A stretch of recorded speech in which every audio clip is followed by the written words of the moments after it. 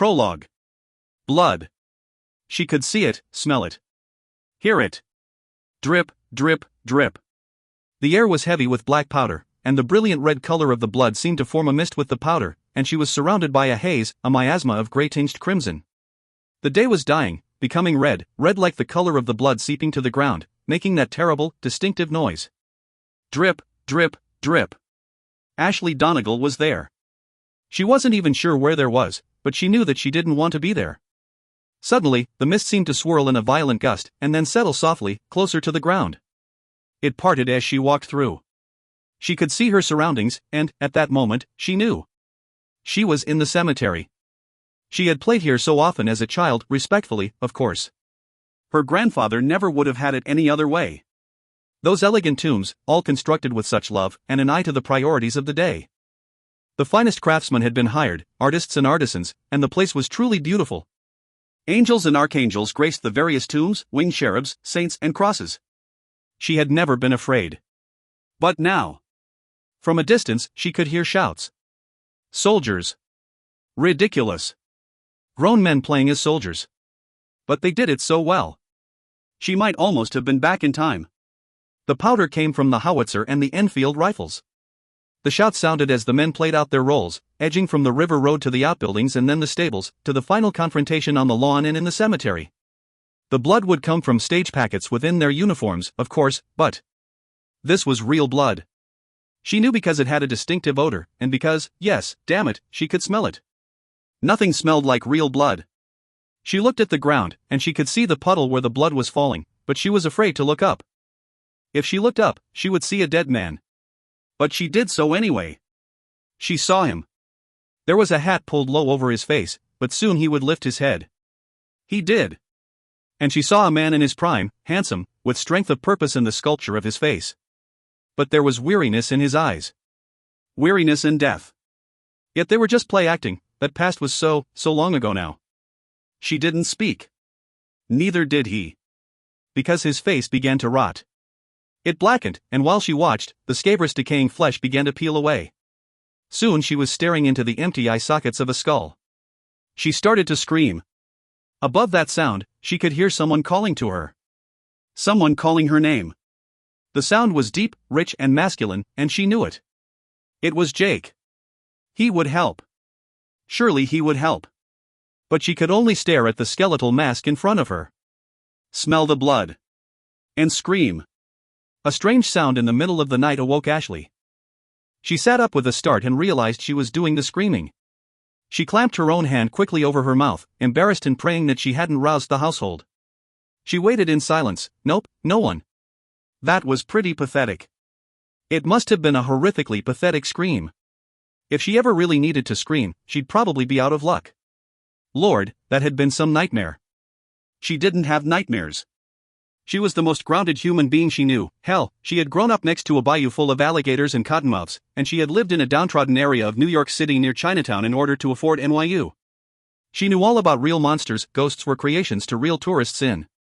So, with a groan, she threw her head back on her pillow and glanced at the clock. She needed to sleep. In a week's time, they'd be celebrating Donegal Plantation's biggest annual event, the reenactment of the skirmish here that had cost her ancestor his life. Ah, yes, and she had been dreaming about the skirmish or the reenactment? That was it, she thought, grinning. She was dreaming about the events at Donegal Plantation because they were preparing for the day. History was always alive at Donegal. The plantation house was furnished with antiques, most of which had been in the family forever. There was an attic room that contained more artifacts from the Civil War than many a museum, down to letters, mess kits, knapsacks, pistols, rifles, and bayonets. Still, the reenactment remained a major undertaking. But they'd been running it since before she had even been born. It was rote by now. All the same, there was still plenty of bustle and confusion, along with everything that had to happen before the event could take place, including a mound of paperwork on her desk that had to do with the Sudler's Tent, the pop-up shop where period clothing and curios and other paraphernalia, such as weapons and antiques, were sold. Which meant registrations and taxes. Then there was the insurance they needed for the day, and the officers to direct traffic and so on. That was it. She just had a lot on her mind. And the reenactment always reminded her of Jake. He'd never been a soldier, north or south. But he'd dressed up, and he'd played his guitar and sang music from the era. And sometimes she had played with him, and he'd always known how to make it just right, to bring back the past, with the light of truth. She eased down in her covers, determined to forget both her anxiety and Jake. Not so easy, even though it had been a long time since Jake had been in her life. Finally, she started to drift again. She was comfortable, she loved her bed and her room, even if she had lived here her whole life other than college. Though she loved to learn about new people and new places, she also loved to be home. She started again, certain that she had felt a touch, something soft and gentle, smoothing her hair, stroking her cheek. She sat up. Moonlight streamed into the room, and there was no one else here. With so many guests around, she had locked her bedroom door. She looked at her pillow and decided that she had merely rubbed against a side of the pillowcase. As she did so, she glanced at her dresser. There was something different about it. She studied it for a moment, wondering what it was. Then she knew. She kept a picture of her parents there, on her dresser. It had been taken almost 20 years ago. They were together, holding her between them, when she had been 5. It had been developed in sepia tone, and they'd had it done when one of the guests at a reenactment had found a way of making nice money by pretending to be Matthew Brady, the famed Civil War photographer. Throughout the day, he had answered historical questions about photography and its place in the Civil War. As was the custom of the day, none of them was smiling, but there was still something exceptionally charming about the picture. There was a light in her father's eyes, and just the hint of a curl at her mother's lips. Her father's arm was around her, his hand coming to rest tenderly on her mother's shoulder. She was sandwiched close between them, and in her mind, the picture had been filled with love. It had become an even greater treasure when she had lost them. It usually faced at a slight angle toward her bed. The picture was turned away, as if someone had been looking at it from a different angle. It was such a little thing, but maybe someone had wandered into her room.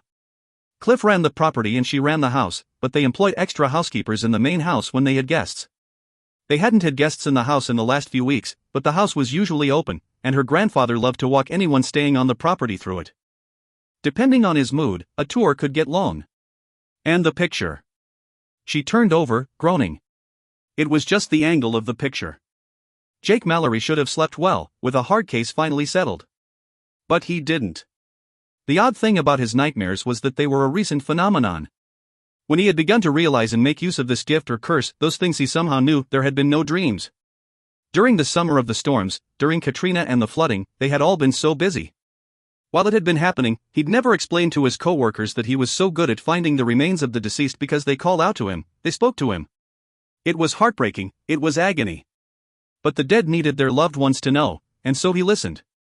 And he didn't dream those nights. Later, the dreams had come, and they were always the same. He was alone in his small, flat-bottomed boat, though he'd never been alone during any of the searches. He was alone, and the heat of the day had cranked down to the lesser heat of the night, and he was searching specifically for someone, though he didn't know who. As the boat moved through the water that should have been a street, he began to see people on the rooftops, clinging to branches here and there, and even floating in the water. They saw him, they reached out to him. And he felt like weeping. They weren't living people. They were those who had lost the fight. As he drifted along, he looked back at them all, men and women, old and young, black and white and all colors in between. He wanted to ease their suffering, but he could no longer save them. Their faces had an ashen cast, and the bone structure was sucked in and hollow. They didn't seem to know that there was nothing he could do for them anymore. In the dream, he knew that he, like many law enforcement officers, sent dogs and volunteers, would be called upon to find the dead in the future.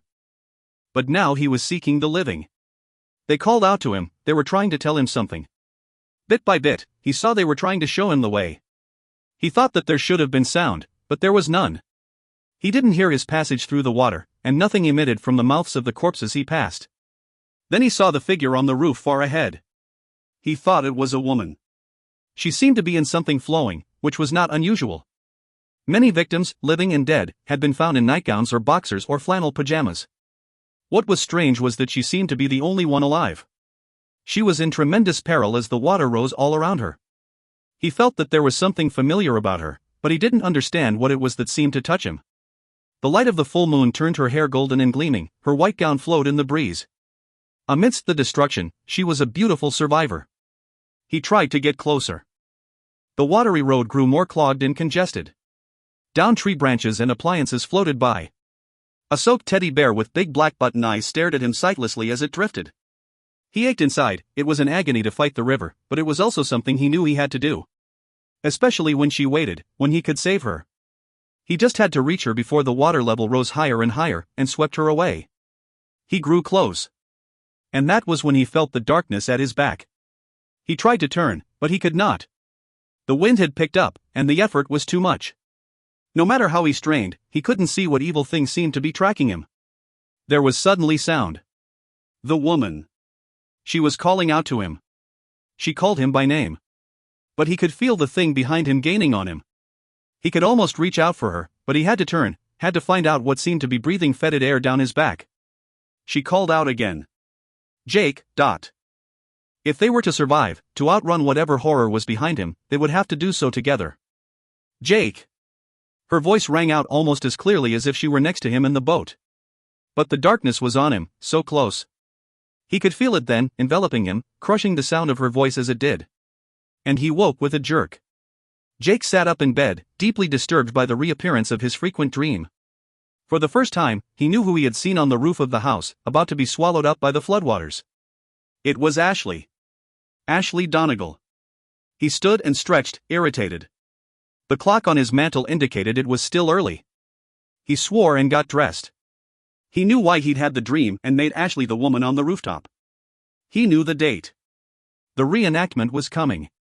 Donegal Plantation would be busy and alive. Ashley would still hurt from the fact that her dad had passed away and would no longer be playing Marshall Donegal, his ancestor. But she'd never show it. She'd be the grand mistress of the ceremonies, beautiful and regal in her Civil War attire. He wondered if he would ever fall out of love with her. And then he wondered if the dream had meant something more. Angela, who seemed to have the best sixth sense in what the FBI called their special unit, had told him that dreams could open many doors. In REM sleep, the mind was at the stage where dreams came, and those dreams could easily focus on what the conscious mind rejected. When she was trying to reach memories of the past, she often used sleep. If that were the guide, he could easily convince himself to think that Ashley now wanted him. Needed him. And that this was the sign. Of course, that was just Angela's way of seeking the ghosts of the past even in their own group. They weren't sure about all the rules of seeking out the help of ghosts. He wasn't sure if he wanted to laugh at himself or not. Their team was legitimate, they were on-the-books federal agents. They had just spent days at the local training facility, improving their weapon skills, computer literacy, and understanding of the mission policy. But they were a one-of-a-kind unit, and their true designation wasn't written down anywhere. Among themselves, they were the crew of hunters. On paper, they were Adam Harrison's special unit. In bizarre situations, they were supposed to smoke out the fakers and find what might really be remnants of the past. The world was filled with ghost hunters and would-be ghost hunters. The problem that most people didn't see was the fact that few ghosts would really appear for a television crew. Some ghost lore did seem to be true. There were the residual hauntings, ghosts that played out a situation, such as a battle scene at Gettysburg, over and over again. And there were intelligent hauntings, ghosts that lingered for some reason. Ghosts didn't seem to have rules. Some could find certain individuals who saw them as clearly as day. They could carry on long conversations, appear and disappear, and interact. Sometimes ghosts were frightened of the living, and they hid, and only someone with a real ability to suspend disbelief could coax them out. It was complicated, he was still learning. Sometimes ghosts tried to warn those they cared about when something evil was about to occur, and ghosts often entered into the REM sleep of those they hadn't managed yet to really touch in the conscious world. So the dream meant that Ashley needed him.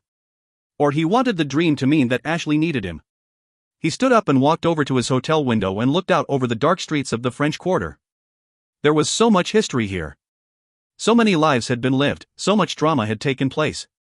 Sometimes it was impossible to believe that the energy of the past didn't remain.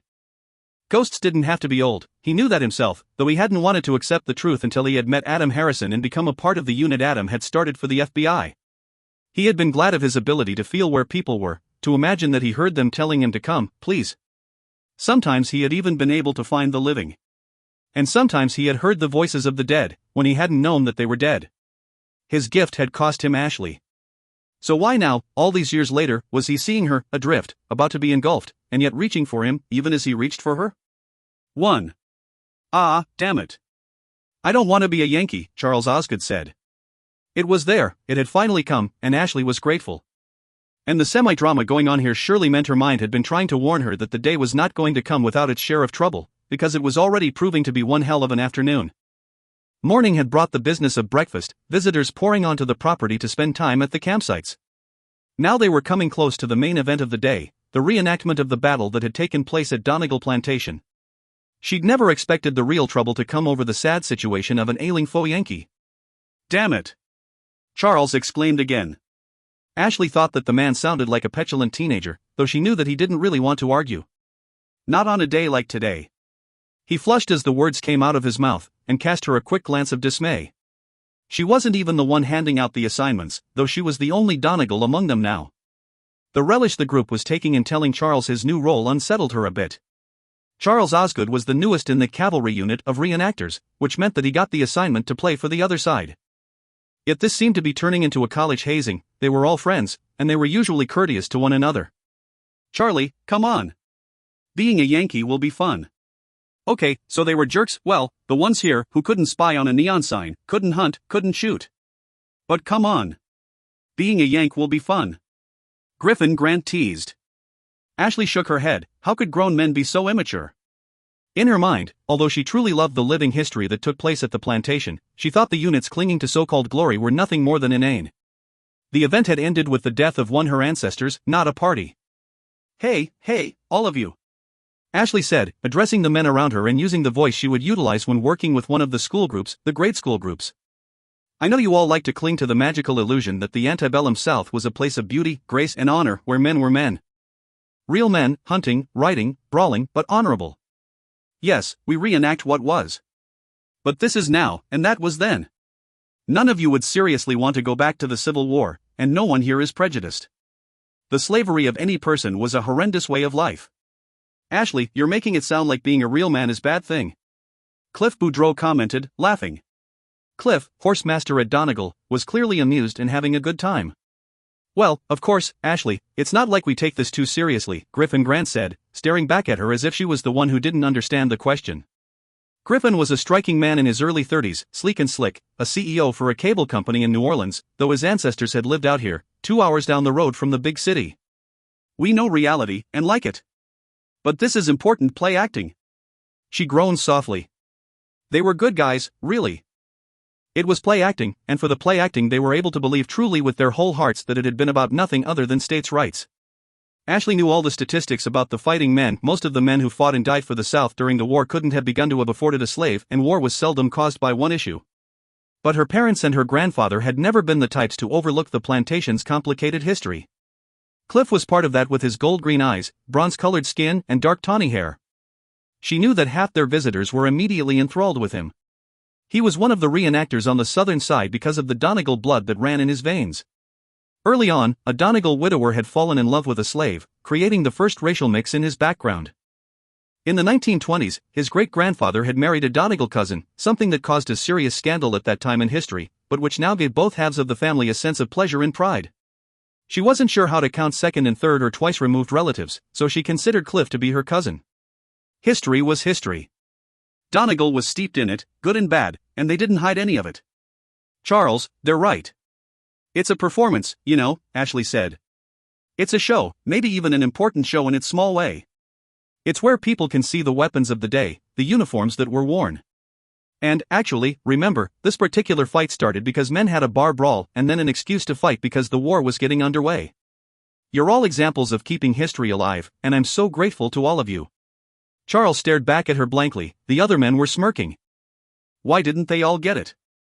They were actors in a show, hopefully teaching American history, with several perspectives, along the way. But some things died really slowly here, in plantation country. Family was still everything. Loyalty to hearth and home, kin, parish and state. They'd been wrong, they'd been beaten, and they knew it, but still, only one side of the cast of players was considered to be elite. And the reenactors could be incredibly snobbish. That made Charles Osgood the odd man out. Toby Keaton cleared his throat and then said softly, "Charles, come on. You're lucky to be in with the 27th Bayou Militia Cavalry Unit. Most of the time, the fellows taking part in the reenactments here are direct descendants of those who fought before. You've got to see the truth of this thing. You claim your place in the ranks through marriage. Your stepfather was in O'Reilly, and I know he raised you, but, you know, in other old Southern units, that wouldn't count." Toby was 44, and Ashley's next-door neighbor at Beaumont, his Creole plantation, though they both had acres and acres of land. Toby grinned as if to cut the harshness of his words. "Newcomer, odd man out. You're a Yankee if I've ever seen one. Great. So now I'm a newcomer and that makes me an outsider?" Charles asked, staring around the room. Come on, guys, you've just got to understand. This will really make it look as if I don't belong here at all. He gave his appeal to the others gathered at the horse master's office in the old barn at Donegal Plantation that day. Cliff Boudreau, Griffin Grant, Toby Keaton, Ramsey Clayton, Hank Trebley, all still with property in the general area, John Ashton, tour director from New Orleans, and Ashley herself. The Yankees were gathering in the old smokehouse, a separate building, and now a small apartment. Charles would be joining them soon. All of the reenactors gathered together for their roundtable discussions on the war, but each side met separately first on the day of the reenactment to make sure that every member knew the character he was playing. Later, they'd all meet back here to make sure that everyone was apprised of all the safety factors involved. Charles, so it seemed, would have to play a Yankee and go join the group in the apartment. They were short a Yankee, and that's the way it was. All of them belonged to Civil War roundtables, and these days, none of them really cared about sides, they just liked to discuss tactics and procedure. They often met in the dining room at Donegal. Ashley loved to listen, because they also knew their history, and they spoke about events in the lives of many of the key players in the war, and the fact that the generals had often been best friends before they had been forced to choose sides in the bloody conflict. They knew about weapons, uniforms, sad stories about treason and resistors, draft riots, food, clothing, trade and so much more. Charles, Cliff Boudreau said patiently. We're all just teasing you here, really. We're short on Yankees today, on account of Barton Waverly being sick with the flu. We're pretty desperate. And that's the rule, newcomers play Yankees when our brothers from up north ask for help. Hell, remember that year when half of us were laid up with the croup? 3 of them Yankees had to come play Southern boys. We're not doing anything bad to you really. Ramsey Clayton was seated across the table from Cliff. Ramsey looked like an artist. He was tall, with a wiry muscle structure, long dark hair and classical features. He owned a small place down the road, but he spent a lot of time in New Orleans, where he sometimes showed his work at Jackson Square and sometimes had showings at the galleries. He grinned at Charles. Yeah, and don't forget, the Yankees won. Hell, come to think about it, where were all the Southern boys when we were losing this thing? He asked lightly. Well. Born in our day and age, it's easy to look back at the South's part in the Civil War and wonder, what the hell were we thinking? Ashley smiled. She liked Ramsey. He was a good guy. Well, I wish I could just step up to the plate, but I can't. I can't play a Yankee, I just can't, Toby Keaton said. Hell, my great-great-great whatever grandfather was the first one to answer Marshal Donegal's call for volunteers. He was one of his best friends. I think he'd roll in his grave if I played a Yankee. Good God. I own a plantation. Wouldn't be fitting for me to play a Yankee. Lord knows, it could be bad for business. Hank Trebley grinned. Well, I'm just Big Sugar. I don't really give a whit. I see the war is over, and that's the way it is. Lord Almighty. The damn thing ended in 1865. Hank owned the property next to Donegal, and his ancestors had owned it forever. The old plantation had been replaced by a sugar refinery years ago. He was a small man, in his early 40s, and his business meant everything to him. John Ashton shrugged. My family might have been here, but I don't care, he said. The Civil War means my income these days. Tourists love to go back. But I love them all. Yankees, rebels, Brits, Brazilians. Bring them on. They all spend money and take tours. And what happened here was in 1861, for God's sake, before the thing had really even gotten going, Griffin said, shaking his head. Come on, now. My ancestor went on to die at the Second Battle of Manassas. Now, that's a damned big battle. We're here to teach, and to remember everything that happened in the past and how it made us what we are today. Let's have fun, folks. Come on, I come out here to forget the office and programming and statistics, computers and red tape. I don't care who plays what. It's just for a good time. I spend most of my time in New Orleans, art on the square and all that. You can call me a doughboy for all I care. It's the spirit of this thing, Ramsey said. And Lord knows, what happened here couldn't even be called a battle. My ancestor and most of the Southern boys except for Marshall survived, but, as we've all pointed out now, the North won. We are living the United States of America. This wasn't even really a battle. He was right. What had taken place late in 1861 hadn't even been a battle. Drinking downriver, toward New Orleans, 2 Yankee spies had heard about Donegal's then-owner, Marshal Donegal, preparing a major summons to area troops to prepare them for an invasion of New Orleans. In trying to draw Marshal Donegal's men out further on the subject, they had all gotten into a fistfight when one made a ridiculous statement about Northerners being chickens. The 2 Confederates suspected the men of being spies, and had run back to Donegal. The spies went back to their headquarters, but they were spies, and thus their numbers were small. On each side, 6 men were mustered, and, rather than be executed as spies if they were caught, the Union men donned their uniforms. The fighting had ranged from the stables to the porch of the main house and out to the chapel and cemetery, ending when Captain Marshall Donegal had died of a bayonet wound in his own family graveyard. The enemy had skedaddled, according to the southern side; the rebels had been left in utter defeat, according to their northern counterparts.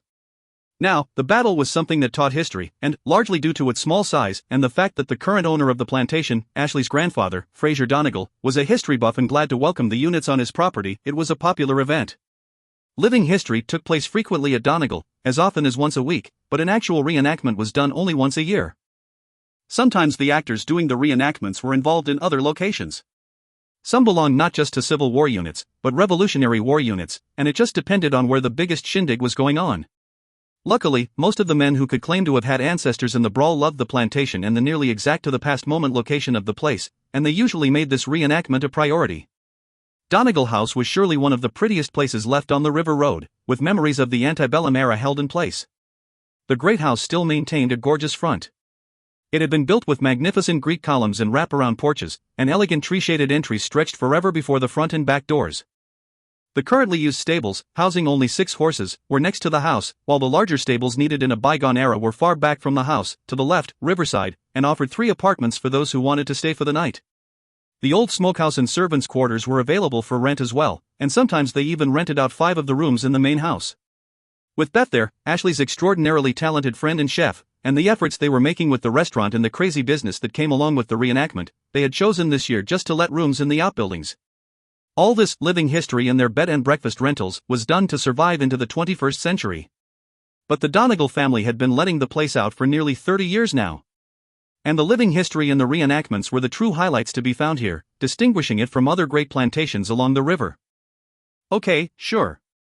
You all are right, Charles said. It's over. Long over. Hell, the Yankees did win the war. Cliff laughed. Still hard to convince my mama and a few other folks I know that it's true. But thanks, Charles, that's great. The Yanks are good guys. Man, it's sad to think back, though, huh? We would have wound up being enemies. Who knows what our feelings would have been back then? Ashley asked. We might have chosen to fight for the North. It was a different time, a different lifestyle, Griffin pointed out. You're all indignant now about injustice, but you didn't live back then. You didn't grow up in an economy of cotton and sugar. Rich men wanted to stay rich, Ramsay agreed dryly. Who's being Marshall Donegal today? Charles asked. That would be me, Ramsay said. I've done it the past 5 years.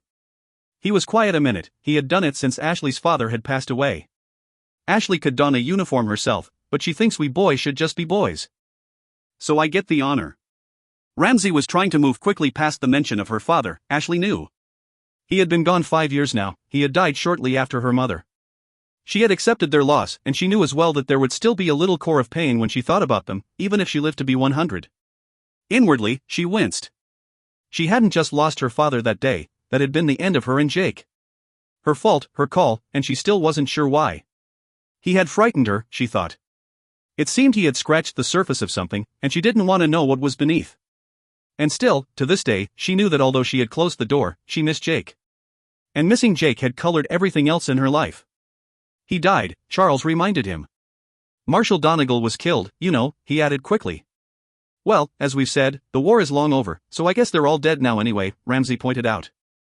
Gentlemen, Ashley said, speaking at last, I want you all to know that you are greatly appreciated. You're all such wonderful actors, taking on whatever role is needed, whenever it's needed. Charles, the Yankees are great guys. Michael Bonaventure lives in town, and his ancestors lived there as well, right in the heart of the French Quarter. His family left when the war started, because Bonaventure's ancestor was fighting for the Union.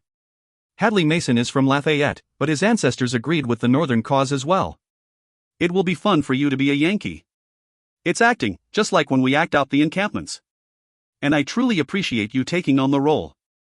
It's really amazing, Griffin said. We do get all tied up in what was. The way the past still has so much to do with the present. Charles, come on, you're a stepchild. We all really had ancestors back then who were involved with this thing. You're welcome among us, totally welcome. But, hey, if I had come in on this recently, I'd be happy just to be a part of it all. Charles Osgood offered Ashley a weak smile. Sure. You know me, I'm just happy to be here. To Ashley's surprise, Ramsay Clayton suddenly spoke up again. Charles, I have an idea. Some of those guys really are my friends.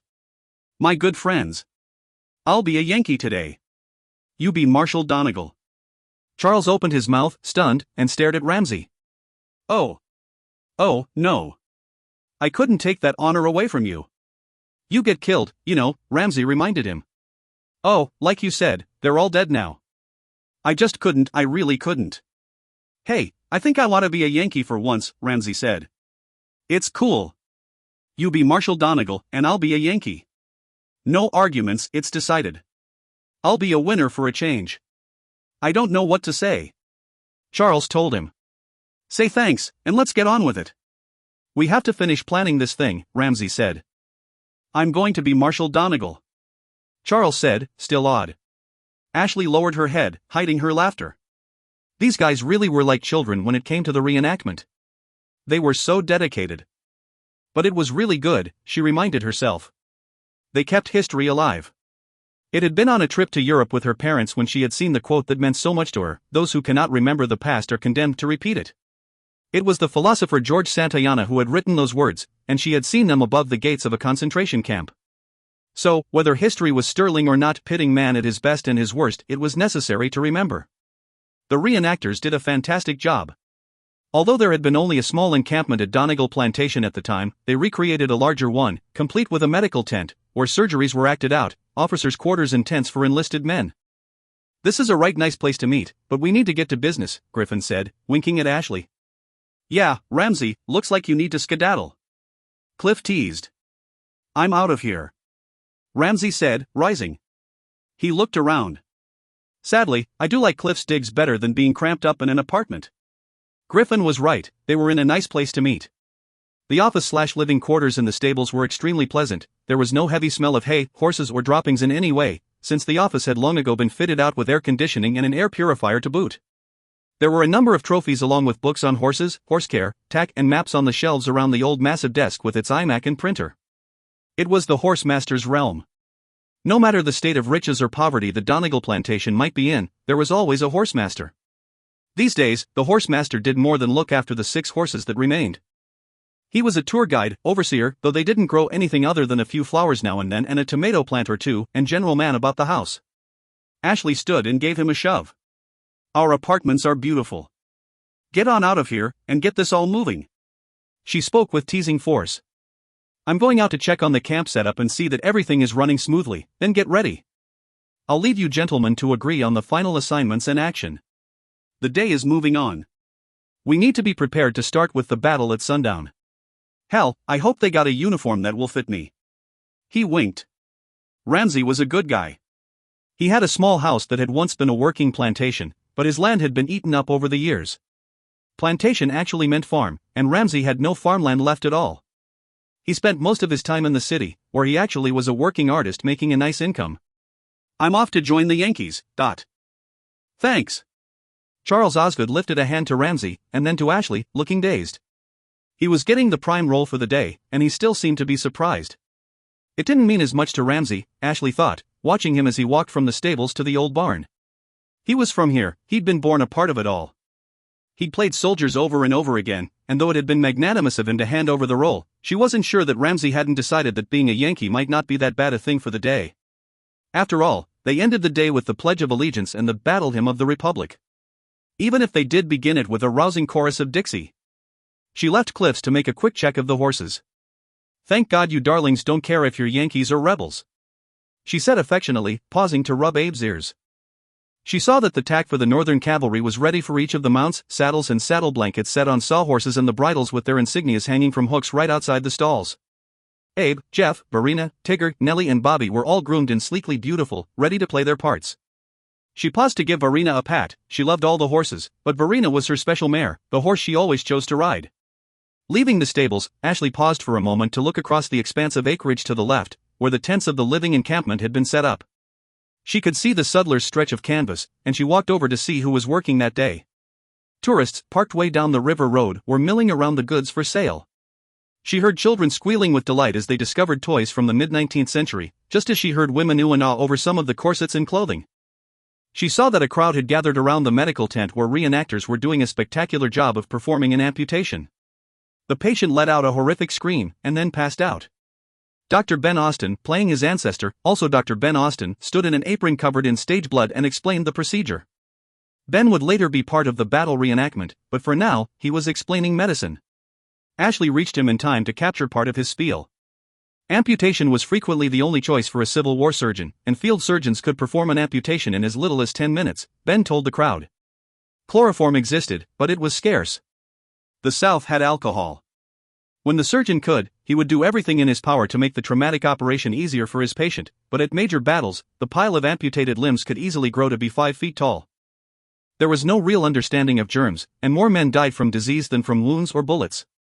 To carry that further, more men died in the Civil War than in any other American war, and more men died at Sharpsburg, or Antietam, as those of you from the North might know it, than died during the D-Day invasion. Ben saw Ashley watching him and lifted a bloody hand. Well, it was covered in faux blood from the faux surgery. Ben knew how to be dramatic. She smiled and waved in return and went on, stopping to chat with some of the women who were cooking, darning or sewing at the living encampment tents. There were soldiers around as well, explaining Enfield rifles to little boys, whittling, playing harmonicas or engaging in other period activities. One laundress was hanging shirts and long johns out to dry, a nice touch, Ashley thought. When the war started, the North already had a commissary department and the South didn't. Mattie, the sutler's wife, was explaining to a group who stood around the campfire she had nurtured throughout the day. Hardtack dried biscuits, really molasses, coffee, sugar, salted beef or pork and whatever they could scrounge off the land was what fed the soldiers, and the South had to scramble to feed the troops. Didn't matter how rich you were pretty much stuck with what could be gotten. There were points, especially at the beginning of the war, during which the Southern soldiers were doing all right. They were on Southern soil. But war can strip the land. What I'm doing here is boiling salted beef and trying to come up with something like a gravy to soften up the hardtack. With a few precious spices, salt and sugar, it won't be too bad. A few people can taste if they like. Of course, I've made sure that our hardtack has no boll weevils. The soldiers were fighting every kind of varmint, big and small, to keep their own food. Everything seemed to be in perfect order. Ashley's dreams had been for nothing. Except, of course, that the reenactment always made her think about Jake. They were due to leave soon, within the next few days, but since Adam Harrison's group was still in New Orleans, they finished with the training they were doing there, and waiting for the move, Jake had agreed to go wandering around the French Quarter with his fellow newly minted agent, Whitney Tremont. I must admit, I'm going to be sorry to leave New Orleans, Whitney said. She stared out toward Jackson Square. There was so much paperwork after the Holloway case, it felt like we were picking up the pieces for days at first. But it's been nice to have this bit of time to get ready for our move, since we're all taking up residence in the D.C. area. Though, I'm excited. We're going to have offices, Jake. Like really cool offices, in a building in Alexandria, with help. A forensics lab. State-of-the-art equipment. Jake grinned. Yes, it's going to be interesting to get settled in. Whitney grinned back. Her skin was like the café au lait that sat before them. He knew that the others had thought the two of them might wind up together, but what they had formed instead was a friendship, deep and binding. But it was good, I think, just being thrown together as freelancers of a sort for our first case. Don't you think? She asked. But federal positions, though I don't think we really get to stay in those fancy buildings that often, do you? We're like any other team or unit for the FBI, I believe. The cases come in, and I'm assuming that Adam Harrison and Jackson Crow decide what looks like something we should take on. We'll get to discuss the situation then. And make the plans. Do you think that any of us could put a case forward? She asked. Sure. He smiled. Let's face it, Whitney, we are an experiment in paranormal investigations. We're unique, and I'm sure there are those who will make fun of the crew of Hunter's unit. Not anymore. Not after the Holloway case, she said proudly. We have to keep proving that we're good at what we do, Jake said. The name crew they'd given themselves had begun as a joke, but they'd become a real crew through their passion for the work. Whitney said, twirling her straw in her iced café au lait. It's here somewhere. Here? What's here? Sometimes you make no sense. That made her laugh. Only sometimes? I think that our new case is going to be here. Somewhere in Louisiana. We're about to move to Alexandria, he pointed out. I don't know, I just have a feeling. I don't think we'll be going yet. You wait and see. What makes you think that? Jake asked. Whitney's prowess was with film, sound and video. But she also seemed to have amazing intuition. Of course, they had all been gathered into the group because of their intuition, their ability to solve problems where others could not, but where Angela Hawkins was quiet, finding what she found without much ado, and Jackson would always be the skeptic. Whitney went in wide-eyed, eager for whatever might not be considered normal. Feelings and logic, that's kind of the crew of Hunter's motto, right? She asked. He laughed, but something was gnawing in the pit of his stomach. I think it's supposed to be logic and then feelings, he told her. He gazed idly across the street. The mule-drawn carriages were starting to arrive in front of Jackson Square. An early morning tour group was forming on Decatur Street. One of the history tours, he thought. Well, of course, good old Jackson, he's still swearing solving cases is all logic, and we all know that he knows best, Whitney said. Jake wasn't really paying attention. He had seen the tour group leader come out, he wasn't sure where she had come from. Of course, there were a number of restaurants and bars in the area, and some had been open forever. It was New Orleans. No one frowned if you discovered you were dying for that 8 a.m. drink. The tour guide was a blonde woman dressed in Civil War attire. Her bonnet hid her face, but she was tall and statuesque, and he had a feeling that she was going to be an attractive woman before he saw her face. Assured, probably in her mid to late 30s, she moved among the chattering crowd as they waited. She was coming toward the sidewalk, politely excusing herself as she did so, but people didn't seem to notice as she made her way through them, which said a lot for the good nature of the group, since she was wearing a respectable day dress with large hoops. She paused when she reached the sidewalk. Jake started. She was staring straight at him, and she smiled, but her smile seemed to be very sad. Her mouth moved. He squinted. He wasn't all that much at reading lips, but it was almost as if he could hear her. We're waiting, we need you. Hurry, he thought she said. Jake? Huh? He turned back to look at Whitney. Want to move on? She asked. Yes, sure, he agreed. He stood and left a tip on the table, having already paid the waiter. When he glanced up again, the tour had moved on down toward the cathedral. He didn't see the woman, but they would be walking in the same direction. Whitney, he asked as they did so, did you understand what that woman was trying to say? What woman? She was the guide for that group that's ahead of us. She looked right over at us and said something, Jake told her. Whitney arched a delicately formed brow. First, I didn't see the woman, but I wasn't looking.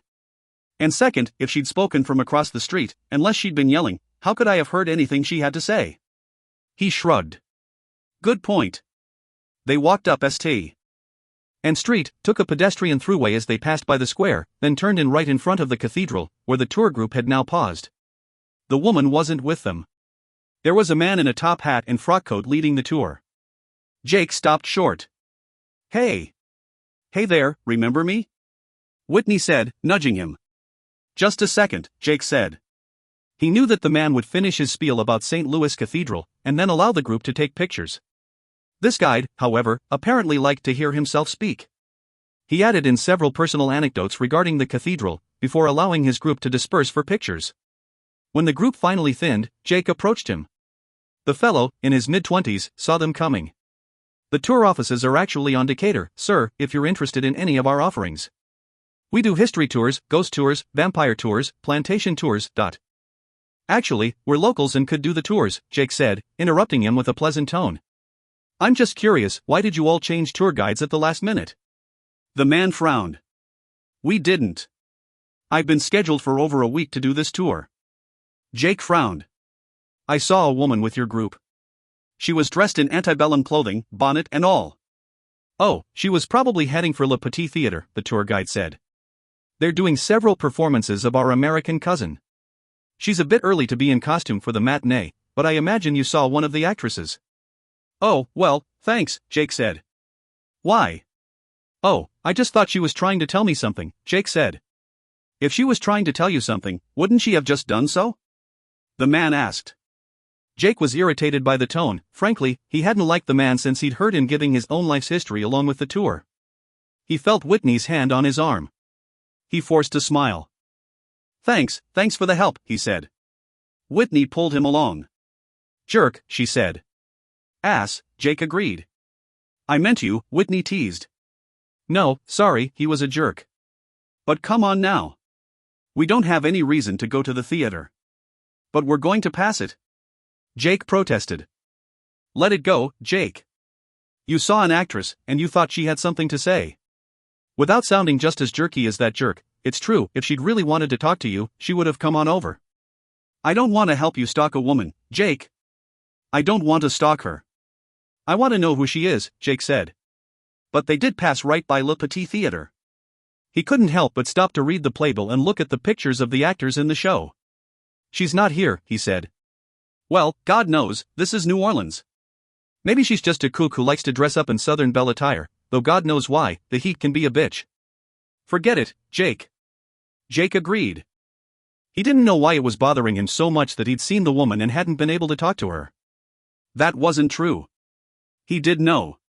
There had been something vaguely familiar about her, although he couldn't quite put his finger on what it was. Jake? Are you okay? Whitney asked. Fine. No, you're not. It's nothing, really. Hey, nothing that car bombs tonight after dinner with the group won't cure, right? He said, setting an arm around her shoulders as he led her down the street. Car bombs weren't going to fix anything. He was truly disturbed by the woman. Why was she so familiar? Was she real, or was she in his imagination? Had he brought his dream world to the surface, and did he want her to be from Donegal? It was absurd, even for a ghost hunter, to believe that someone from the past was calling out to him, trying to reach him. Logic and then feelings. That was Jackson Crow's motto. It was only logical that he think about Ashley now, and logical that even after all these years, he wanted her to need him. Logic. Somehow, it just wasn't working. Feelings were taking over. And thoughts of Ashley and Donegal Plantation. 2. Ashley surveyed the expanse of the property one last time. Everything was going extremely well. Children were playing and laughing, the camp looked wonderful, and there were activities going on everywhere. She headed for the house. It was time for her to become Emma Donegal and get ready for the evening's battle. But as she walked toward the house, she slowed, paused, and looked over at the cemetery. The gate was locked. Still, a creeping feeling of unease swept over her. She shrugged it off. A dream was a dream. Good God, she'd dreamed once that she'd kissed Vance Tebow in high school one day, and she loathed him. She hurried on toward the house, trying to forget her unease. Her grandfather, Fraser Donegal, was sitting on the back porch. She grinned. He looked spectacular, she thought. Fraser was 83, but he showed little sign of slowing down. Today he was dressed in a frock coat, pinstripe breeches, and high riding boots, a pure gentleman of the age with his full head of snow white, a Colonel Sanders mustache and goatee, and bright blue eyes. She worried about him constantly. His health was good, but he was 83. He was really in the mood today, though, she thought. He was sipping a mint julep. He didn't even like mint juleps. There you are, he said. I was starting to wonder. Ashley sat in one of the wicker rockers across from him. Last-minute details in the stables, she told him. Charles Osgood didn't want to be a Yankee. Fraser rolled his eyes and shook his head. It works, you know, for the property, it works. But why on earth everyone always wants to be on the losing side, I'll just never know. Did he finally accept his assignment? He did, but Ramsey Clayton stepped in at the last minute to let him play Marshall Donegal, Ashley said. Oh? I don't think Ramsey cares. It's all play to him, she said. Ramsey is a good fellow. You think he was trying to appear magnanimous in front of you? Fraser asked. Ashley shook her head. There's never going to be anything between Ramsey and me, Grandpa, there just isn't. He lifted his hands. I was just asking about his motives. Ramsey had asked Ashley out the previous year. She had always liked him. He was a good artist and a handsome man, but she had never felt the least bit of chemistry with him. He had accepted her wish that they just maintain a good friendship. Ramsey had been on the rebound, having broken up with his longtime lover. She wondered if she was still on the rebound even if she had been the one who had run from Jake. I honestly believe Ramsey just doesn't care, Ashley said. I think he'll have fun saying, oh, Lord. I had to be a Yankee. No, Ramsey isn't trying to impress me. Griffin even asked me to be his friendly companion for a dinner he had, and I said no. They all understand that the friendships we have are too important. Well, then, good for Ramsey. And you better get dressed, Fraser told her. Yep, I'm on it. She rose and walked into the house from the riverside. The original architects had taken advantage of the river and bayou breezes when they had built the house. It hadn't been changed much since the day it had been built. One long hallway stretched from the front of the house to the back, and before the advent of air conditioning, the double doors on each end had often been kept open. The house had one unique feature: double winding staircases to a second-floor landing that led to the 6 bedrooms, 3 on each side of the house on that floor. The stairway to the 3rd floor, or attic, where there were still 2 rooms that could be guest rooms or let out to renters, was on the 2nd floor, bayou side, of the house. Beth Reardon was in Ashley's room, sitting at the foot of the bed and drawing laces through her corset. Her skin was pure ebony, she was tall, regal, and beautifully built. But she had chosen to get into the action. She was wearing a cotton skirt and cotton blouse, and her hair was wrapped up in a bandana. She gazed over at Ashley. "Hey! Time is wasting, girl. Where have you been?" Settling an argument over who had to be a Yankee, Ashley told her. "Yankee? That's the North, right?" Beth asked. Beth was from New York, and before that, her family had lived in Jamaica. Her accent, however, was all American, and none of her ancestors had been in the United States during the Civil War. Ashley frowned. Beth laughed. "Just kidding. Come on, I took history classes." "Sorry," Ashley said. "You should be. Let's get you in this ridiculous contraption." "So, people really churned butter in these things?" "No, wait, your relatives sat around looking pretty while the slaves and servants churned the butter, right? Actually, in our family, everyone worked. And I think that everyone had to sweat when churning butter. Most of the time, the plantation mistress had to work really hard. Supervising? And making soap and doing laundry and all the rest," Ashley said. "Well, maybe if you were really, really, really rich you just sat around. We were rich, but not that rich, and if we're ever going to be rich again, it's up to you, since I can barely boil water." Beth had come to work at Donegal as the chef less than a year ago, determined to make the restaurant one of the most important in the South. "Anyone can boil water," Beth assured her. "And you cook okay. You're not great, but, then, you are one hell of a storyteller. Step into the skirts already, I'm dying to see this show." But arranging the layers of clothing that constituted the formal dress of a Southern plantation mistress took some time. They both laughed over the absurdity of the apparel that had been required in Louisiana despite the heat and the humidity. Ashley told Beth, "It's worse for the guys. The authentic uniforms are wool, those poor little puppies just die out there." "Well, honey, I think I'm glad that I'm the unpaid help for this shindig, then," Beth told her, grinning. "Cotton like this, it's nothing. And I do love the bandana." "Poor Emma." "Yes, it really was poor Emma," Ashley told her.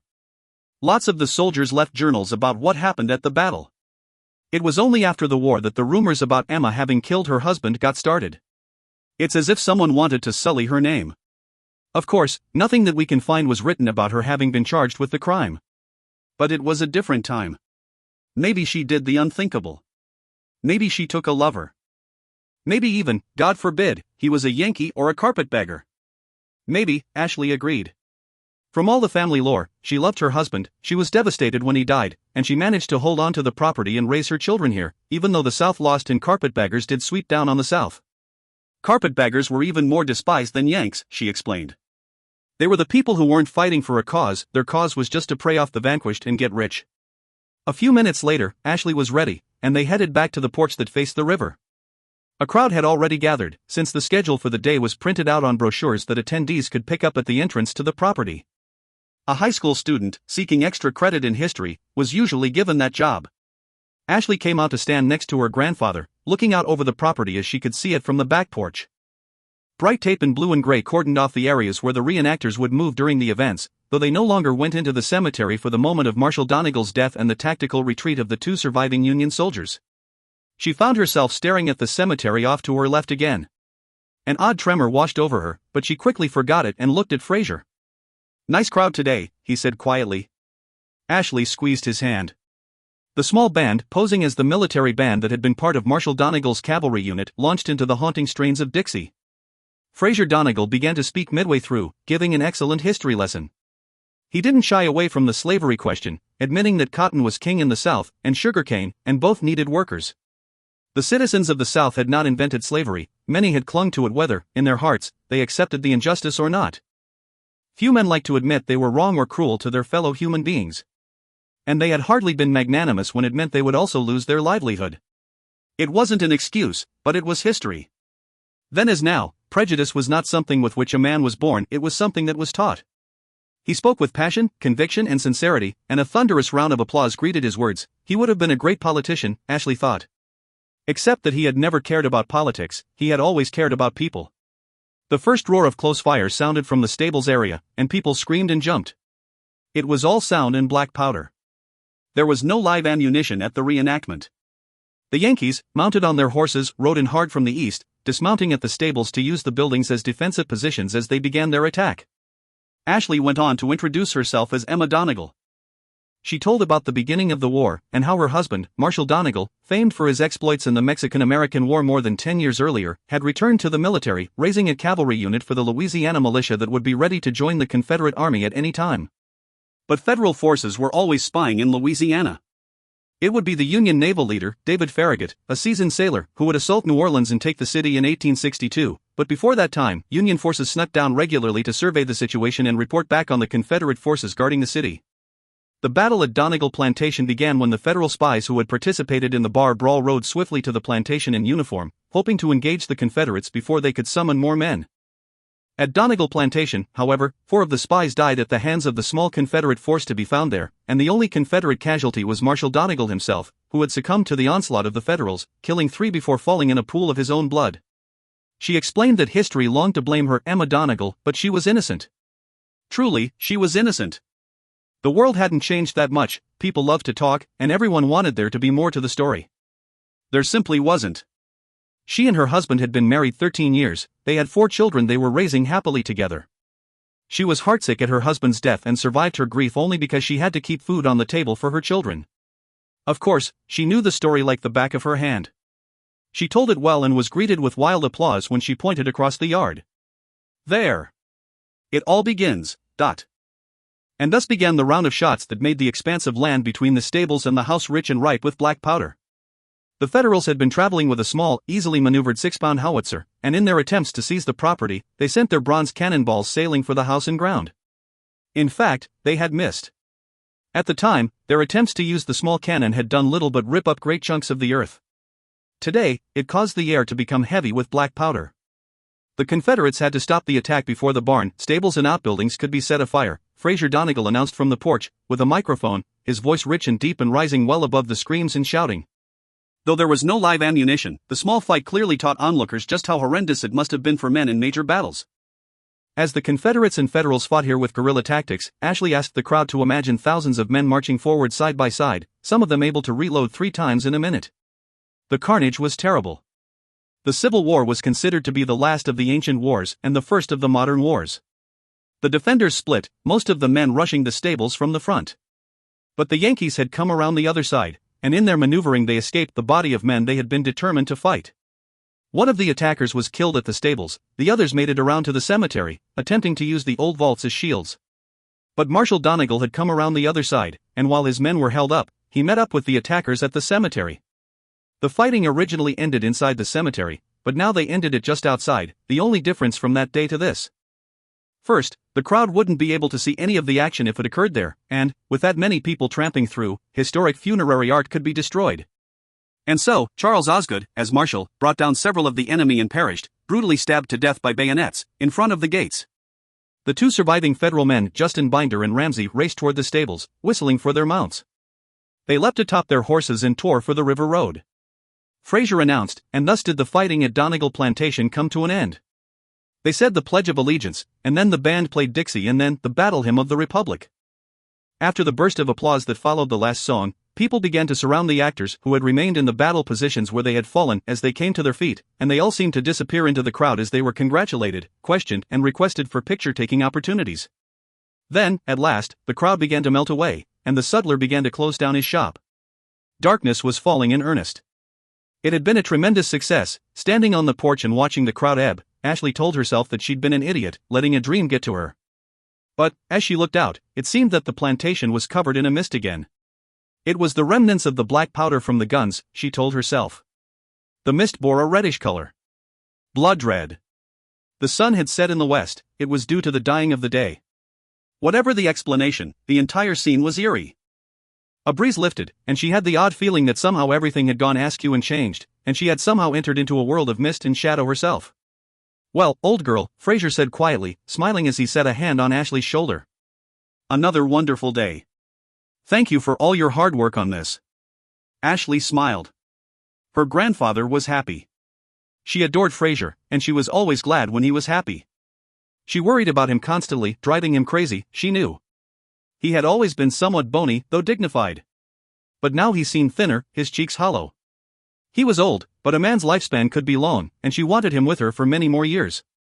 Now he was smiling, basking in the pleasant glow of the day's success.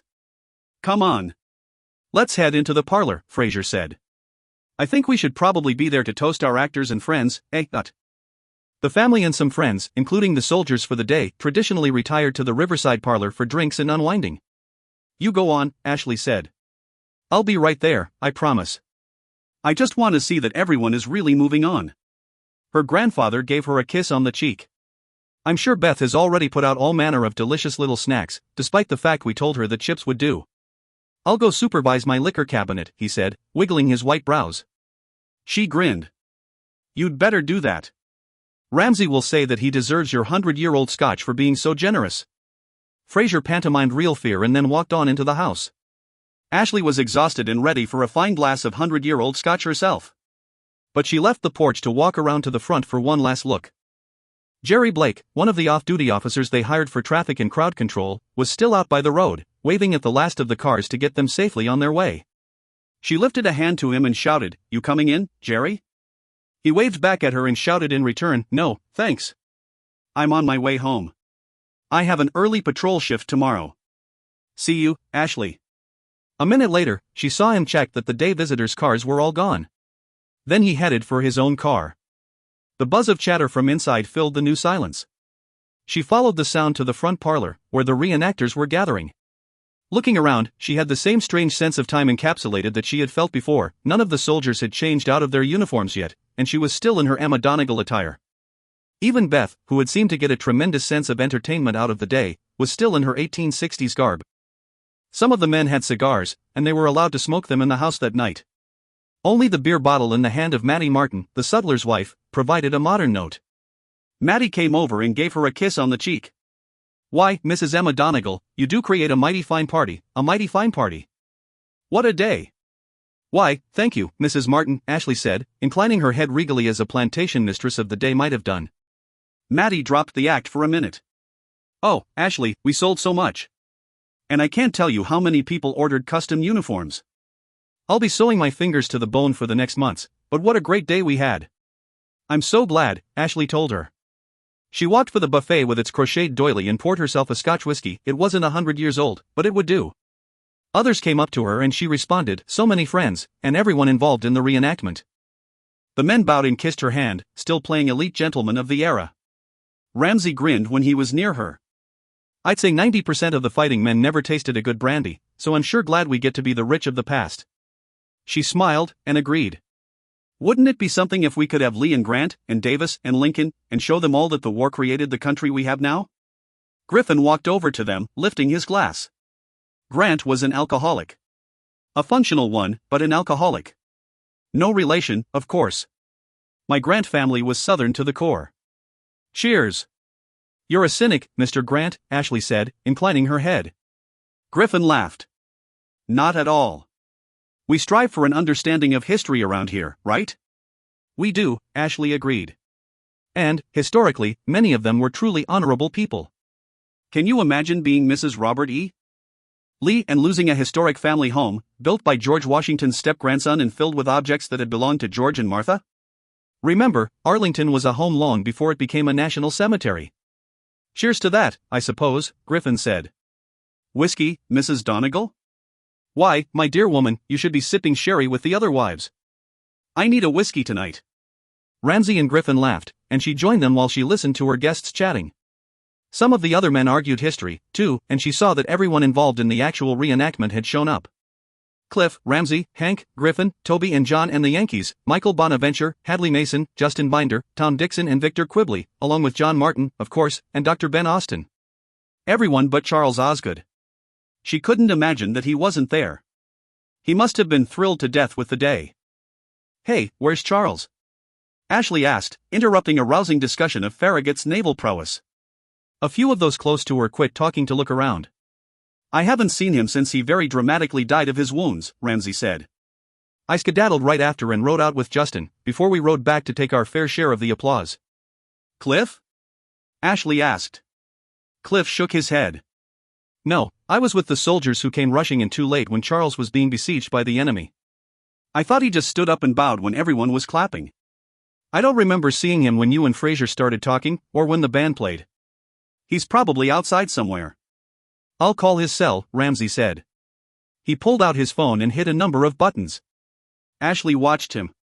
She realized the others had already turned away and were becoming involved in their conversations again. Ramsay shook his head at her. No answer. Cliff cleared his throat.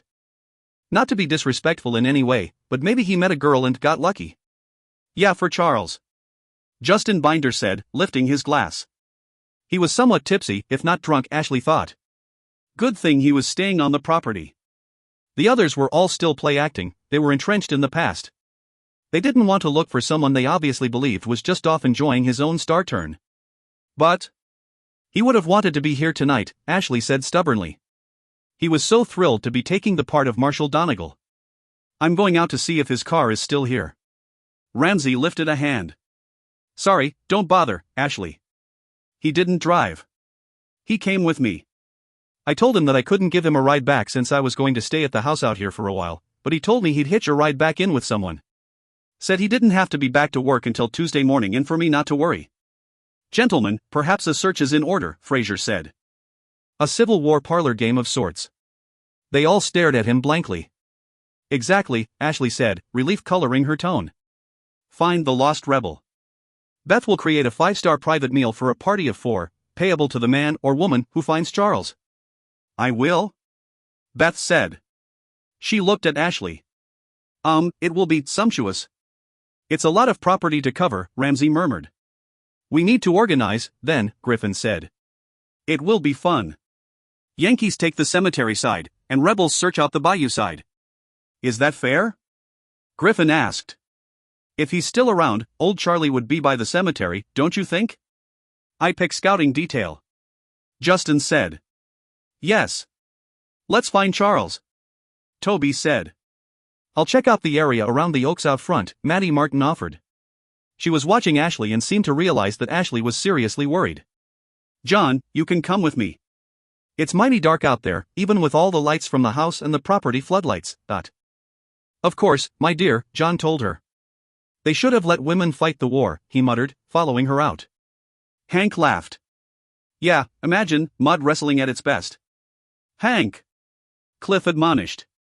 War is always a serious affair. Well, of course it is, Griffin said. War is very serious, but we're not at war. We're playing a game. We're looking for old Charles. Hey, Ashley, if no one wins. Well, at some point, we'll just all have dinner, she told them. Great. Beth muttered to her. Now I get to cook for all of them. It's good that I've got the bayou side. Toby Keaton said. Borders my property. I'll take the cemetery, Fraser said. You will not. It's dark and dangerous in there, Ashley told him. Not for me, dear. It's memories for me, he said softly, and quickly turned away. Neither of them wanted to think about Ashley's parents, entombed in the majestic family vault. Grandpa, please, you need to be here as everyone returns, Ashley said. I'll take the cemetery, Ben offered. I'm really familiar with the living and the dead, he added and winked. Just give me one of the big old flashlights at the back door. I'll be fine. Ben would be fine. He was a big, strapping man in his mid-40s. Besides, he'd attended funerals for both her parents and knew the cemetery well. Ashley wanted to take the cemetery herself, that dream had to have been a sign. No, that would be insane. Ben knew what he was doing. She wasn't going to let a dream dictate what she did in her life. Okay, so where are we going? Beth asked Ashley. The stables? Ashley suggested. I'll come with you and stand there, but I'm not going near the horses. An hour later, they had finished the actual search as best they could in the night. Ramsay went to speak with the guests who were staying in the rooms that had been the old stables, and the Yankee contingent spoke with those in the other outbuildings. Cliff went to his office, wondering if Charles might have slipped in there to rest. They all searched, from the river to the road, from the sugar fields to the bayou, but there was no sign of Charles Osgood. By midnight, all the searchers were back at the house. Ashley, really, he must be out somewhere else. Cliff told her. She looked at Ben. You searched everywhere in the cemetery? There are so many paths, little roads between all the vaults. Ben sighed. Ashley, I searched. But we can all take another look. She nodded. That was actually not a suggestion, Ben said. It's all right. I'll go myself, Ashley said. We'll help, Ramsey said, tugging at Cliff's sleeve. I've still got the key, so I'll come, too, Ben said. Ashley led the way, wondering why she thought that she'd really find Charles in the cemetery, just because she had a dream. But she was determined. Ben opened the lock on the gate, though, of course, they could have all crawled over the stone wall. Ashley headed straight for her family tomb. The real Marshall Donegal had died there. The last interment had been her father's. The usual little pain in her heart sparked it always came when she thought about him and her mother. And tonight, especially, she missed Jake. There was no sign of Charles there, and no sign that he had been there. She almost fell, she was so relieved. The tomb glowed white beneath the gentle touch of the moon, dignified in its decaying majesty. She heard the three men calling to one another from different sections of the graveyard, and she followed a voice to reach Cliff. He looked at her. Ashley, Charles left. Whether he was spirited away by aliens or not, I don't know. But he isn't here. This isn't any parlor game, is it? You're really worried. I am. Did you go in the chapel? She asked. You think that Charles is hiding in the chapel? Or kneeling down, still thanking the good Lord for the chance to be Marshall Donegal? Cliff asked dryly. Please, Cliff? He groaned. He walked around the ell that would lead them to the chapel, in the far corner near the embankment of the river. The chapel had carved oak double doors, which creaked when he opened them. He fumbled for the light switch, and light flared in the lovely little place with its stained glass windows, marble altar, and old mahogany podium. The place was empty. Happy? Cliff asked her. No. I can't help it, I'm worried, she told him. He just shook his head. Come on. Let's just go. They walked back to the house, where the others were still milling on the back porch, many of them having retrieved their drinks. So, the bastard did get lucky. Ramsey said, laughing. Hell, if I had foreseen that, I'd have had him play Marshall Donegal a couple of years ago. I'm going to call the police, Ashley said, looking at her grandfather. He's been missing just a few hours, Beth pointed out. He might have thought that he said goodnight to everyone. There's so much confusion going on when the fighting ends. I mean, I thought it was amazing, it really was living history. But it's mass confusion. I can only imagine a Gettysburg reenactment. Ashley realized that everyone was staring at her skeptically. They had searched and grown bored and tired. But she couldn't help her feelings of unease, even while they all stood silent, just staring at her. The river breeze brought the chirp of the chickadees, her senses were so attuned to her home area that somewhere, distantly, down the bayou, she thought she could hear an alligator slip into the water. This was her home, she knew these sounds. They were normal, they were natural. But the sounds of the darkness weren't reassuring to her now. Grandpa, I think we need to report this to the police, she repeated. Great. He's probably at some bar in the big city, bragging about the fact that he got to play Marshall Donegal today, Ramsey said. And they'll drag him out and he'll act like a 2-year-old again. Fraser stared at Ashley and nodded. If she wanted to call the police, they would do so. The parish police were called, and Officer Drew Montague, a nice enough man whom Ashley had met a few times over the years, took all the information. You say you all saw him just a few hours ago? He asked. Montague had a thick head of dark hair and eyebrows that met in the middle. Yes, she said. What makes you think that he's actually missing? Perhaps there's a woman involved. Is he married? Look, Miss Donegal, you know that we appreciate everything that you do for the area, but we're talking about a grown man who has been gone just a few hours, the officer said. He was proud of the role he was playing. He would have stayed, Ashley insisted. Officer Montague shifted his weight. Look, I've taken the report, and I'll put out a local bulletin to be on the lookout for him, but he's an adult. An adult really needs to be gone for 48 hours before he is officially missing. Fraser spoke before Ashley could. Anything you can do will be greatly appreciated. We're always proud that the parish is about people, and not just red tape and rules. Montague nodded. Right. Well, I'll get this moving, then. We'll all be on the lookout for Mr. Osgood. Ashley thanked him. The others had remained behind, politely and patiently waiting. Now it was really late, and once again there were a number of weary men and women, all still in Civil War-era attire, staring at her. Officer Montague left, mollified by Fraser Donegal over the fact that he had been called out on a ridiculous mission. "I'm sorry," Ashley said to the others. The evening had started out as a party and turned into a search committee. "Hey," Cliff said, grinning, "I don't have far to go home." "We're staying in the stables anyway, kid," Justin Binder told her. He had played a Yankee, and happily. His family hailed from Pennsylvania. Griffin laughed and gave her an affectionate hug. "You made me sober up, which is good. I am driving." "Me, too," John Ashton said. He held her shoulders and kissed her cheek. "Charles is just fine. I'm sure of it." She thanked them all and said goodnight, and they drifted away, some to the old outbuildings where they were staying, and some to their cars, parked in the lot out front and down the road. She stood on the porch with Beth and her grandfather. She couldn't tell whether they thought she was being ridiculous or not, they were both so patient. Beth gave her a kiss on the cheek and said, "We still have about 16 guests, and the household. I've got to get up early to whip up our spectacular plantation breakfast." Ashley bid her good night. It was down to her grandfather and herself, and Fraser was going to wait for her to be ready to head off to bed. "Something is wrong." "I can feel it, Grandpa," she said. He set an arm around her shoulder. "You know, I have an old friend. I've been meaning to call him for a long time. Tonight seems a good time to have a chat with him. If Charles really is gone, he may be able to help us. His name is Adam Harrison. I don't know if you remember meeting him. I see him up in Virginia and D.C. sometimes. He worked for private concerns for many years, finding the right investigators for strange situations. Then the government started calling him, and his projects were all kind of combined for a while, civilian and federal. But he's got a special unit now, and he's got federal power behind him on it.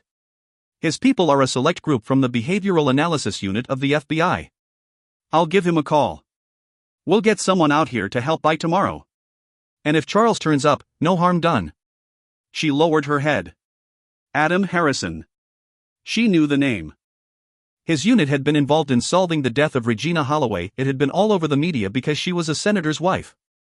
And she knew, too, that Jake Mallory was part of that unit. She might not be a part of his world, but she hadn't been able to miss it when she'd seen his name in the papers. She had broken off something that had been real with Jake, because he had terrified her, because he was certain that he had spoken with her father, after he had died. And now Fraser was going to call Adam. Of course, it could come to nothing. She was panicking over a missing man because of an equally irrational dream. She looked out on the beautiful expanse of their property. The river rolling by. The moon high over the clouds. The vaults in the cemetery silent and ghostly and opalescent in the pale glow of night. "Jake, I'm so scared." Something was wrong. It was the oddest thing, she felt that she really understood the expression "I feel it in my bones." Something wasn't right about Charles's disappearance, and she knew it. It was almost as if the past had truly merged into this eerie and haunting reality, and the collision of time here was not going to go away. Interlude. He'd known for a long time what he'd had to do. The voice had been telling him for years. At first, of course, he had ignored it. The vision he'd seen of the past hadn't been real. But then he'd known. He'd known who he was, and he'd come to know that the voice wouldn't go away until he'd done what needed to be done. And he'd carefully planned it all out, though things had gone a bit strangely today. Didn't matter, though, who was playing Marshall Donegal. It didn't matter at all. Because, of course, an actor was just an actor. It was Donegal Plantation itself that needed to repay the old debt. That old debt could only be repaid one way. With blood. God bless a crowd. There was nothing in the world like mayhem, nothing like hundreds of witnesses to pull off an escapade such as he had planned, and to do it perfectly. There had been a horde surrounding them. One particular brunette was the right age, exceptionally pretty and with a Massachusetts accent. When she spoke, there was an R on the name Linda, and there was no R on the car she had packed down the river road. She had giggled when she spoke to Charles, so it was easy to whisper in the man's ear in his moment of greatest achievement and convince him that the girl was waiting to meet him. And in the madness surrounding everyone engaged in the action then, it was easy enough to meld into the crowd himself, and to swiftly disappear, and hurry to the river road. And there was Charles. He'd approached Charles with a smile. And, of course, Charles was smiling as well. At least he would go in a state of sheer happiness. It might even be a kindness. How many people got to die that happy? Poor, dumb Charles, he never suspected a thing. After the initial whack, he never even felt the prick of the needle. He'd thought it all out, exactly where he'd send Charles, because it all had to be done in plain sight. In plain sight, people never really knew what they saw. There were tourists heading to their cars. But they'd never noticed two fellows in uniform chatting by a car. Not at an event like this. People liked to dress up. Maybe everyone wanted to be someone else, someone they weren't. But to them, it would just appear that they were two cronies, faces covered by their broad-brimmed hats, leaning against one another as they chatted and laughed over a joke. Then, hide the body. Or if he had been seen, help an inebriated friend into a car. He would need more time for the piece de resistance. Initially, it had taken him less than 20 minutes to stash Charles and rejoin all those rejoicing over the day. He had never felt more victorious. The difficult part, of course, would be to hide his anticipation for all that was destined to follow.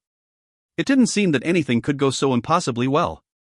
Ashley, damn her, though. Leave it to Ashley to be worried about Charles. Still in all, it did make the entire plan more exciting. Now, with the evening at a close, he was feeling elated. The place had settled down, though everyone had been willing to look for Charles, only Ashley had been really concerned. He had played with the idea of actually disposing of poor old Charles immediately, but now he was satisfied that he had decided he should make it something more dramatic and allow time between the reenactment and the beginning of the end. Oh, he had worked with the others. He had searched so hard. There might have been just a few minutes when he feared someone would actually search the cars, but Charles hadn't driven. It had almost been as if he'd been part of the plan. Now he sat next to good old Charles. This was necessary. The voice had said that it had to be done, and his ancestor made him know that nothing could be right until then. He'd never realized that he'd enjoy it all so much. He patted him on the back. Charles didn't move. The drug was holding, but he'd administer more. He didn't want the big lug waking up.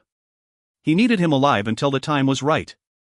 Every time he'd been at Donegal recently, he'd felt as if he were being pushed harder and harder. The past was the past, so they all said. But it wasn't. The past created the present, and he knew now that he had to use the present to set the past right. It wasn't crazy, he'd heard the voices in his head. A collective consciousness that seemed to scream through history. Now, maybe, the voices would stop. 3. Car bombs didn't exactly do it for him, but Jake indulged in a few anyway. Cheers, Jenna said, dropping her shot glass into her Guinness, and swallowing down the mixture. Cheat, Will said to Whitney. You poured your shot in, you just drink the whole thing. Hey, you drink it your way, and I'll drink it mine, Whitney protested. You're not doing it the Irish way, Will said, looking to Jenna for help. Drink it however you like, Jenna said, smiling sweetly at Will. There was a small room on the back of the bar, and Jake, Will Chan, Jenna Duffy and Whitney Tremont had it to themselves that night, so it was nice. Jackson Crowe was back at the hotel with Angela Hawkins. They'd all just met for the first time on the Holloway case, and Jackson, the skeptic, had quickly fallen in love with Angela despite their different approaches to their work. Go figure. The entire team respected and admired them both, and they were glad that the two were indulging in some quality time together. And for Jake, it felt good to be in the bar with his co-workers. During the Holloway case, they had gotten to know one another. Will and Whitney were excellent with cameras and sound systems. Jenna was a registered nurse, something that could always come in handy when traipsing through strange landscapes and old buildings. His own expertise was computers and computer hacking. He could usually find any piece of information on any site, public, private or even heavily coded.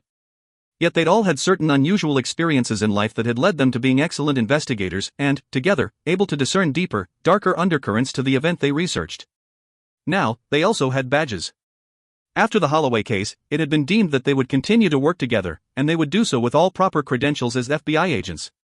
Now, quit whining over the way a woman drinks her drink, Jenna said and turned, leaning an elbow on their table, to talk to Whitney. She had brilliant green eyes and red hair, and a smile that could melt ice. I want to know what else I've missed.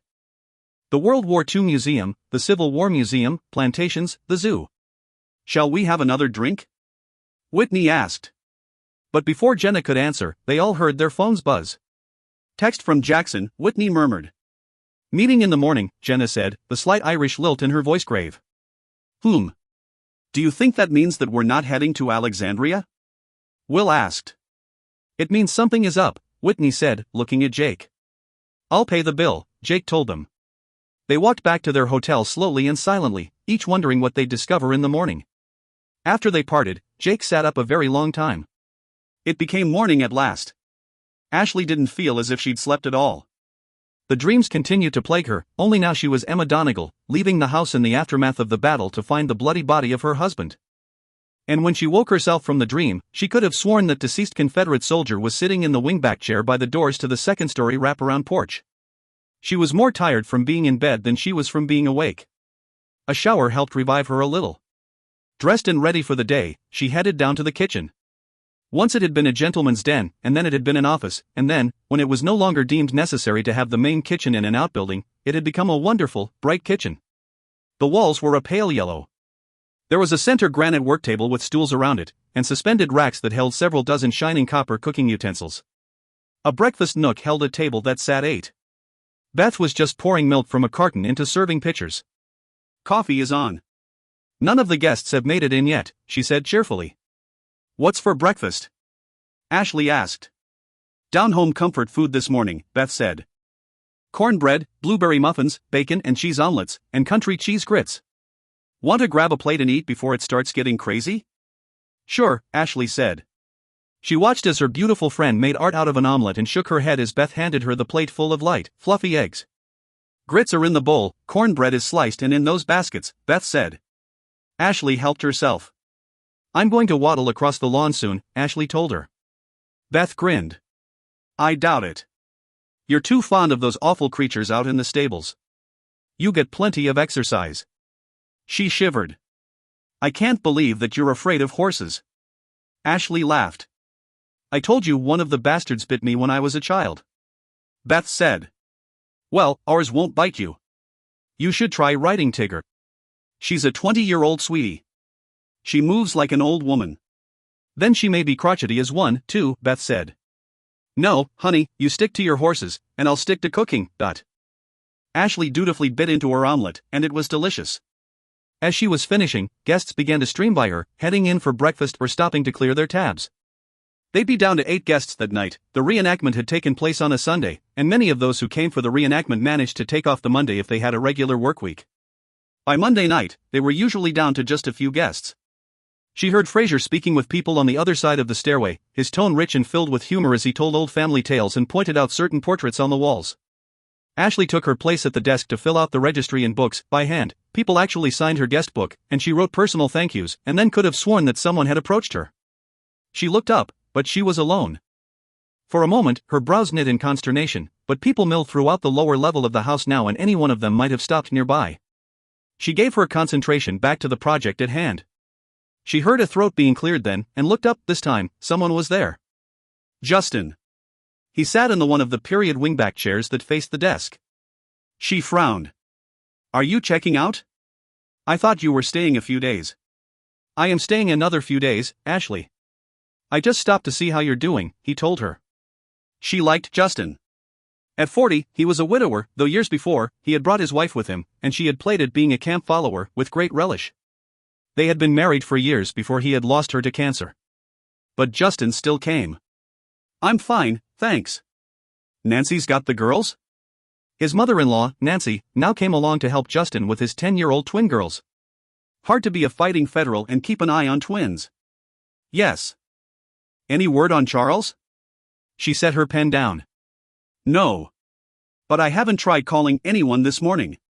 Everyone on that search party last night is weary of me torturing them, so if he's been found, I'll be called right away." He reached across the desk and put his hand on hers, giving a comforting squeeze. "Ashley, you are part of the charm of this place. You really care. None of us thinks you were torturing us. I was thinking of taking the family for a horse ride later, and I know that Cliff does a lot of the riding tours, but I thought you and I could make another search of it, too." She was surprised. "Sure. And thank you. Janine and Meg don't ride well. They don't get a chance to go riding often enough. You still have 2 horses calm as the Dead Sea, right? Nellie is our sweetest. And Tigger is a good old girl if I've ever known one. Nellie loves him, so they're great on a ride together. They'll be perfect for the twins." Justin grinned and stood. "Nancy's bringing the crew in for breakfast. Say an hour or 2? 2 hours will work for me." Justin thanked her. She finished with paperwork and realized she was constantly looking up, certain that she was going to see a Confederate soldier staring at her. "I don't believe in ghosts," she reminded herself. But saying the words out loud sounded defensive. "I don't. I really don't," she said to the empty room. Irritated with herself, she went out to the stables. Justin's family would be out soon. Ashley saddled Verena and stroked her mane. The farmer they had bought her from when Ashley had been a teen had been an avid fan of Verena Davis, the one and only First Lady of the Confederate States of America. Because she had been named Verena, they named Nellie's last colt Jeff, for Jefferson Davis, the one and only President of the Confederate States.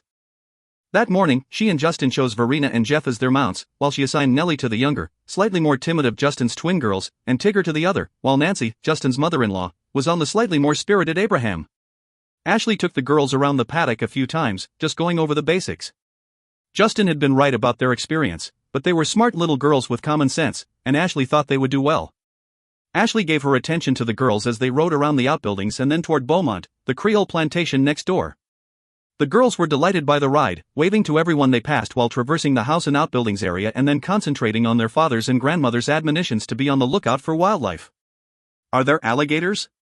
Meg, the bolder of the twins, demanded. "Yes, by the bayou. But they'll leave you alone if you leave them alone. We won't dismount anywhere near the bayou. Now, you don't want to bring a small-sized dog or even a medium-sized dog out there. They look like dinner time to the alligators," Ashley told them. She was listening to the girls, she was looking everywhere. They had searched last night, but it had been dark. Now it was daylight, and, hopefully, if Charles Osgood had come out here and fallen, hurt himself or had some other trial, they might find him now. "We don't have a dog," Janine, Meg's sister, younger by 5 minutes, said. "Can we get a puppy, Dad?" Meg asked. "Soon enough," Nancy said, grinning at Ashley. "Why not now?" Meg asked.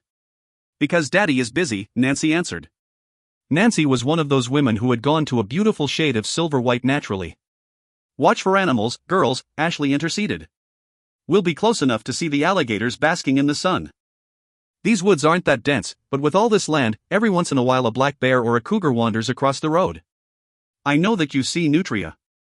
"What are nutria?" Meg interrupted. "They're the largest rat, essentially," Justin said. "Ugh," Janine said.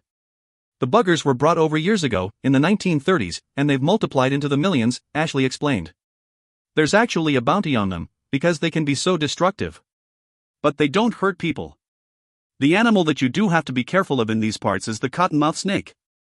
But it likes water, too, and we're not going in the water. Animals usually leave you alone as long as you leave them alone. Watch for herons," Justin said. "I wouldn't mind seeing a cougar," Meg announced. "They're shy, too. But we'll see what we see," Ashley assured them. They counted 7 herons, 2 raccoons, an armadillo, and 3 owls up in the trees. When they came to the bayou, Ashley pointed out 2 alligators sunning on the opposite bank. As she did so, she saw that staff members at Beaumont were engaged in their work already. A man dressed in a droop hat, cut-off denim, and a dotted cotton shirt was standing by a wagon that showed freshly hewn sugarcane. Another, dressed more like an early 19th century Louisiana French businessman, was giving a tour. She looked up toward the second story of the plantation house, where the family had lived. A man was standing there, dressed in a Confederate uniform frock coat. Ashley blinked against the light. He looked like her ancestor, Marshall Donegal. The man lifted a hand to her. Yet when she blinked again, he was gone. Her imagination at work again. Of course, she was still concerned about Charles Osgood. But he was due back to work the next morning. If he didn't turn up by then, the police would have to get involved at a serious level. She realized that Justin was watching her. "Are you okay, Ashley?" he asked. "I'm fine. The light is playing tricks, that's all. I thought I saw a Confederate soldier at the window. Toby Keaton does workshops and tours on the real workings of a sugar plantation over there. We do the Civil War, keeps me sending tourists to him, and him sending them to Donegal Plantation," she said. Would she have told the truth if Jake were here? Jake, who seemed to know what the dead were saying. "You have Charles Osgood on your mind," Justin said.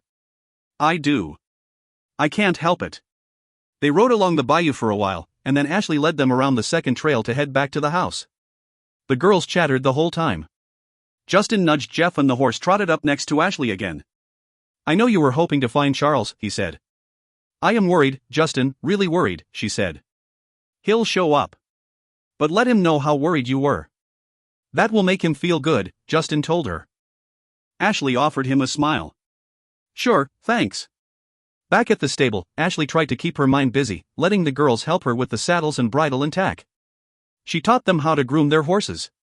As she put away the last of the brushes, Justin strode over to her. Great. Now Janine doesn't want a puppy anymore. She wants a horse. Ashley laughed. Maybe you better look into the puppy thing, fast. Of course, there's always kittens, you know. Restless, she returned to the house, showered again and went down to join Beth, who was planning the offerings for the restaurant's evening meal. Jackson Crow was nothing if not a man of incredible thought and organization. There were 6 folders on the table awaiting them all. Jake and Whitney were precisely on time, but he was the last to slide into his seat at Le Café, the Hotel Monteleone's bright and charming dining facility for breakfast and lunch. There were other diners about, but they'd been given a table in the far corner, near the windows to Royal Street, and they were certainly far enough from others to carry on a meeting in normal tones. Jackson, ever the gentleman, had risen while Whitney took her seat, which meant that Will did, too. They were both tall, and the kind of men who drew attention. Jackson had the rugged, square-jawed history of Native Americans in his face, while Will's Trinidadian mix of English, Indian, Chinese and African ancestry gave him a fascinating appeal. "Thank you all for being on time," Jackson said. "Though I want you all to know that we're not in an emergency situation." "What is our situation?" Will asked. "As you know, we'd been due to leave here and set up shop in our headquarters in Alexandria. But instead we're going to stay here, in the area, a few more days," Jackson said. Whitney kicked Jake under the table. He scowled at her. Jackson continued, "This may be absolutely nothing, but since we were already in the vicinity, we've been asked to check out a disappearance." "Oh, no, not a child?" Jenna asked softly. No, a man named Charles Osgood, 38 years old," Jackson said. "As you may or may not know, Adam Harrison is quite the philanthropist, and he's friends with a Louisiana legend with whom he's worked on many committees to improve education in the southern states, housing reform, storm relief, and so on. Apparently, although the local police aren't terribly concerned, Osgood disappeared right after a battle reenactment." Jake knew, he already knew. There had been the dreams, there had been the woman he had seen when he'd been out with Whitney. There had been those images of Ashley calling to him. He knew, damn it, knew. "A what?" Jenna asked. Jackson glanced at her, remembered she had spent most of her own school years in Ireland, and explained. "A Civil War reenactment. We do tons of them in this country. Many battlefields are now national parks, and many of those that aren't are owned by people who don't mind reliving the Revolutionary War and the Civil War. It's living history, and a good thing, in my opinion. We learn from our mistakes." "True, or else you'll die," Jenna said. She looked around and shrugged. Survival of the fittest. "But, yes, they do reenactments everywhere, of course." The others smiled at her tone. Jake felt the unease sweeping through him. Deja vu. How long has he been missing? Whitney asked. "Not even 24 hours, Jackson said. "Are we even sure he's missing?" Jenna asked. "No," Jackson said. "But we're going to hang in a bit wait here in New Orleans. You have a day entirely to yourselves. If he's still missing after this evening, we'll become involved with the search. Adam is making sure that we're officially invited in. I have folders regarding Osgood's situation when he was last seen, the location and why the people at Donegal are so concerned." Donegal. Jake picked up his folder, his fingers feeling oddly numb and too big.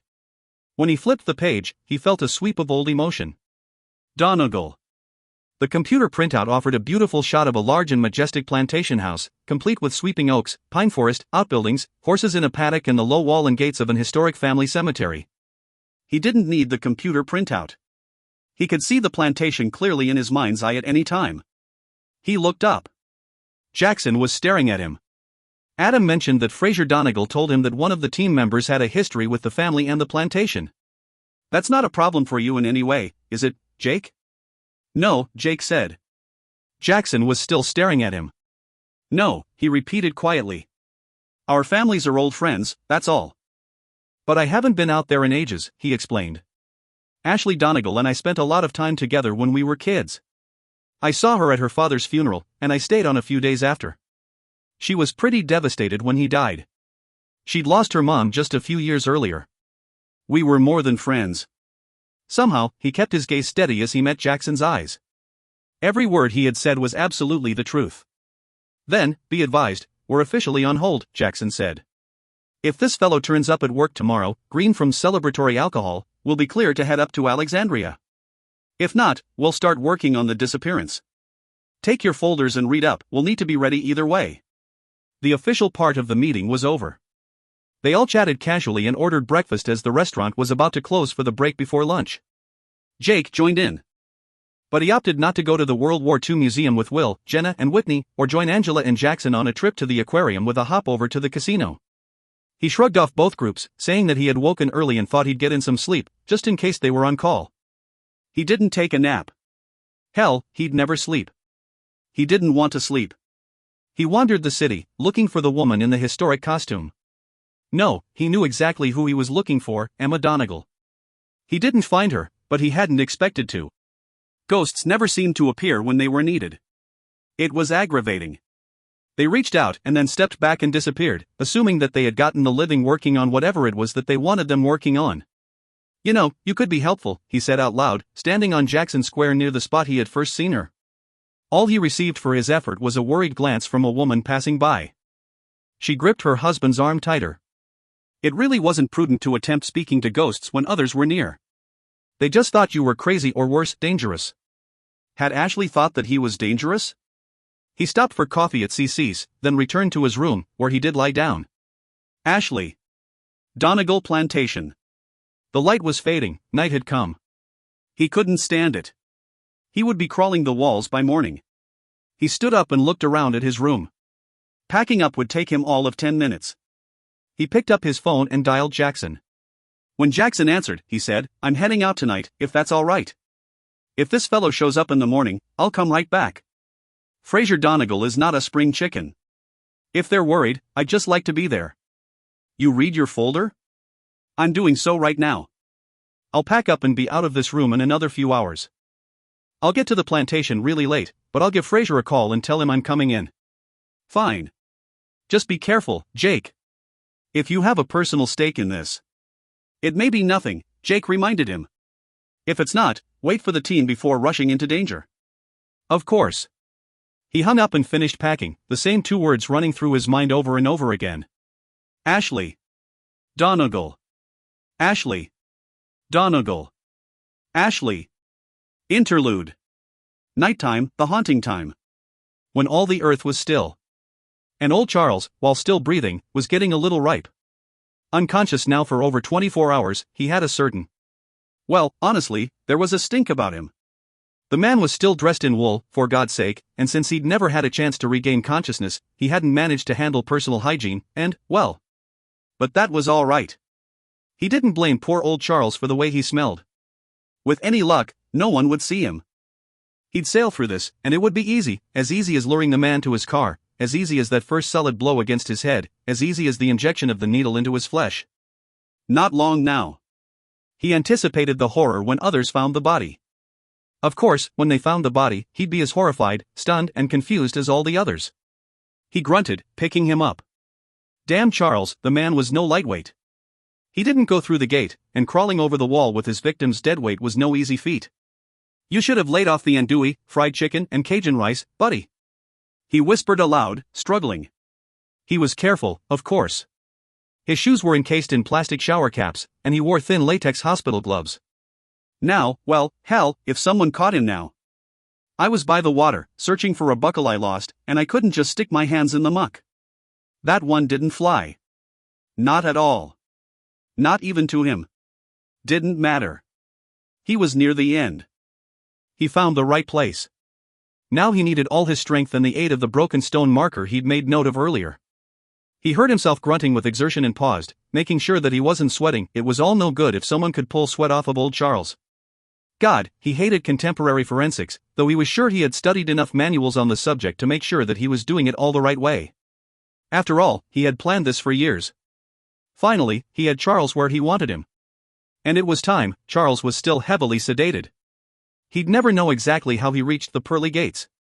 He loved his weapon of choice. For a moment, he admired his handiwork. And then he struck. His victim never uttered so much as a whimper. 4. Ashley opened her eyes. Pale and surreal moonlight flowed through the gauze curtains and into her room, soft and evocative in the night. The white curtains shifted in the breeze. She had awakened in the middle of the night, not at all sure why. There should have been something, a loud noise, a gust of wind, a scream in the darkness, something. She hadn't even been dreaming. Thank God. She was sure that there hadn't been any kind of commotion or noise. It was disturbing that she was so suddenly wide awake, with no clue as to why. She stood, curious, and walked to French doors that opened out to the wraparound porch, slipped by the hauntingly sheer curtains and out to the balcony, where she held the rail, as she had as a child, and looked over the beauty of the grounds. The moon was a crescent in the sky, and stars sparkled beautifully if opaquely. Rain might be coming, she thought. The ethereal light of the stars and moon and the large lanterns at the front and rear doors of the grand old house created a scene of misted and mysterious beauty. So what had wakened her so swiftly and completely? Worry. She whispered aloud. Sherlock, said Watson, there shouldn't be any werewolves out tonight. Werewolves need a full moon, so I believe. Oh, God, I'm talking to myself again. She moaned. But what? Charles Osgood was still missing. Jake was coming. That was certainly something that had to be haunting her mind, and maybe the mere thought of Jake, in the flesh, had never really allowed her sleep. She began to wonder if Charles Osgood was really alive and well, and had returned tonight, wanting to play some kind of demented joke on everyone to prove that he really had been the right choice to play Marshal Donegal. The thought of Charles Osgood running around the property in the perpetuation of some kind of a hoax was irritating, but left her hopeful as well. She found herself looking out to the graveyard. She thought she saw a light flickering there. Damn it! She whispered. From her vantage point on the second-floor porch, she could see the ghostly white tombs and vaults, the weeping angels, mournful cherubs, praying saints, and all the exquisite mortuary art to be found here. She needed to put the nonsense regarding Charles out of her head and start remembering that she ran a business, a bed and breakfast and living museum. And, yes, Charles was on her mind, but there were still other problems that could arise. Ah, yes, Jake always kept her grounded, and he always had that half-smile on his face, the charming light in his eyes, and when he was there, she was whole. Somehow, knowing that Jake was coming gave her that strength. Brilliant woman. So, push the man away. Still, just thinking about him. Something was going on out there. It was her property, and it was going to stop. She was sick of wondering what had happened and what was going on. She was going out to discover just what the hell that flicker of light might be. Indignant, she turned back and put on the pair of sandals by her bedside, found her white robe and hurried out of her room. She could hear the horses whinnying and neighing, as if something in the night had disturbed them as well. But she didn't head for the stables. They'd had problems before with local teens thinking it would be great to get high and play in the old Donegal graveyard. And although guests were always asked not to tramp around the grounds after 11, every once in a while they had a ghost hunter who just had to be in the cemetery at midnight or beyond. She crossed the stretch of lawn that led toward the old cast-iron graveyard gate. The gate, of course, meant nothing, since the stone wall surrounding the family city of the dead was only 4 feet tall. The gate was open. Kids would be kids. When she had been young, she had held some great slumber parties, and her guests had gone into the family cemetery at night, and they told ghost stories with flashlights aimed at their faces. But it was her home, her family graveyard. They had never been destructive. Perhaps such an old, private cemetery on a property now run as an inn was just too big a temptation for people. A few years ago, some young people from the local high school had broken one of the cherubs that had graced the walk near the gate. That might have been an accident. They'd caught the culprits, and the boys had said that they'd been terrified, chased by the ghost of a Confederate soldier. Their imaginations at work, Ashley was certain, and she hadn't particularly wanted that group severely punished. She was angrier with the teens who had left beer cans, cigarette butts, the tail ends of joints lying around, and had written a bunch of voodoo symbols on the tombs. Once caught, they, too, had claimed that ghosts had chased them out, but in that instance, Ashley was damn sure that the only ghosts had been the spirits they'd imbibed, and the weed. She realized how ridiculous she must look, wandering toward a cemetery in a white nightgown and robe. If there were kids there, she'd probably scare them to death herself. The gate was open wide enough to let a body slip through. She did so, careful not to touch it as the old iron creaked. Even she, who had lived here all her life, imagined that a cherub ever so slightly turned its head to watch her walk by. She paused, listening, and realized that she heard only the rustling of the trees, the grand old oaks that stood sentinel along the walls, shrouded in moss. And yet, there seemed to be soft voices in the night. The sound possibly created by movement of the air, the natural settling of the earth and man-made structures as well. Still, it was almost as if she could hear her name spoken softly, urging her on, calling to her. But then she heard something that wasn't the whisper of branches moving or the moan of the soft breeze. It was like a thump or a rhythmic tapping sound, and it was coming from just down the path and to the right, from the large and beautiful vault where her ancestors had been laid to rest. She hurried silently along, wanting to catch the prankster red-handed. Charles? Charles Osgood? Is that you? Show yourself. The reenactments are not a joke. Don't ruin it all by being a jerk. Ashley called out. She turned the corner and stopped dead, a scream rising in her throat. As if on cue, a drifting cloud uncurtained the moon, and the Donegal family vault glowed in opalescent majesty. Mist swirled at the base. An angel rose high atop the chapel-like roof, hands folded, eyes lifted to heaven. The body of a man dangled from the base of the angel, the straps of his backpack caught upon the marble structure, his feet just brushing the ground. His cavalry hat covered his face, and blood, from a series of wounds to his abdomen and chest, streaked down his torso and limbs and pooled at his feet. Terror filled her, she stared, blinking. Too afraid to run, too afraid to allow her trapped scream to escape, a confusion of thoughts tearing through her mind. For a moment, it was as if her mind hit pause on the horrible image before her. Her home was haunted. This was the ghost of Marshal Donegal, the valiant man who had died there defending his property in 1861. If she stepped forward, his head might rise with the hollow, skeletal grin of a man dead more than a century and a half. She heard the rapping sound again. It was the dead man's sword, rapping, tapping, against the tomb. And it snapped her out of her paralysis. At last, she screamed. This man wasn't a ghost. He was never going to grin at her, or anyone else. He was real, and he was certainly dead, murdered and in the cemetery, where she now stood alone with nothing at all to defend herself. She closed her mouth quickly, cutting off the sound of her scream. She had been right to worry, and to search. She had felt even last night that they had to find Charles Osgood. And now, she had found him. But the prank had been pulled not by him, but on him. And it was fresh blood that dripped beneath his dangling feet. A killer might still be here, watching from the shadows that melded with the mist in the darkness of the graveyard. Donegal Plantation. Few plantations rivaled it. A haunting opaque white shimmer in the moonlight, the building rose up on the bank in all its majesty. It sat before Jake Mallory as it had all his life, a stunning representation of a bygone era. Nowadays, the very circumstances that had defeated those who had lived here long ago were the ones that made the area a place of such amazing history and beauty. The war had scarcely begun when the Union might have throttled the city and parish of New Orleans, and, for miles around the city center, the surrender that had seemed like such a tragic disaster had kept enemy forces from laying waste to the magnificent houses that had been built when Cotton had been king. He remembered the first time he had come here. His parents were friends with Ashley's parents. He remembered the first time he saw her, hiding behind her mother's skirts. She had been 5, he had been 8. Compare that to the last time he had seen her. The way the light had gone out in her eyes. She had built a wall around her heart and soul that was as impregnable as brick. He was still damaged goods himself. He had learned to cope with what he was because of Adam Harrison and the team he had put together in a way he had never managed on his own. Maybe because he had discovered that he wasn't so strange. Still, the images that lived in his mind would always create a divide with Ashley. There had been good times, though. Their parents had played as a team in pool tournaments. Jake and Ashley had come along, played in the various game rooms offered by different venues, shared sodas and snacks. But more than pool had kept them together as friends when they'd been really young. Once, they'd been part of a garage band together. They'd been pretty good at that, too. And when the 3 years between them had seemed unbridgeable and they spent most of their time within a year of their own age group, Ashley had come to him upon occasion with her dating dilemmas, or to comment on his dating choices. He smiled as he thought about Ashley and remembered the way her lips would purse when she was trying to tell him something. Somehow, someway, Ashley had retained something of the Southern belle in her behavior. The word bimbo would not cross her lips, nor would she tell him that his latest crush was a slut, a tramp, or trailer trash, nor would she use any other such derogatory term. The question was always, seriously, Jake, is she what you're really looking for? I'm not certain that her behavior is really nice. But, hey, you want what you want, right? Nighttime here really seemed to be a time warp back to the past. Tonight, the house, seen through the veil of oaks that led to the sweeping entrance, seemed to stand guard upon a hill.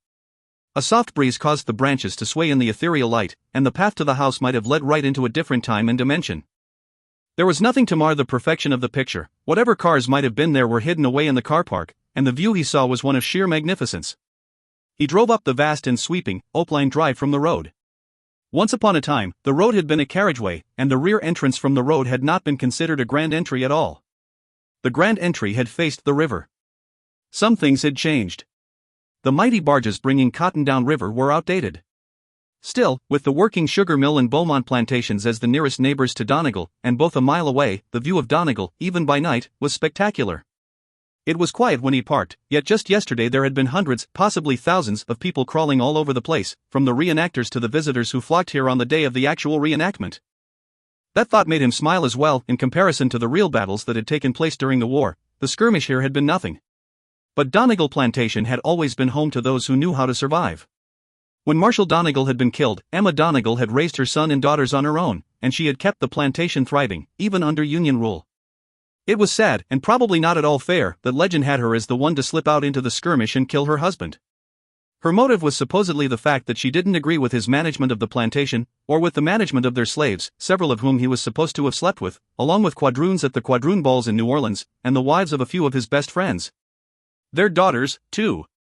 But those rumors weren't anything new. People loved to speculate. He knew that neither Ashley nor Fraser believed in the rumors regarding Emma, and he didn't take them very seriously either. He parked the car directly before the house and got out.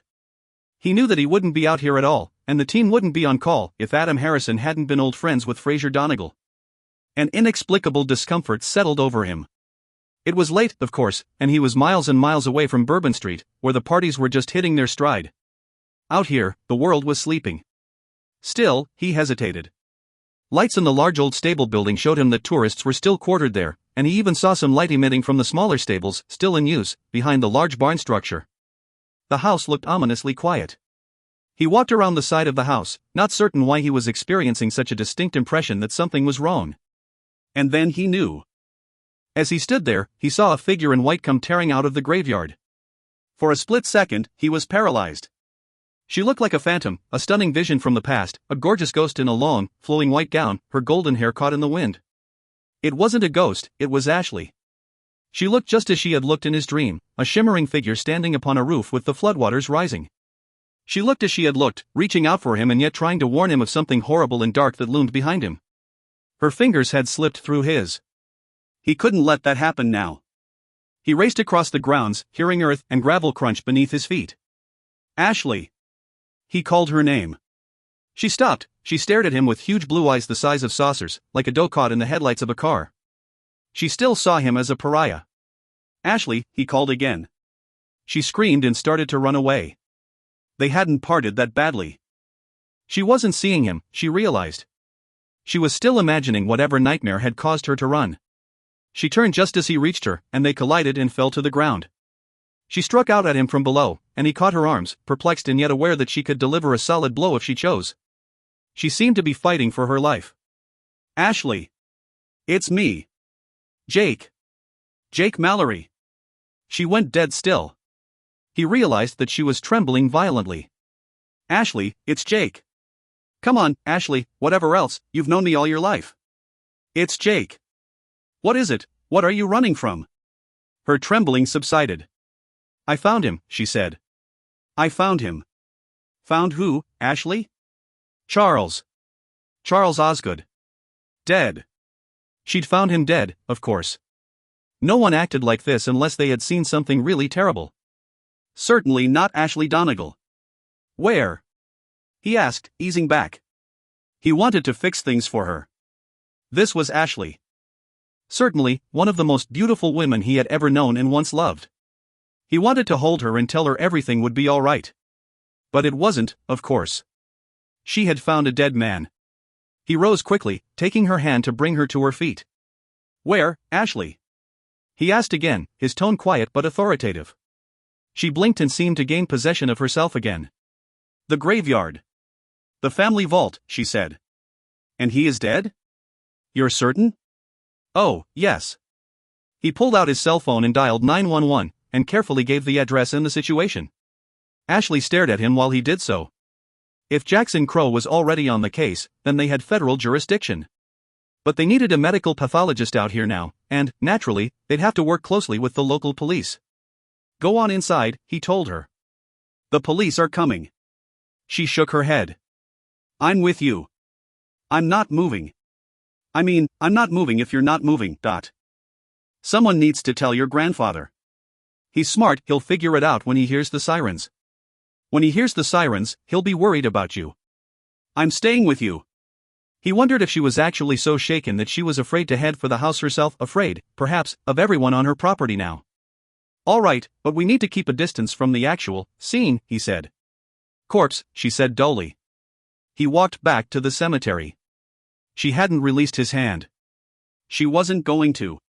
They had to part momentarily to slip through the gate without opening it further, and Jake was loath to make any changes to the scene. A stone cherub seemed to follow their passage through the rows of vaults, shimmering beneath the moonlight. He didn't have to ask her to lead him, he knew exactly where to find the Donegal vault. It was the largest, the most ornate and the most beautiful in the graveyard. When they turned the corner in the center to reach it, he stopped, trying to take in everything that he saw before the local authorities came to assess the situation. There was the vault. Cherubs and gargoyles guarded the iron gate doors and the four corners of the tomb. High at the front was a life-size angel, and, caught upon its foundation by the heavy canvas straps of a period backpack, was the body of a man. He hadn't known Charles Osgood, and if he hadn't seen many a portrait of Marshal Donegal, he wouldn't have known that this wasn't a trick of time, that they hadn't gone back approximately 150 years to discover a dead cavalryman in the cemetery. Convenient place to die. Or be murdered. But despite the blood that dripped from the body and pooled at the feet, he didn't believe that the man had been killed here. He had been brought here soon after death, but he hadn't died here. The body had been put on display. It was evident that whoever had killed the man had done so to be historically accurate and to make sure that the world knew that a man had been killed just as Marshal Donegal had been killed long ago. Was it an assault on the Donegal family?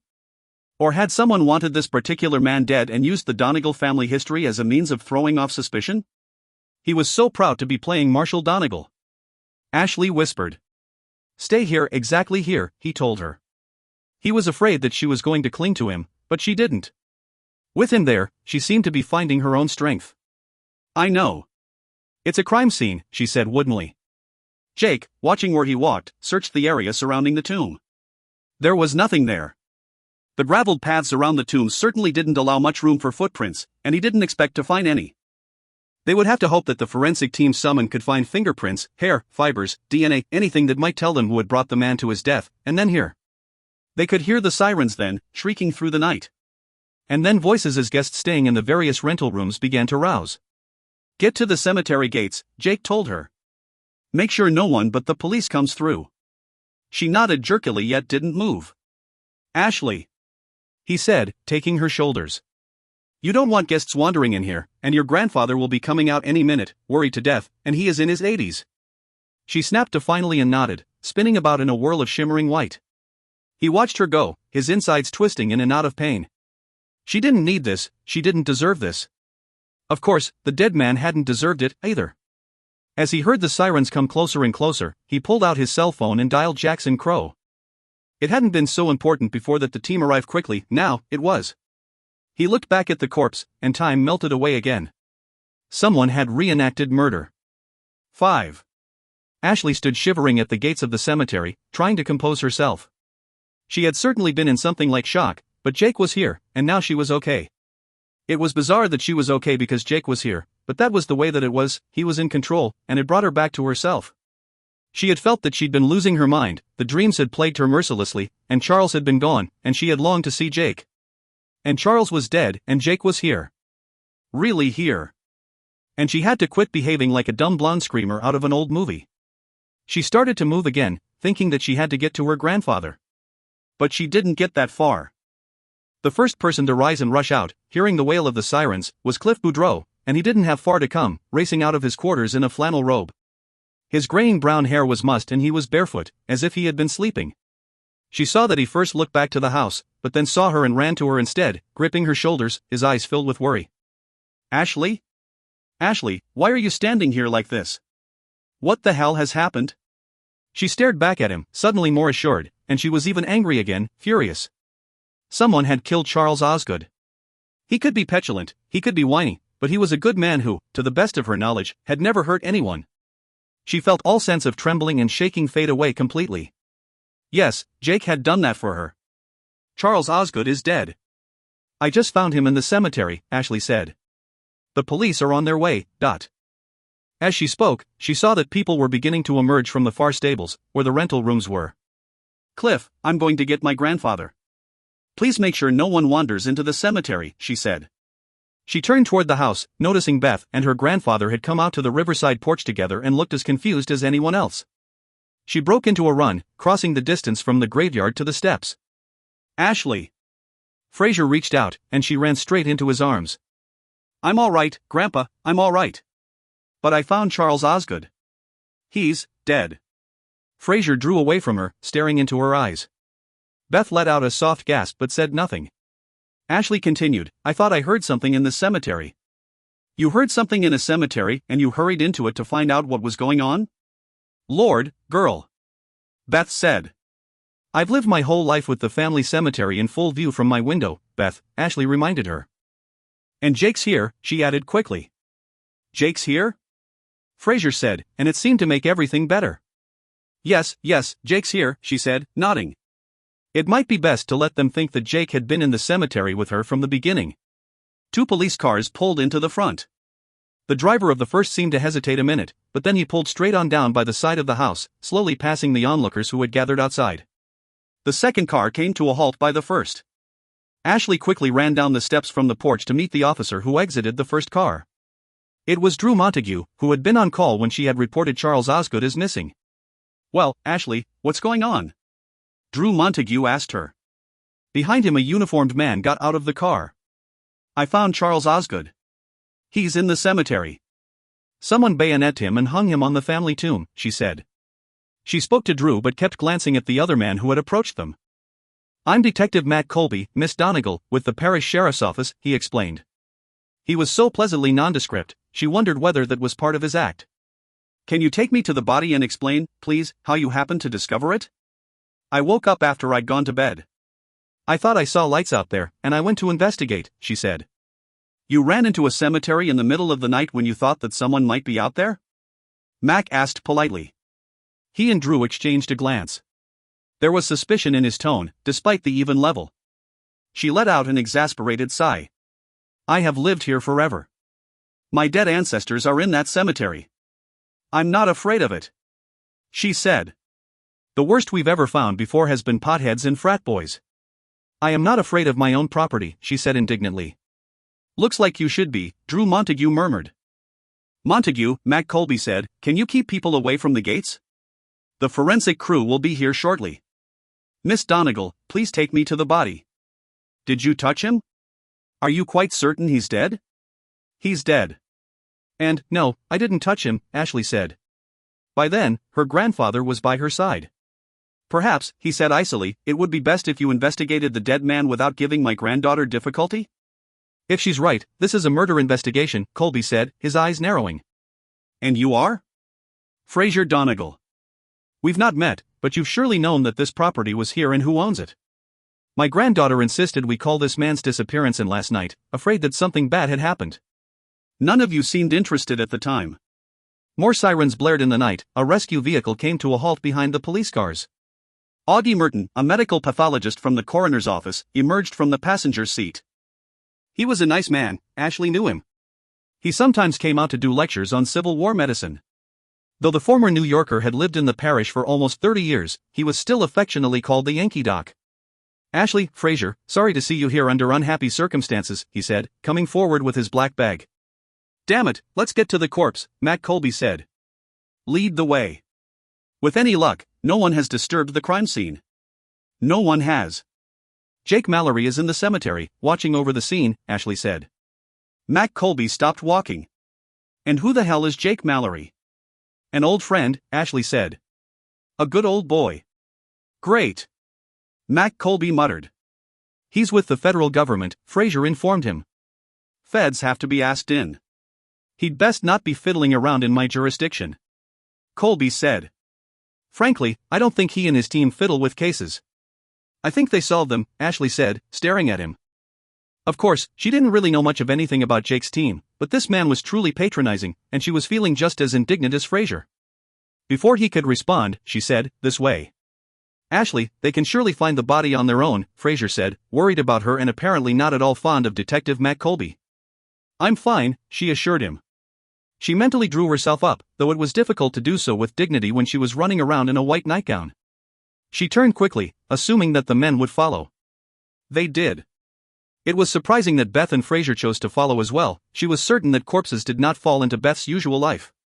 But she didn't protest. Fraser was proud and would insist on seeing what happened on his property. And there was no stopping Beth when she made up her mind.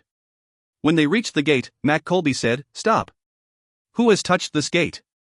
he asked. Ashley turned to stare at him. Possibly? Hundreds of people. Maybe thousands. There was a reenactment here yesterday. It was after the reenactment that Charles Osgood disappeared, something that we reported to the police. How long had he been missing when you called in the disappearance? Colby asked. A few hours, Ashley said. You called in about a missing adult after just a few hours? Colby asked, his voice level, and yet there was something suspicious in his tone. He had very badly wanted to play my ancestor, which he did, Ashley explained. He should have been around to celebrate with the others afterwards. Augie let out a sound of impatience. Where is my body, please? Mac Colby lifted a hand, put on a latex glove with a snap, and pushed the gate open to a wider degree. Ashley slipped through, followed by her strange posse, Mac Colby and Augie, her grandfather, and Beth. Jake Mallory waited at the end of the path, before the turn to the Donegal family vault. Jake had always had a certain presence. His arms were crossed over his chest, he stood with his feet planted slightly apart and appeared formidable and authoritative as he stood there. Part of it was his height. He wasn't particularly heavily built, but his muscles were toned, his stance was straight, and, when he moved, it was with a swift agility one might not expect in a man so tall. He wasn't easily ruffled, and his temper seldom stood in the way of his intentions. So you're the Fed, huh? Did you touch anything? Mac Colby demanded. And what the hell kind of federal officer are you? Jake remained calm as he reached into the pocket of his jeans for a slim leather wallet, which he opened and presented to Mac Colby. Agent Jake Mallory, he said. Colby frowned, stepping forward to examine the credentials Jake had offered. His frown didn't disappear as he stepped back.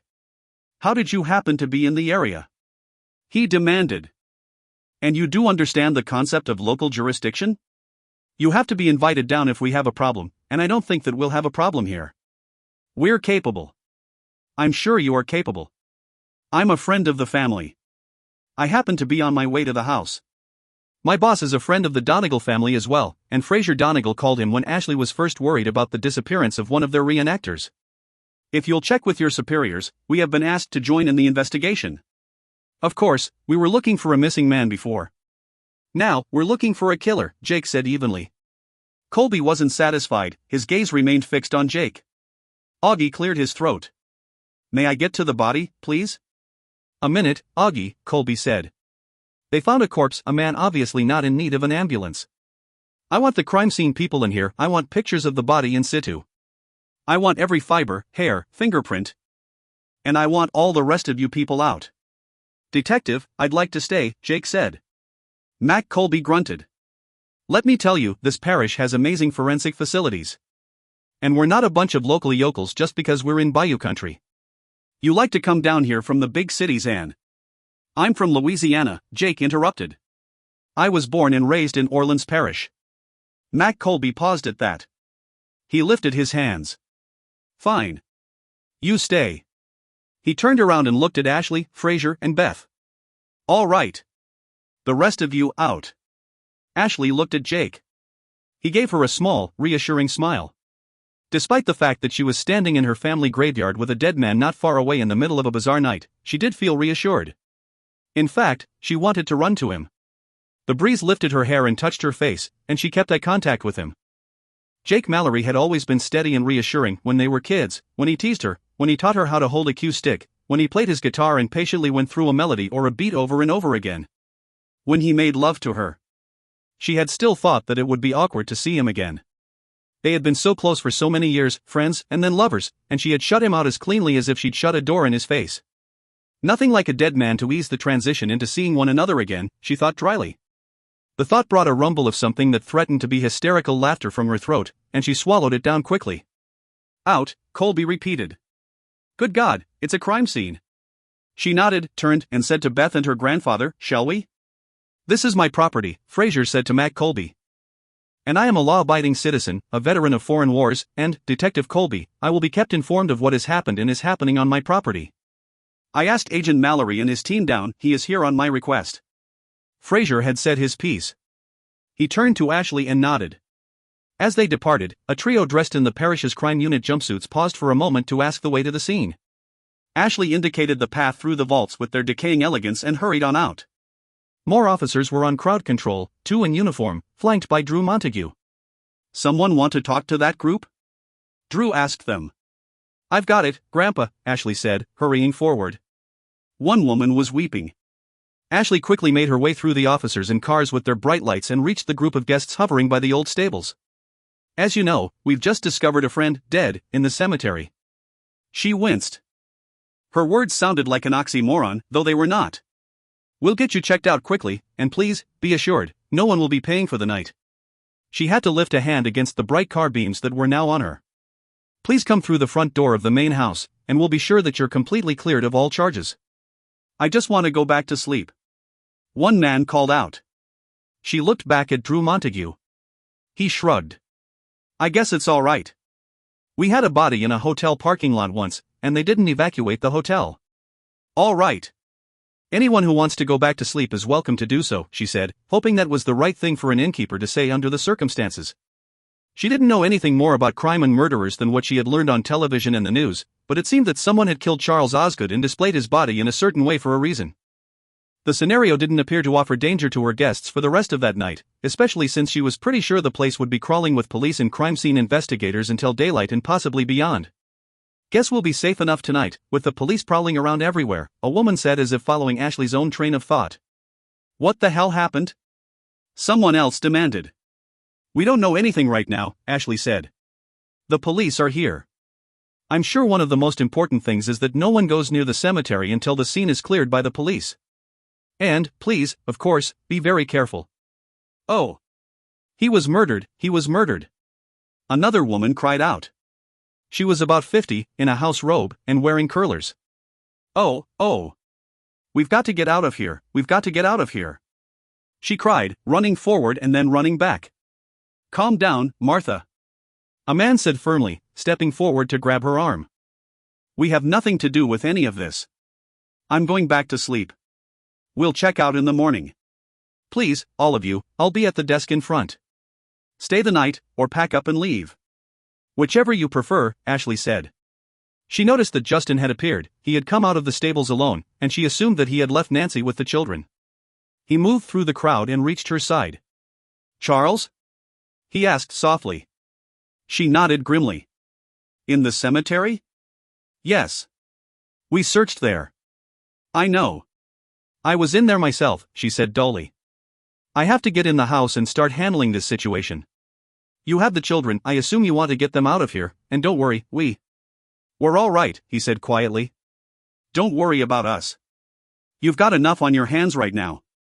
She smiled and raised her voice. Anyone who? Not so fast. She turned around to see that Matt Colby was striding toward her. He gazed at her impatiently and addressed the crowd. I'm sorry, folks. I'll need a few minutes with each of you before you pack up and leave. It can be tonight, or into the morning hours, but I'll need to question you all. About what?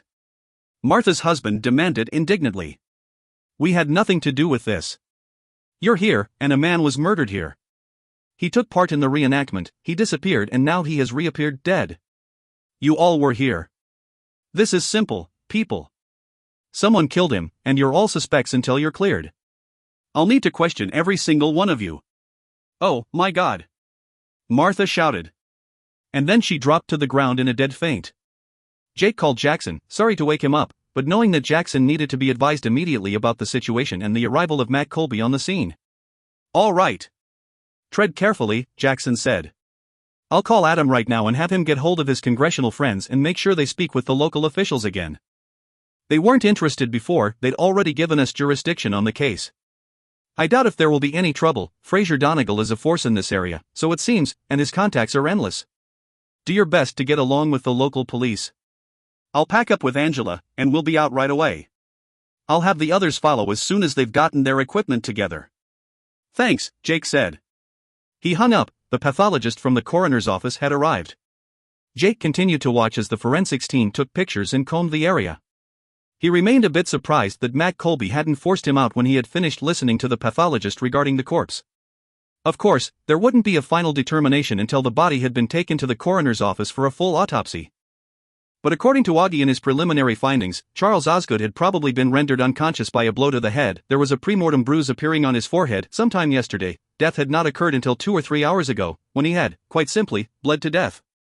He had received 5 stab wounds to the abdomen area, apparently after his inert body had been hung from the angel, the wounds obviously caused by a sharp instrument. His blood had slowly oozed from his body, creating the puddle on the ground. With any luck, the blow to his head had been severe enough to have kept him unconscious until death had come, though, since it had been more than 24 hours since he had gone missing, Augie suspected they would find drugs of some kind in his system. It seemed that the killer had been intent on keeping his victim quiet until the act of murder had been completed, but, at the least, he had saved Charles Osgood from the agony and fear that surely would have accompanied his death had he been conscious. Jake waited while Augie's assistants brought the body down, carefully preserving the backpack and the straps that had kept him dangling from the tomb's majestic angel. Meanwhile, the team searched the ground for possible footprints and used specialized lights to seek fingerprints on the tomb wall itself. There were hundreds of fingerprints, so it seemed, and the hundreds were atop more hundreds. In a small way, the Donegal Cemetery was a tourist attraction in itself. The gates were usually locked, but the wall was really no obstacle, and someone might have forgotten to lock up again. Jake wished them well. It was going to be a difficult and long haul, trying to sort evidence. Unless something could be found on the body or the backpack itself, any fingerprints or evidence could have belonged to any of the visitors or tenants who had traversed the cemetery. He'd been to the reenactment at the plantation several times throughout the years. He closed his eyes for a moment, imagining it. The real battle had ended in the cemetery, oddly and sadly for Marshall Donegal, in front of his family crypt. He had bled out there, just like the murder victim, Charles Osgood. Jake found it curious that the body had been left so displayed. And that the murderer had waited until now, more than 24 hours after the disappearance of the victim. If someone's intent had been just to ease Charles Osgood from his mortal life, that someone could have far more easily managed to stab him in the midst of the crowd that flocked around the reenactment. If the murderer had left him just lying there, the slim chance that it had been accidental boys being boys and playing with real sharp weapons would have existed. Someone, obviously, would have still been guilty of manslaughter, but the display meant murder for certain and that the murderer wanted it known. The body was wrapped, ready to be transported to the coroner's office. "Dr. Merton," Jake said, addressing the pathologist.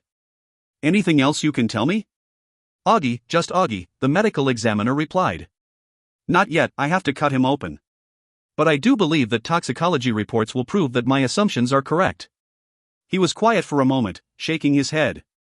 Seems like Miss Donegal was concerned from the start. If someone had paid more attention to her, he might have been found and saved. "It's my understanding that they did search for the fellow. My bosses were called in because the Donegals were so concerned," Jake said. "They didn't search hard enough, did they?" Augie asked. He looked around. Must have been some feat. This man was no Tinkerbell. A hefty fellow. He was brought here before he was killed. That's evident by the blood patterns, I'd say, even though I'm not a blood spatter specialist. Then again, I am an MD, with a specialization in medical pathology, and I don't think anyone needed my expertise to see that the man was dead. "Well, young man, if you need anything from me, you call me. Don't worry about Blunderbuss Detective Colby. He's not a bad chap. We don't have this kind of thing happen often out here. Come to think of it, I've never seen anything like this anywhere. But he's a decent fellow, just trying to play alpha dog right off. I'm sure we'll all be fine," Jake told him. He was done here himself. The crime scene unit was still searching, dusting, taping, and hoping for the smallest clue. There was nothing else he could do at the scene for the moment. He followed Augie and the body out of the cemetery. Returning to the lawn area between the house and the outbuilding, Jake saw that while the police were holding a line with their vehicles and a number of officers, the guests who had been staying at Donegal Plantation were now gathered up by the cottage, all speaking at once. Mac Colby was lifting his hands and trying to maintain some sense of order. Ashley was still there, still the historical damsel in distress in her white gown.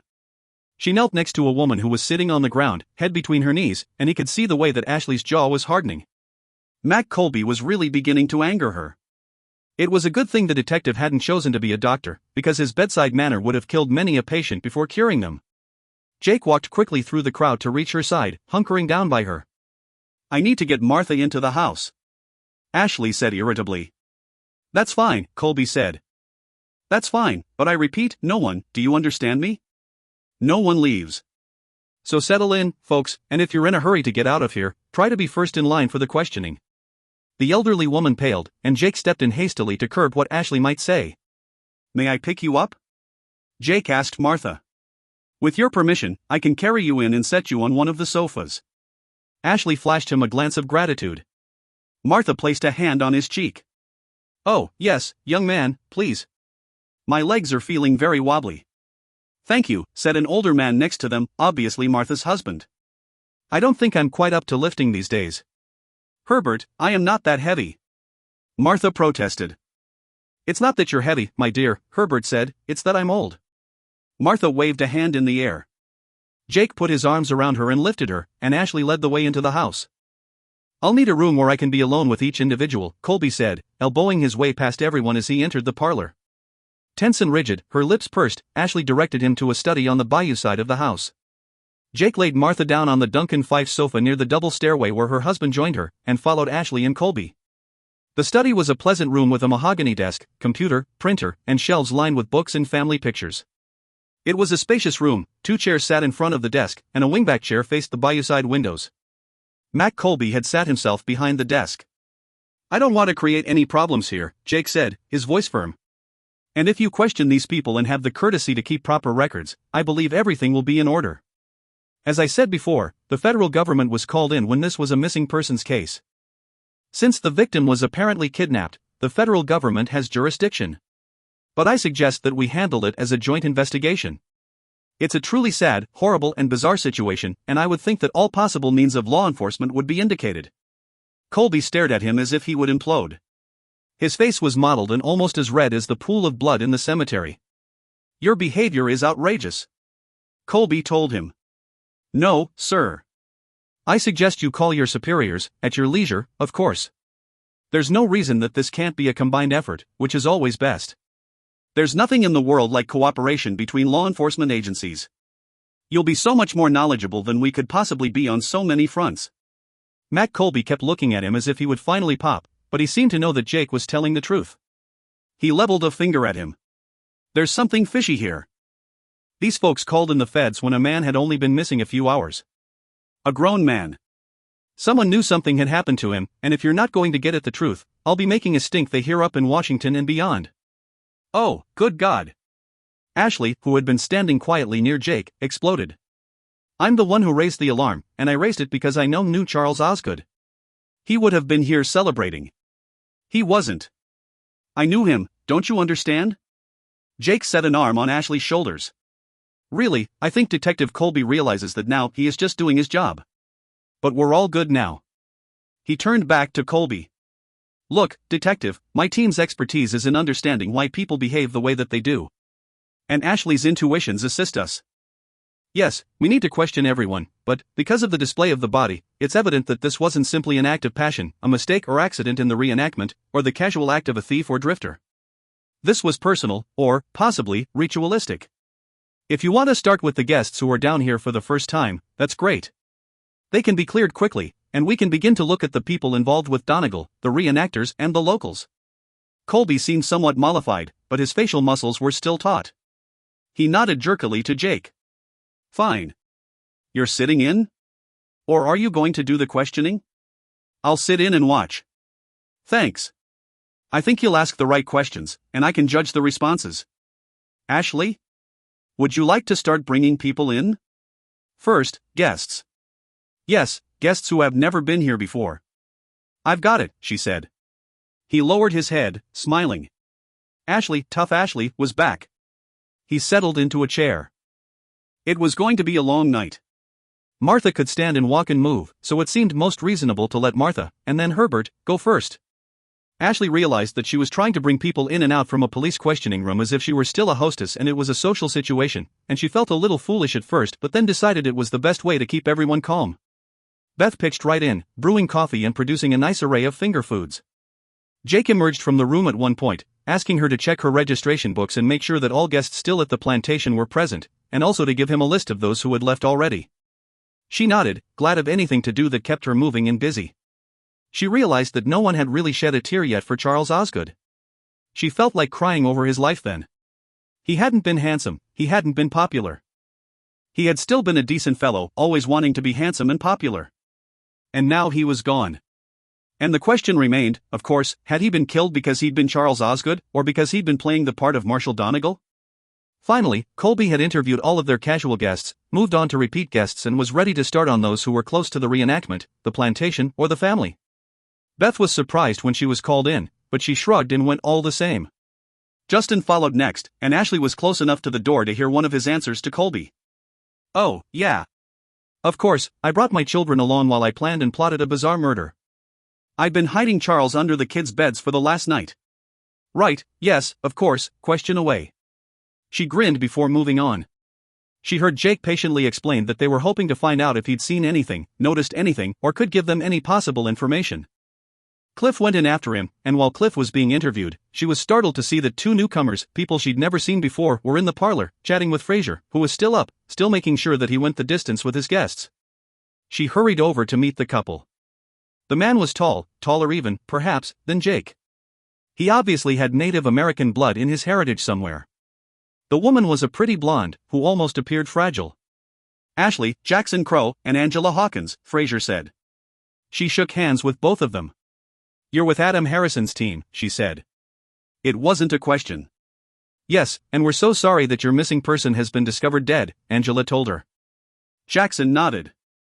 Will you bring me, please, to Jake and the local officer who was doing the questioning? Absolutely. Beth will bring Angela up, assign them in Jake rooms, Fraser told her. This way. And she took him in. Jackson Crow had a low, level voice, rich with authority. The door to the study had quickly shut behind him, but she had to smile, hearing the tone of his voice, through the wood paneling. He and Jake seemed to have the ability to be completely even-keeled and yet say exactly what they meant in a way that brooked no interference. She started to walk away, but the door opened and Jake came out. You and your household are to go to bed and get some sleep, he told her. Oh, I don't think. We're almost done here for the night. Jackson is taking over, Jake told her. I want to get some sleep. You must need some, too. How about it? Where am I sleeping? She wanted to ask, could you sleep in the chair in my room? I'm sure Grandpa would have told Beth to put you in the Jeb Stewart room, she told him. Do you want to get your things? He waved a hand in the air. Right now, I want to crash. If I remember right, there's soap, shampoo, razors, toothpaste, you name it, in the rooms, right? She nodded. Then I'll run down in the morning. Come on, I'll walk you to your room. Ah, yes, Jake could be the southern gentleman. There was no home to walk her to now, so he'd walk her to her room. Hey, I live here, she reminded him. And I want to see you in. And lock your door. Oh, come on, Jake. I am not afraid of my grandfather or Beth. Someone managed to get an unconscious, living man into the graveyard and to kill him there. Ashley, lock your door. She nodded. They went through the living room, where Jake assured Beth and Fraser that they were free to get some rest. Jackson would deal with Matt Colby in arrangements for the continuing investigation. They'd see that Cliff got back to his place, that officers remained on the property until mid-morning and that everything was locked up and safe. Fraser kissed Ashley's forehead, Beth gave her a hug. She and Jake followed them up the stairs. The Jeb Stewart room was next to Ashley's at the back of the house, so he didn't have to go far. At her door, he said, "Good night, and scream blue blazes if you need anything." Thanks, Jake. He hesitated a minute. Jake had amazing sea green eyes. They changed like the sea as well, but they were striking against his tanned face and auburn hair. She lowered her head suddenly, wondering why she had needed so desperately to step away from him. Because her father had been dead. Dead. And Jake seemed to have spoken to him. Strange and scary, but somehow believable. So her reaction had just been fear. Maybe even fear that her dreams should be believed as well. Hey, are you all right? Are you okay with me being here? He asked her, lifting her chin and searching out her eyes. The team is excellent. Angela and Jackson are amazing. I'm fine. I'm glad you're here. I mean, you know the plantation as no other investigator could possibly know it, and you know many of the people involved. That's true. I just want you to be all right with me being here. I'm fine. She winced inwardly. Jake, actually, I'm sorry. I know I overreacted, but... Your father was dead, he said flatly. That was the past. It's fine. I understand. Okay, as I said, I'm right next door. Just whistle, you know the old line. He waited for her to go into her room and lock the door, then she heard him enter his own room next door. Ashley washed her face, brushed her teeth and realized she was still in her nightgown, but it was filthy, so she showered and changed. It was almost morning, no matter. She lay down and prayed for sleep. It came. The first pale rays of morning light seeping through the drapes woke her. She frowned, still groggy.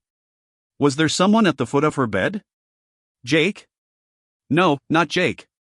It was a man in a Confederate uniform.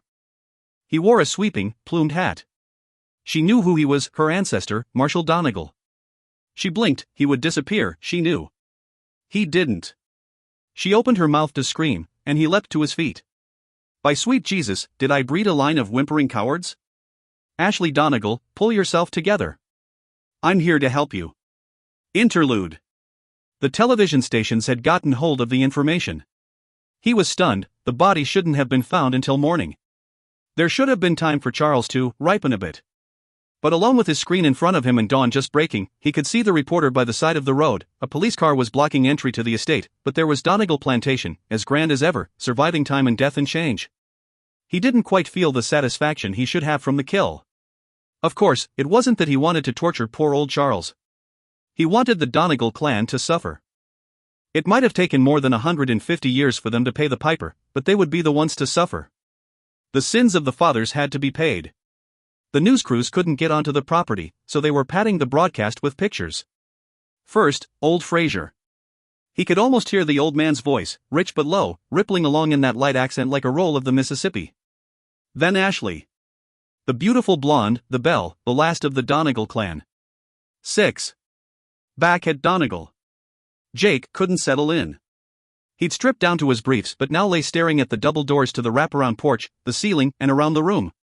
Back at Donegal. Alone, he could remember why he and Ashley had parted. He would never forget the look in her eyes, the last time he had seen her. The look in her eyes, the way she had backed away from him. They'd been friends forever. When they'd been young, the 3 years difference in their ages had been gargantuan. As they had grown older, the annoying little girl had become inquisitive and fun. And he had loved to tease her. They'd argued incessantly, they'd done their best to beat each other at every game, to outrace each other on Donegal horses, and they'd laughed when they'd unseated one another. Then they had grown older still. And he had fallen in love. Maybe he'd been falling in love all his life, and he had just been waiting for her to catch up. They'd flirted, they'd played, they'd kissed, and when he'd been 22 and she had been 19, the flirting and the stolen adolescent kisses had become much more. He'd never forget the night. He'd been due to leave for his last semester at Carnegie Mellon, and everyone had come in from the countryside to celebrate his last night home. They couldn't all crowd down to the bars on Bourbon or Frenchman streets, because several in the group were still underage, so they had rented out one of the old historic inns on St. Anne's. They had partied by the brick fire and then, sometime in the wee hours, he'd walked her to her room and gone to his, but seconds later, he'd heard a knock on his door, and Ashley had been there with this look in her eyes. She had asked, "Must you be such a gentleman? After all, you're heading back to college, and I'm off to school in Florida, and shouldn't we have a few memories?" There had been nothing awkward about the night.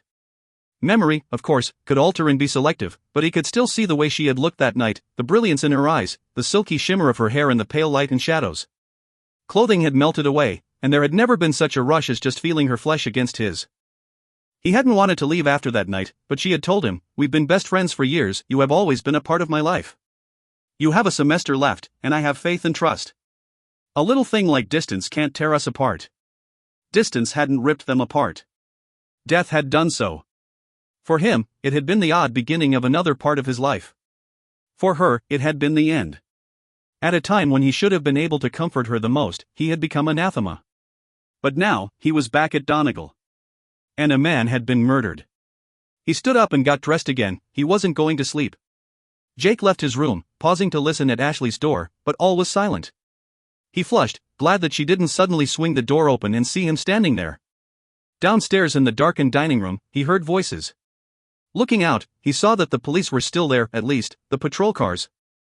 A drone of voices from the study alerted him to the fact that Jackson was still in with Mac Colby, and maybe Cliff. He didn't know. He frowned, the commotion from outside had grown louder. Curious, he walked out the roadside door and looked down the avenue of oaks. The police were blocking the entrance to the plantation, but he could see that several news crews were out on the road. Crunching down the drive, he reached the officers. Drew Montague was standing in front of his police car, arms crossed over his chest, a look of pure annoyance on his face. Montague saw him. "I don't know how the word got out so fast. They're like flies on a corpse. If you'll excuse the expression. Has anyone spoken to them?" He shook his head. "I told them that it was a crime scene, and that they couldn't come on the property. That's all. Luckily, it is private property, so it makes it easier to keep them away." Jake leaned on the police car next to Drew Montague, trying to listen. There were 3 reporters with their camera crews situated so as to pick up the plantation house in the background of their shots. He recognized the local network affiliate anchorwoman, Marty Dean. He'd actually gone to high school with her, but the other two reporters were men he'd never noticed on the news before. Perhaps they thought this story would be picked up by a national network. He was sure that the information that a man had been murdered on the property was out. They were living in the era of cell phones, texts and instant communication, and Donegal Plantation housed many guests. He could hear Marty clearly. Donegal Plantation, historically a place of tragedy and loss, and filled with strange and eerie happenings throughout the years. Have the ghosts of Donegal arisen? Unconfirmed reports state that the body of a man in a Confederate uniform was found in the family cemetery on the estate. But other deaths have occurred at Donegal as well. Some are documented, and some are rumor, such as the hanging of a house slave after the murder of the master's wife during the first half of the 1800s. The Civil War-era master of the estate, Marshal Donegal, a brilliant tactician who might have served the Confederacy well, died within that cemetery. Perhaps he is still waging war against his enemies. That was too much. Jake pushed away from the car and approached Marty. She saw him, her eyes widened, she smiled with pleasure. "I see a Donegal guest now," she said into the microphone, nodding at her cameraman. Jake felt the camera come his way. It didn't disturb him or stop him. Jake Mallory, one of our local heroes, seems to have been staying at Donegal Plantation. "Mr. Mallory, can you tell us what has happened here?" "Some speculate that the ghosts are murdering people. The police will give the media everything when they have something to say, Miss Dean. I'd just like to point out that Donegal Plantation is far more than a place of tragedy and loss. I think it's rather foolish for anyone to imply that ghosts might be running around murdering people. A man is dead, and first and foremost, his death is a sad occasion. I'm sure that everyone involved with responsible media will see to it that our sorrow over his death is respected and that an historic residence and business which has offered education and entertainment to visitors for decades should not be maligned in any way. Thank you, Miss Dean, I know that you will report responsibly." He turned and walked away. "Jake, wait." Marty called after him. He ignored her. The other two newsmen had seen him, and he walked quickly by Drew Montague. Montague grinned, liking what he had said. As Marty chased Jake, Montague stopped her. "Crime scene, ma'am. I'm still not cleared to let you in. But you just. Mr. Mallory is an invited guest at the plantation, ma'am, but." With a smile, Jake kept walking. He didn't turn back. There was just no way out of it. Ashley felt the scream escaping through her lips, though it was more like a gasp or choke than a scream. The ghost swore beneath his breath and faded into nothing, and she was left staring at an empty room, wondering if she could wake herself up. But she wasn't sleeping.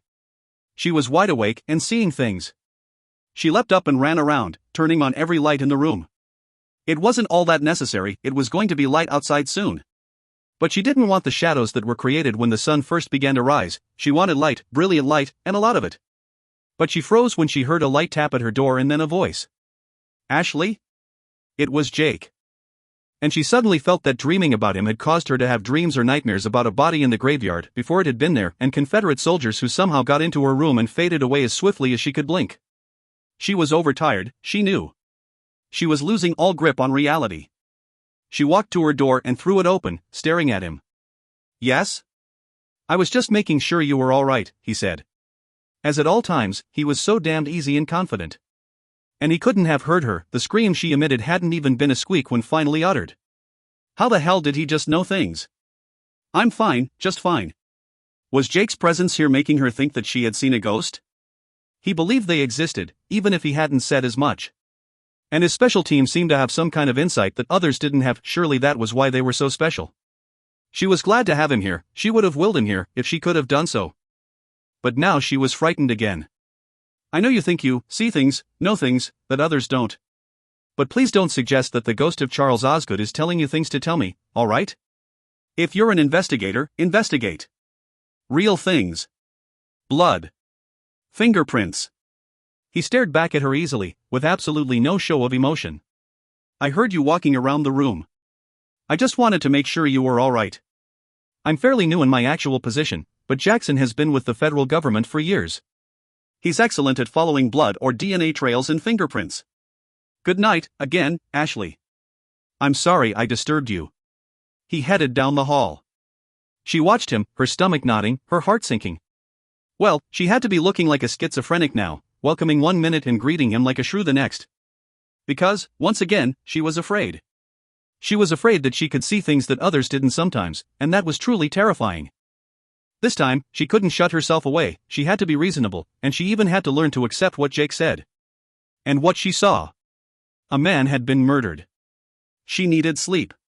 Ashley decided to leave the lights on. It was nearly 6 now, she saw by the bedside clock. Daylight would come quickly, but until then, she would be glad of the lights. And the television. A television would distract her. But when she turned on the television, she saw Jake. They were repeating a newscast. She started to change the channel, but she paused, listening to him, his strong and authoritative manner, and the way he pegged the pretty anchorwoman. She had to smile. She changed the channel. It seemed that half a dozen channels bought footage from Marty Dean's newscast. There was Jake, once again. She hit the remote. And again. He couldn't possibly be on Nick at Night. She hit the changer until she came across Dora the Explorer, and at last, satisfied, and hoping that maybe she'd even learn some Spanish through her subconscious mind, she eased her head down on her pillow. And slept soundly and without dreams intervening. Jake took time to speak with Jackson and Angela, choosing the study for the privacy it offered. He briefed them on the events that had occurred before their arrival, and Jackson told him about the last of the interviews. "It's absolutely amazing that no one saw anything," Jackson said. Jake shook his head. "No, not really. I mean, obviously, I wasn't here for this reenactment, but I've been here before when they've gone on. There's so much confusion. There's black powder in the air everywhere. When the fighting is over, everyone is paying attention to the riverside porch where Ashley and her grandfather are speaking, finishing up the event. It's a patriotic moment. Everyone sings the battle hymn of the Republic." "Did you know Charles Osgood?" Jackson asked him. "I met him a few times years ago. He was part of the outfit, but his stepfather was alive back then, and so Charles wasn't asked to take part in the battle. There are only 6 Confederate roles to be played, and there is a strict pecking order to who gets to do what when. We need that pecking order written down," Jackson said. "Here's the strange thing, from what I've understood so far. Charles shouldn't have been playing Marshal Donegal. The role should have gone to Ramsey Clayton, but Charles was apparently causing a stink about having to play a Yankee. They were short a Yankee, and Ramsey decided to let Charles have the honor and play a Yankee himself." Jake realized that they were both staring at him. He sighed. "Slavery was obviously wrong, but for some reason, it's more romantic to be a rebel now. Especially if you are from the South." "Don't look at me like that." Angela chuckled. "Hey, I'm from Virginia. I've seen plenty of Civil War roundtable." "Me, too," Jackson said. "Then why are you staring at me like that?" Jake asked. "I was staring at you because it seems that Ramsey Clayton is the first man we have to investigate," Jackson told him. He cleared his throat. "Get anything you can on the man off the computer. See if he made any waves anywhere, angered anyone." Jake nodded. "But first let's head down to the local police station. I want to see that our use of their forensics department is going to be respected." Jake nodded again. He didn't really want to leave the house, but he usually accompanied Jackson on their police liaison. "By the way, nice handling of the media," Jackson said. "Oh? I thought I walked onto a live broadcast?" Jake said. Jackson grinned. "Apparently, it was bought by several stations. Anyway, you handled the anchorwoman well. I knew her. Great. I'd bet big time that she'll be traipsing around here a lot. You can take the press on this one, too." "Sure. It's hardly my expertise." "No, you just didn't know it was your expertise," Jackson told him. "I'll meet you in front in 5 minutes," he added, rising to leave the room. Angela was still there. She looked like an angelic piece of fluff, but she could handle a Glock as if she'd been a shooting champ for 100 years. She set her hand on his. "I'll be here," she told him. He grinned. "The place is riddled with ghosts, isn't it?" "Probably," she said. "Have you met any yet?" "I haven't tried. But I promise I'll be getting right on that. And," she added, a curve to her lips and a light in her eyes, "you know me, I usually need a little time and quiet. God knows why most ghosts are shy of disbelievers. You'd think it would be the other way around. You'd think Charles Osgood's spirit would be around here somewhere," he said. "You never know who lingers and who moves right on," Angela said. "Remember, death doesn't make the soul all-seeing. Sometimes, ghosts don't know what's happened, we all know that." "Great," Jake said. "Death is as confusing as life." "Don't worry today," Angela said. "I'll keep my eye on your Miss Donegal and her grandfather, of course." "Thanks," Jake told her. "Want to tell me about it?" Angela asked him. He shrugged. We were close, intimately close. Her father died, but I knew when he first went into emergency, and I shouldn't have. And I related a dream I just had about him, in which he said how much he loved her and that he was all right, and 2 seconds later the nurse walked in to say that he was dead. In that moment, I became a pariah. Angela nodded sympathetically. That's why we learned to keep our own counsel. But you're okay, right? Yes, I swear it. Don't worry about me. I'm working, and my emotions won't sway me in any way, he assured her. Our emotions always sway us, Angela told him. Just so long as they sway us in the right direction, we're fine. He left her, ready to head to the front of the house. But he heard noise in the dining room and stepped in. Ashley was there, pouring herself coffee from the samovar on the buffet. Ashley, can you get me a list of the Yankees and the Rebels who took part in the reenactment?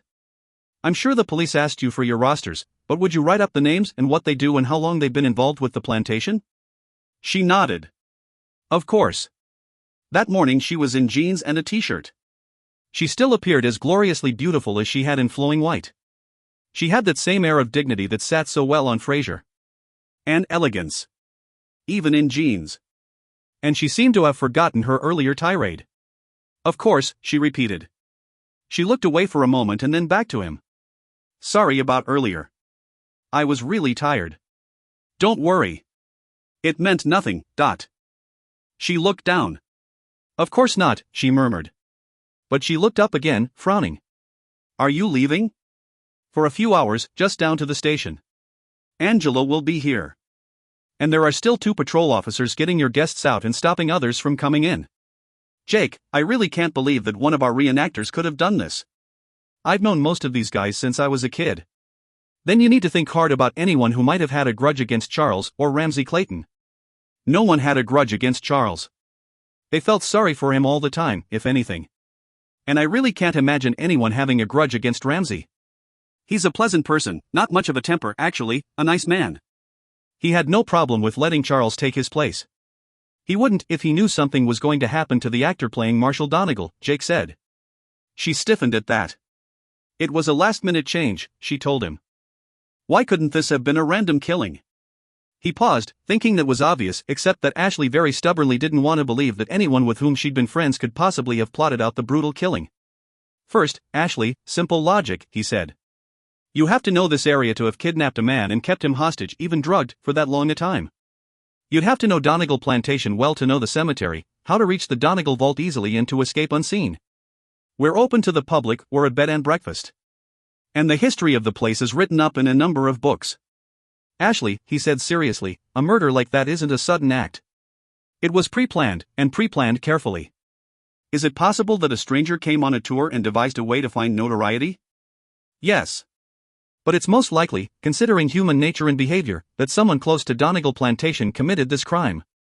I'm sure that law enforcement will look at all angles, but we, the team, specialize in behavior. He broke off. He didn't want to tell Ashley bluntly that they would also be seeking those who weren't still living for help and even the events that occurred in the past that caused someone to act a particular way in the present, and so, we'll put our focus on those who were close to the family in Donegal Plantation. I'm sorry, but I honestly believe you're going to have to accept the fact that someone you know is a murderer. You could be wrong, she said. He had to grin ruefully at that. Damn, you're still stubborn as hell. Think about it again, about everything I said. A random act of violence wouldn't explain someone holding a man drugged and hostage and then killing him with a bayonet as your ancestor was killed. But you could be wrong, she insisted. He didn't answer. I'll be back soon, he told her. Jackson was waiting for him in the hall. He drove, and as he headed out, he looked back in the rearview mirror as Donegal Plantation became smaller and smaller, and disappeared in the trees. He didn't want to leave. Not while someone was still out there. This, Beth commented, is sad. She and Ashley were at the dining room table. All of the guests were now gone, including Justin, who had taken his family into New Orleans. At this point, it was definitely going to be better to think about his children enjoying the zoo and the aquarium than hanging around Donegal Plantation. Ashley looked at Beth, frowning. Well, of course, it's sad. A man is dead. Beth shook her head. No, the 2 of us sitting here, drooping on our elbows, getting nothing done. That's sad. Ashley sat back. They asked me for a list, I've done the list. I've checked on my grandfather, he's actually sleeping. There are 2 guys in uniform hanging around outside, and I'm not sure what else to do. Well, I'm going to cook. Beth stood up.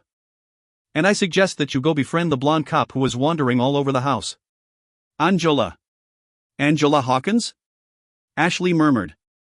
That would be the name of the blonde cop or fed or whatever we have walking around, Beth told her. Go on. I'm going to occupy myself. Alone. Go find the investigator. Maybe you can help her. Ashley rose. All right, she said. She left Beth and looked through the rooms on the ground floor. Upstairs, she saw the door to Angela and Jackson's room was open. Angela was inside, sitting on the bed and staring into space. Ashley approached the door. Hello? She said. The woman started and looked at her, and then smiled. Hello. This is a beautiful place. Absolutely beautiful. Thank you. I'm sure it's full of legends, Angela said. You bet. Want to share a few? Oh, Lord, well, there are supposedly several soldiers wandering around. We had an actor die of a heart attack in the 1940s, I believe, in the barn. Members of the Donegal family have died of old age. So, let's see, we're supposedly haunted by Unionists, rebels, actors, a World War I cavalryman who died in France but made his way back here. The house was built in the early 1800s, so we've decades of ghosts running around, Ashley said lightly. Then, of course, we have the rumored ghosts who really can't possibly exist, not here. Every plantation is supposed to have the beautiful slave girl who poisoned the mistress and was then hanged from one of the oaks. But it didn't happen here. Not that way, anyway. I've had guests, however, who swear they've seen her. Well, sometimes people see what they want to see, don't they? Angela asked her. And sometimes, what they don't want to, Ashley replied. Really? Finding Charles, Ashley said, looking away. It wasn't what she had meant at all. She had just met this woman. And maybe it wasn't such a good idea to remain with her. Well, she said awkwardly, thank you for being here. It's what we do, Angela said. Ashley inclined her head. Thank you anyway. I'll let you get back to whatever you're doing. Excuse me. Ashley. Angela called when she would have walked away. Ashley paused. I'm not sure what Jake told you, but we were banded together because we learned how to blend our intuitions with logic, and even to analyze our dreams. Don't let any of that scare you. If you let yourself turn fear into careful thought, you'll discover just how much you may know yourself. I don't know who killed Charles, and I don't have a logical or even illogical thought on what might have happened. I wish I did, Ashley said. She gave Angela a forced smile. I'm here if you need me, Angela said. Thanks, Ashley told her and waved, walking away. She wasn't sure where to go, and she found herself returning to her own room. She lay down on the bed, remembering that she'd slept no more than 2 or 3 hours. If she tried closing her eyes, maybe she would sleep. What now? The world was strange, they were waiting. Waiting for what, she wasn't certain. The police seldom captured a murderer immediately, and they were in a very bad position here, since they depended on tourism and their guests to keep the place afloat. Ashley. The whisper of her name brushed her ears, and she didn't trust the sound was real, or if it was all in her mind. She kept her eyes closed. What? She demanded crossly. You hear me. I know you hear me.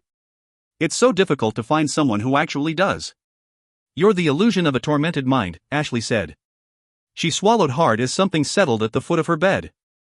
Don't do it, don't open your eyes. She commanded herself. Look, I'm trying to help you. I swear. You're my great, I don't know how many greats, granddaughter, and I'd never hurt you, not for the world, but I'm afraid for you. If you're afraid for me, go away. You'll give me a heart attack. Or the police will have to collect me and put me in a straitjacket if you don't, Ashley said, still keeping her eyes tightly closed. Donegal women are not cowards. He said. I'm not a coward. I'm trying to stay sane. Open your eyes, young woman. She did so. She blinked. She wanted to scream, but, of course, she couldn't. Her throat was locked. And he looked so damned comfortable. He sat on the edge of the bed, a handsome man. His hair was a darker blonde than hers, long and actually curling around his neck. A large-brimmed, plumed hat sat atop his head, and he had brilliant blue Donegal eyes. His uniform appeared to be new, and in pristine shape, and bore Louisiana militia insignia. A scabbard held his sword in place around his hip, even as he sat, the sheathed sword at an angle. He stared at her. She stared at him. Eventually, the lump went down in her throat. She wondered if she was dreaming again. She didn't think that she was. She could feel the pillows beneath her head, and the fabric of the sheets she lay upon. Daylight was streaming through from the balcony. She could see the sky beyond. She was awake, and she pinched herself to prove it, feeling a bit ridiculous as she did so. "You really see me?" he whispered with pleasure. "You're in my mind," she told him. "Maybe, but you see me." She hated to deny a man such evident pleasure at so simple a thing. "You're a ghost, haunting Donegal Plantation," she said flatly. She groaned. "No, haunting me." "Why me?" "Because it's in you, it's always been in you to reach me. And I've tried to reach you forever." She didn't know that you could startle a ghost, but apparently you could, because he jumped when she suddenly sat up. She stood then and walked around, turning away and turning back. He didn't disappear. "You've been in my dreams," she whispered. "Easiest contact," he told her. She shook her head and then approached him, angry. "Then, you knew. You knew someone was going to kill Charles. Who is it? Damn it, tell me what's going on, and we can solve this. What did you see? What do you know?" He rose to meet her. He was really quite the swashbuckling figure, and she could see where he had been an impressive man until he'd gotten himself killed. "Nothing," he said. "What?" "Nothing. I know nothing. Look, a ghost can't be everywhere at the same time. I've had this odd feeling for a long time that something was going to happen. Something bad. I've tried to reach you, to make you see me and be careful." "You had a feeling?" she demanded incredulously. "You're a ghost." "I'm the ghost of the man I was, and the essence of what I was is still what I am," he said flatly. She blinked, trying to make sense of what he was saying. "Explain that." "What remains is the soul," he said. "And the essence of our being. The body is fragile, it ages and it dies. But the soul, the energy of what we are, is what we always were." He searched out her eyes and tried again. "We learn through the ages, through everyone we watch. I've seen generations come and go, and I've shed tears that no one sees through many a tragedy. I touched your father once, but he does not remain. He went with your mother when the call came." Her parents had gone on. She missed them, so much, still. The beginnings of tears tightened her throat. She steeled herself, wondering if she could possibly be speaking to the ghost of a long-dead ancestor, or if the events had just become too much for her. "You watched all that, but you didn't see who killed Charles?" she asked. "No. I was with you and Fraser on the porch. I love the reenactments. Now, that is. But the first few years of my ghosthood, I was a bitter fool. I really was. I owned slaves, yes, it was a way of life, and we didn't really know any better. Really. I was bitter when we lost the war. I was bitter when the carpetbaggers came down. Then I began to learn. I began to watch the world as the years went by. I could see that I'd been not a fool, but utterly ignorant to many truths in life.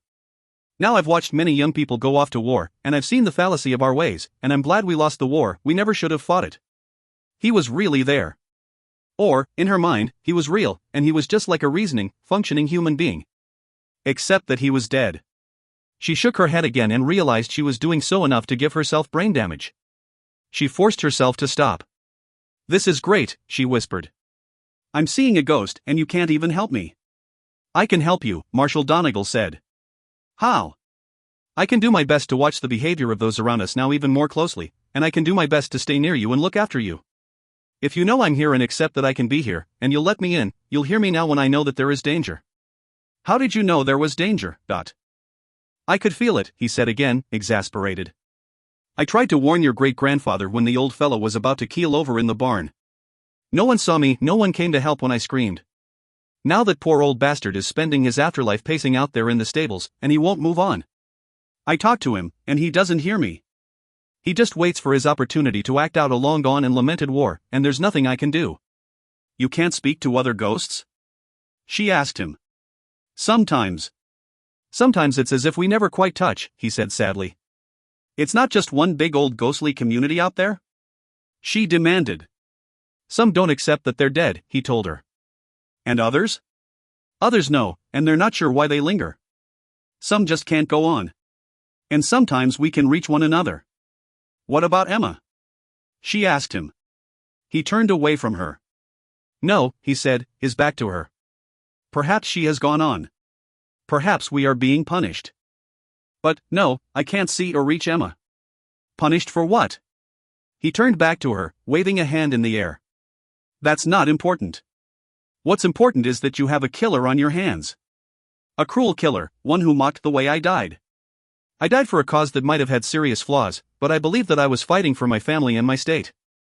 Why should we be mocked so? We? The Donegal clan. You think someone killed Charles to hurt the family? The days of cotton and sugar being a means to all ends has long passed. The plantation survives on the guests who come. Donegal does well because there are always visitors. If the place becomes known as the site of a heinous recent murder, the people will not come. Oh, well, that may not be true, Ashley said dryly. It may attract more. It will hurt, I believe. She pointed at him. You're not really a ghost, and I'm not really seeing you. You are a creation of my subconscious, and your logic telling me that I can figure this out if I think hard enough. I'm afraid I'm not going away. I'll just ignore you. Then you'll be behaving in a most foolish manner. Think about the day, about the event. Think about the men involved, Ashley. Your friend is right, and you know it. Someone close to Donegal Plantation committed that murder. 7. No hairs, no fibers, nothing on the bastard but the wool of his uniform and fluff from a pair of cavalry gloves, Colby said, disgusted. And, of course, there are so many fingerprints on the tomb, we can't begin to sort them. Same thing with tire tracks, there are none close to the cemetery wall, and there are thousands in the gravel and the road out front. We have begun to sort them out, but it will take a great deal of time, and when we have them, what will we have? The man was clearly frustrated. There was absolutely no sign of a struggle. There's no sign that Charles Osgood was dragged to the tomb. Science isn't going to point us straight to the murderer on this one, and we need warrants to just go digging into the personal effects of the hundreds of people who might have been around. He was killed with a bayonet, so getting a judge to move on collecting the weaponry used at the reenactment has been a piece of cake, but once we go beyond that, well, it will be hard to pinpoint the fellow, not unless he strikes again, or gets careless. Let's hope he doesn't strike again, Jake said. Well, of course. It doesn't look like a serial killing, does it? The way I see it, someone had a grudge on Charles Osgood and found a way to really drag out his death. We're grateful, Detective Mack, that your officers began collecting all of the rifles and bayonets used by the men in the reenactment, and that you've been so gracious to share information, Jackson said. Profiling isn't an exact science. We all know that. And we don't believe we're dealing with a serial killer either, but still, finding someone who holds a grudge, even finding out if there was a perceived slight to someone, can often help point law enforcement in the right direction. Detective Colby nodded. Fine. We'll track down people. We can narrow the field, but it will still be a big field. He was quiet a minute. I heard you all did a damned good job in New Orleans. Some of the information seems to be a bit vague. Do you people mind read, or something like that? We explore history in time, and history as it pertains to individuals, Jake said smoothly. He had a feeling that with Colby, they'd be thrown out if they were to mention the fact that they sought out ghosts. Detective, Jackson said, we're truly grateful that you're allowing us to work with you. I believe that the cemetery was thoroughly searched when Charles first went missing. When his body was discovered, he was still wearing his uniform, so he was held from the time he disappeared until he was found. He was apparently held in a drugged condition, and perhaps the murderer was able to go about his customary life while stashing his victim somewhere. But if we have alibis for the time before the body was found, we know he had only been dead for a few hours, tops, then we can eliminate those people and concentrate on the lies someone might be telling, or on alibis that might have a few holes in them. You know there were hundreds of people on that plantation for the reenactment, Colby said wearily. We're on it, but the manpower needed for that kind of investigation is great. He was quiet for a minute and said grudgingly, this is a sensational case. We're, grateful that you're here, too. Thank you, Jackson said. It's a needle in a haystack, Colby said. What about the bayonets of the men who were already gone that day? Jake asked. If the men were gone with those bayonets, they couldn't have killed him with them, Matt Colby said. If they were really gone, which, of course, your men will find out, Jake said. I don't think that any of the men who were playing Yankees who had left the property already are guilty, but I believe that 2 of them are local, Southerners who had ancestors who did choose the northern side. Once we eliminate, Jake began. We'll get every weapon. Every blade, Colby said grimly. They'll be wiped clean, of course. But sometimes, no matter how you wipe down a blade, the forensics folks can still find a minuscule dot of blood. I'm doubting it with this guy, though. This damned thing was planned out. Yes, it was, Jackson said. Matt Colby seemed pleased. Jackson agreed with him. How much of the property was searched by your men? Jake asked.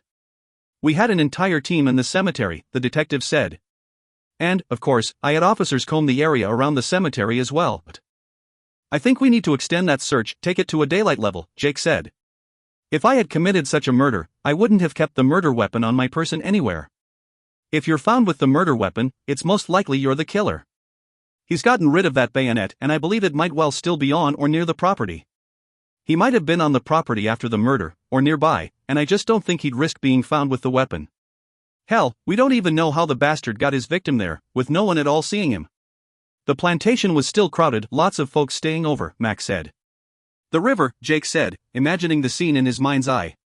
He might have come by the river. The cemetery abuts it.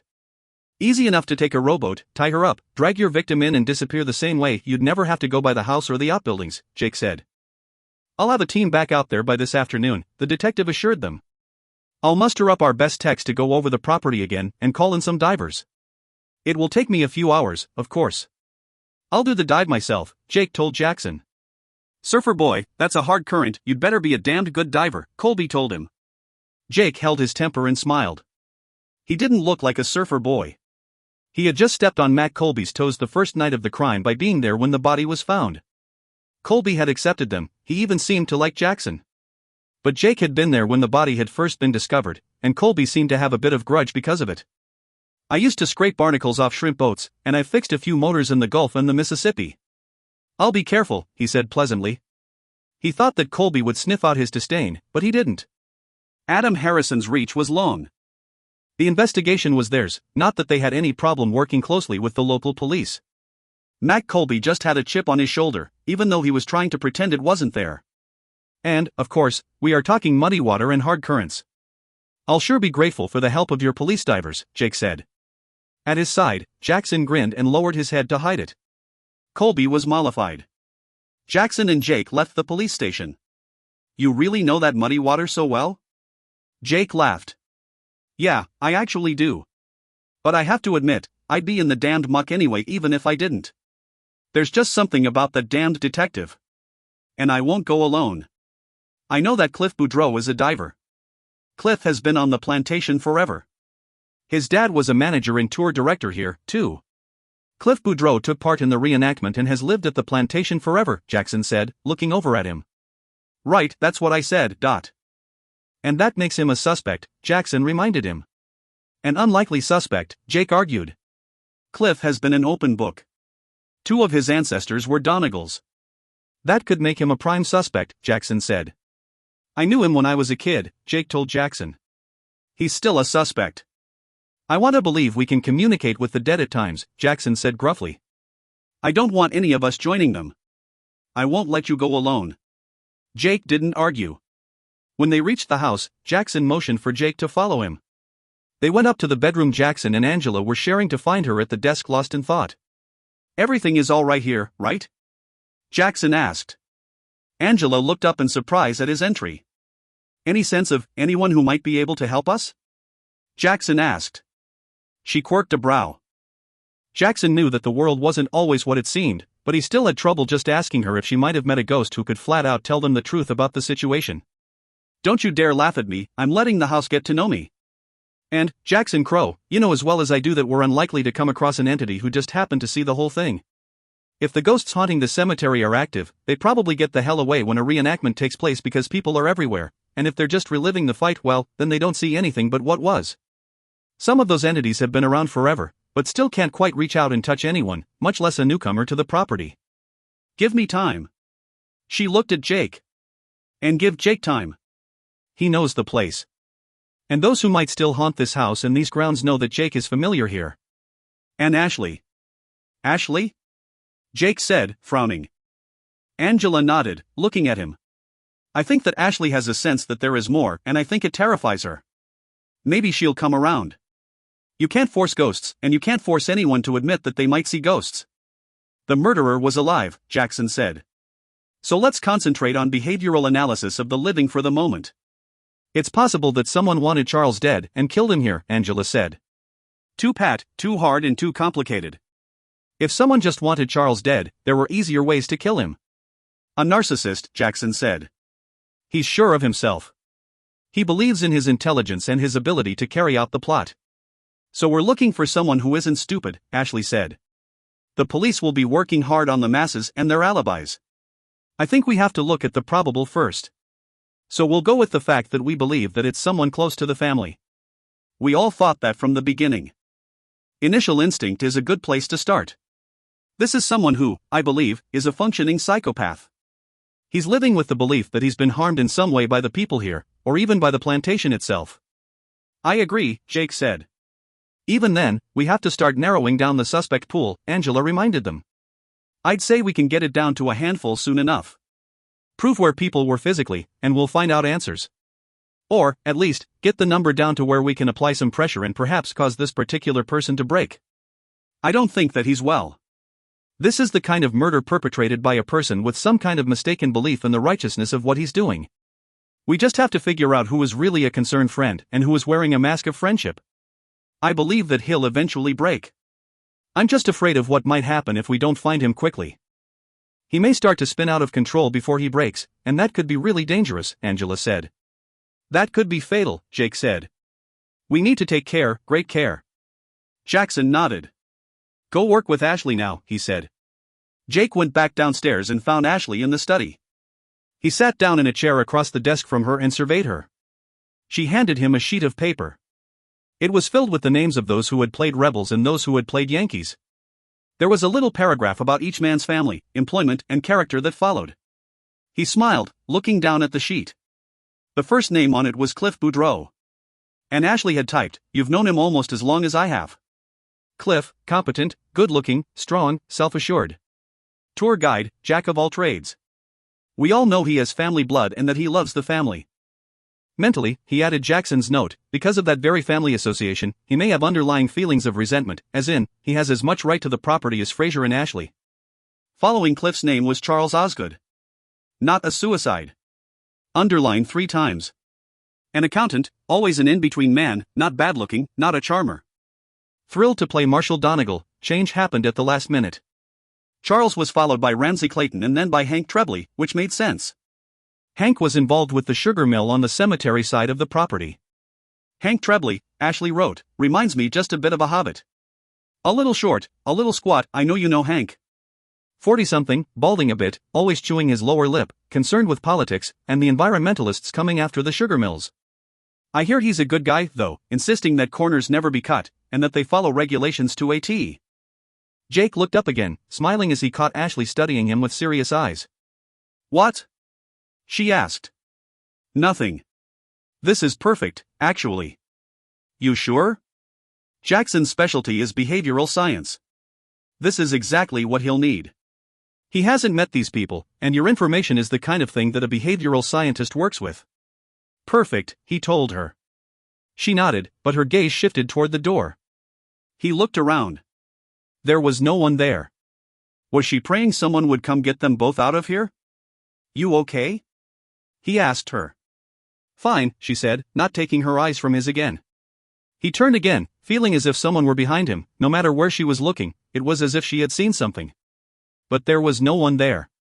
He looked into her eyes questioningly, but she had her hands folded on the desk, and she maintained eye contact. He looked back to the list. Griffin Grant, affable fellow, think you've met him, though his uncle used to do the reenactments. Adores the place and the playing, he's a CEO, VP? At a cable company out of New Orleans. Early 30s, good-looking, sharp and well-dressed, nice sense of humor, especially considering the fact that he's a total business geek. Toby Keaton, owns Beaumont, but you know that. Medium height, medium weight, early 40s, thinning hair. Our families have always gotten along well, starting from the beginning of the survival by tourism days.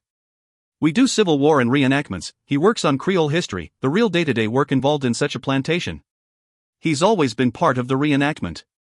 John Ashton, nice guy, his father did the reenacting in the old days. He's in his late 20s, bookish, glasses, even has special wireframes just so that they work for the reenactments. He runs a tour company in New Orleans, and has long been a good friend of the plantation. Jake looked up at Ashley again, seeing her and imagining the reenactments as he had seen them so many times before. He knew the positions the men would take, he could run it in his own mind easily. So, Charles winds up playing Marshall Donegal. The rebel troops are complete with Cliff, Griffin, Hank, John and Toby. Ramsey goes off to be a Yankee. Yes, Ramsey went off to join the Yankees, and that group included 2 locals, men you know as well. Ashley reached over to tap the paper. Michael Bonaventure, from New Orleans, bar owner, has a place off Royal Street, and Hadley Mason, an engineer from Lafayette. Justin Binder is from Philadelphia, and he was here with his mother-in-law and 2 children. He's a widower.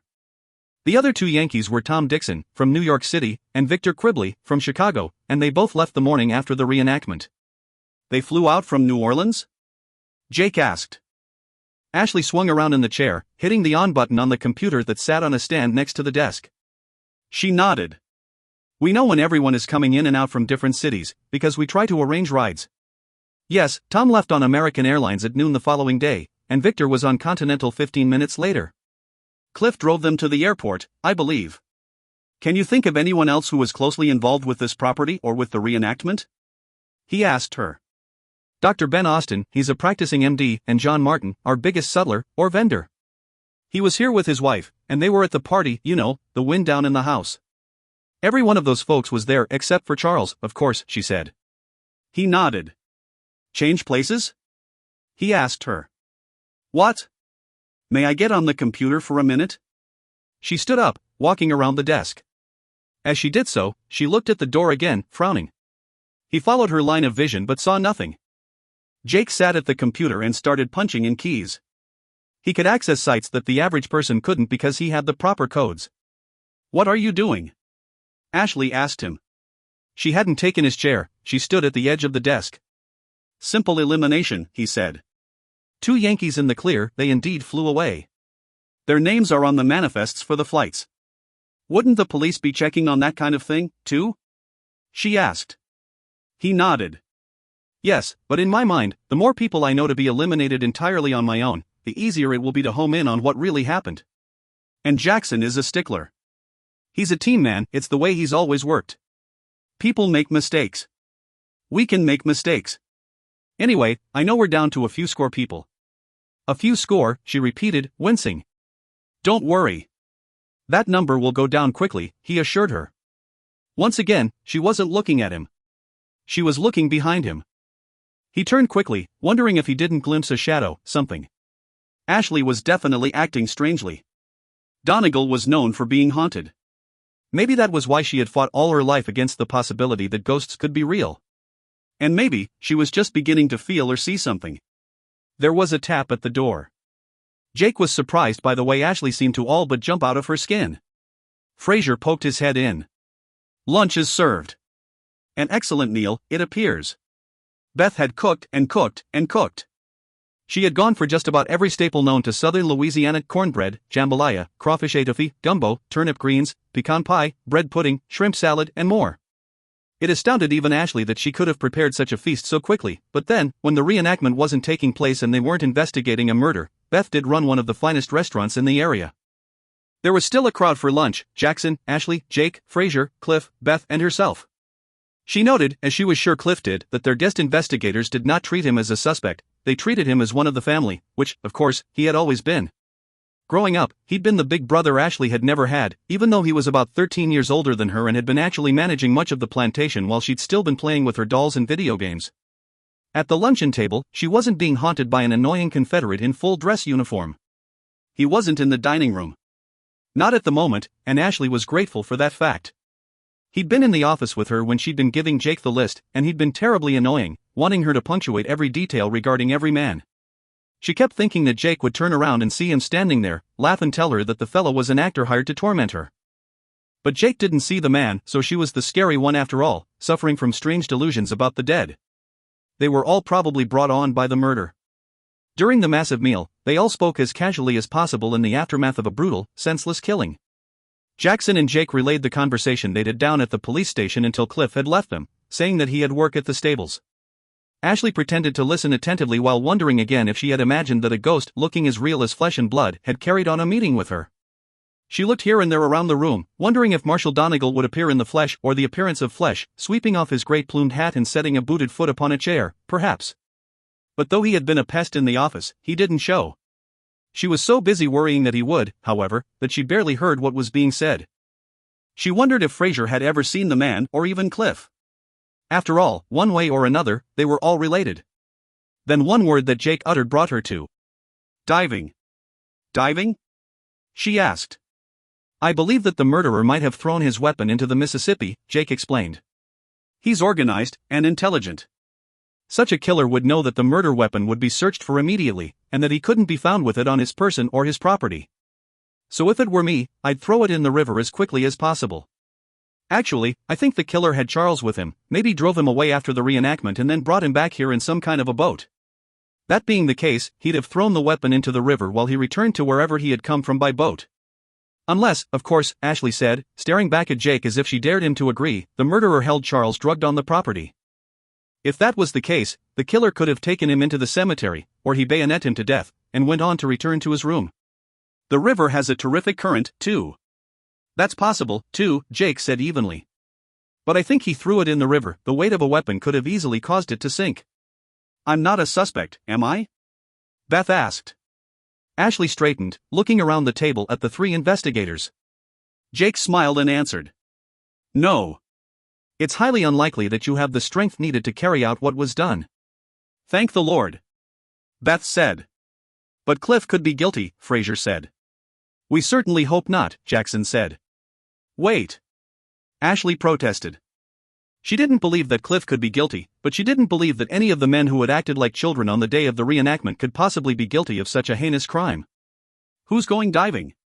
Aren't they sending out police divers? Yes, Jake said, frowning slightly.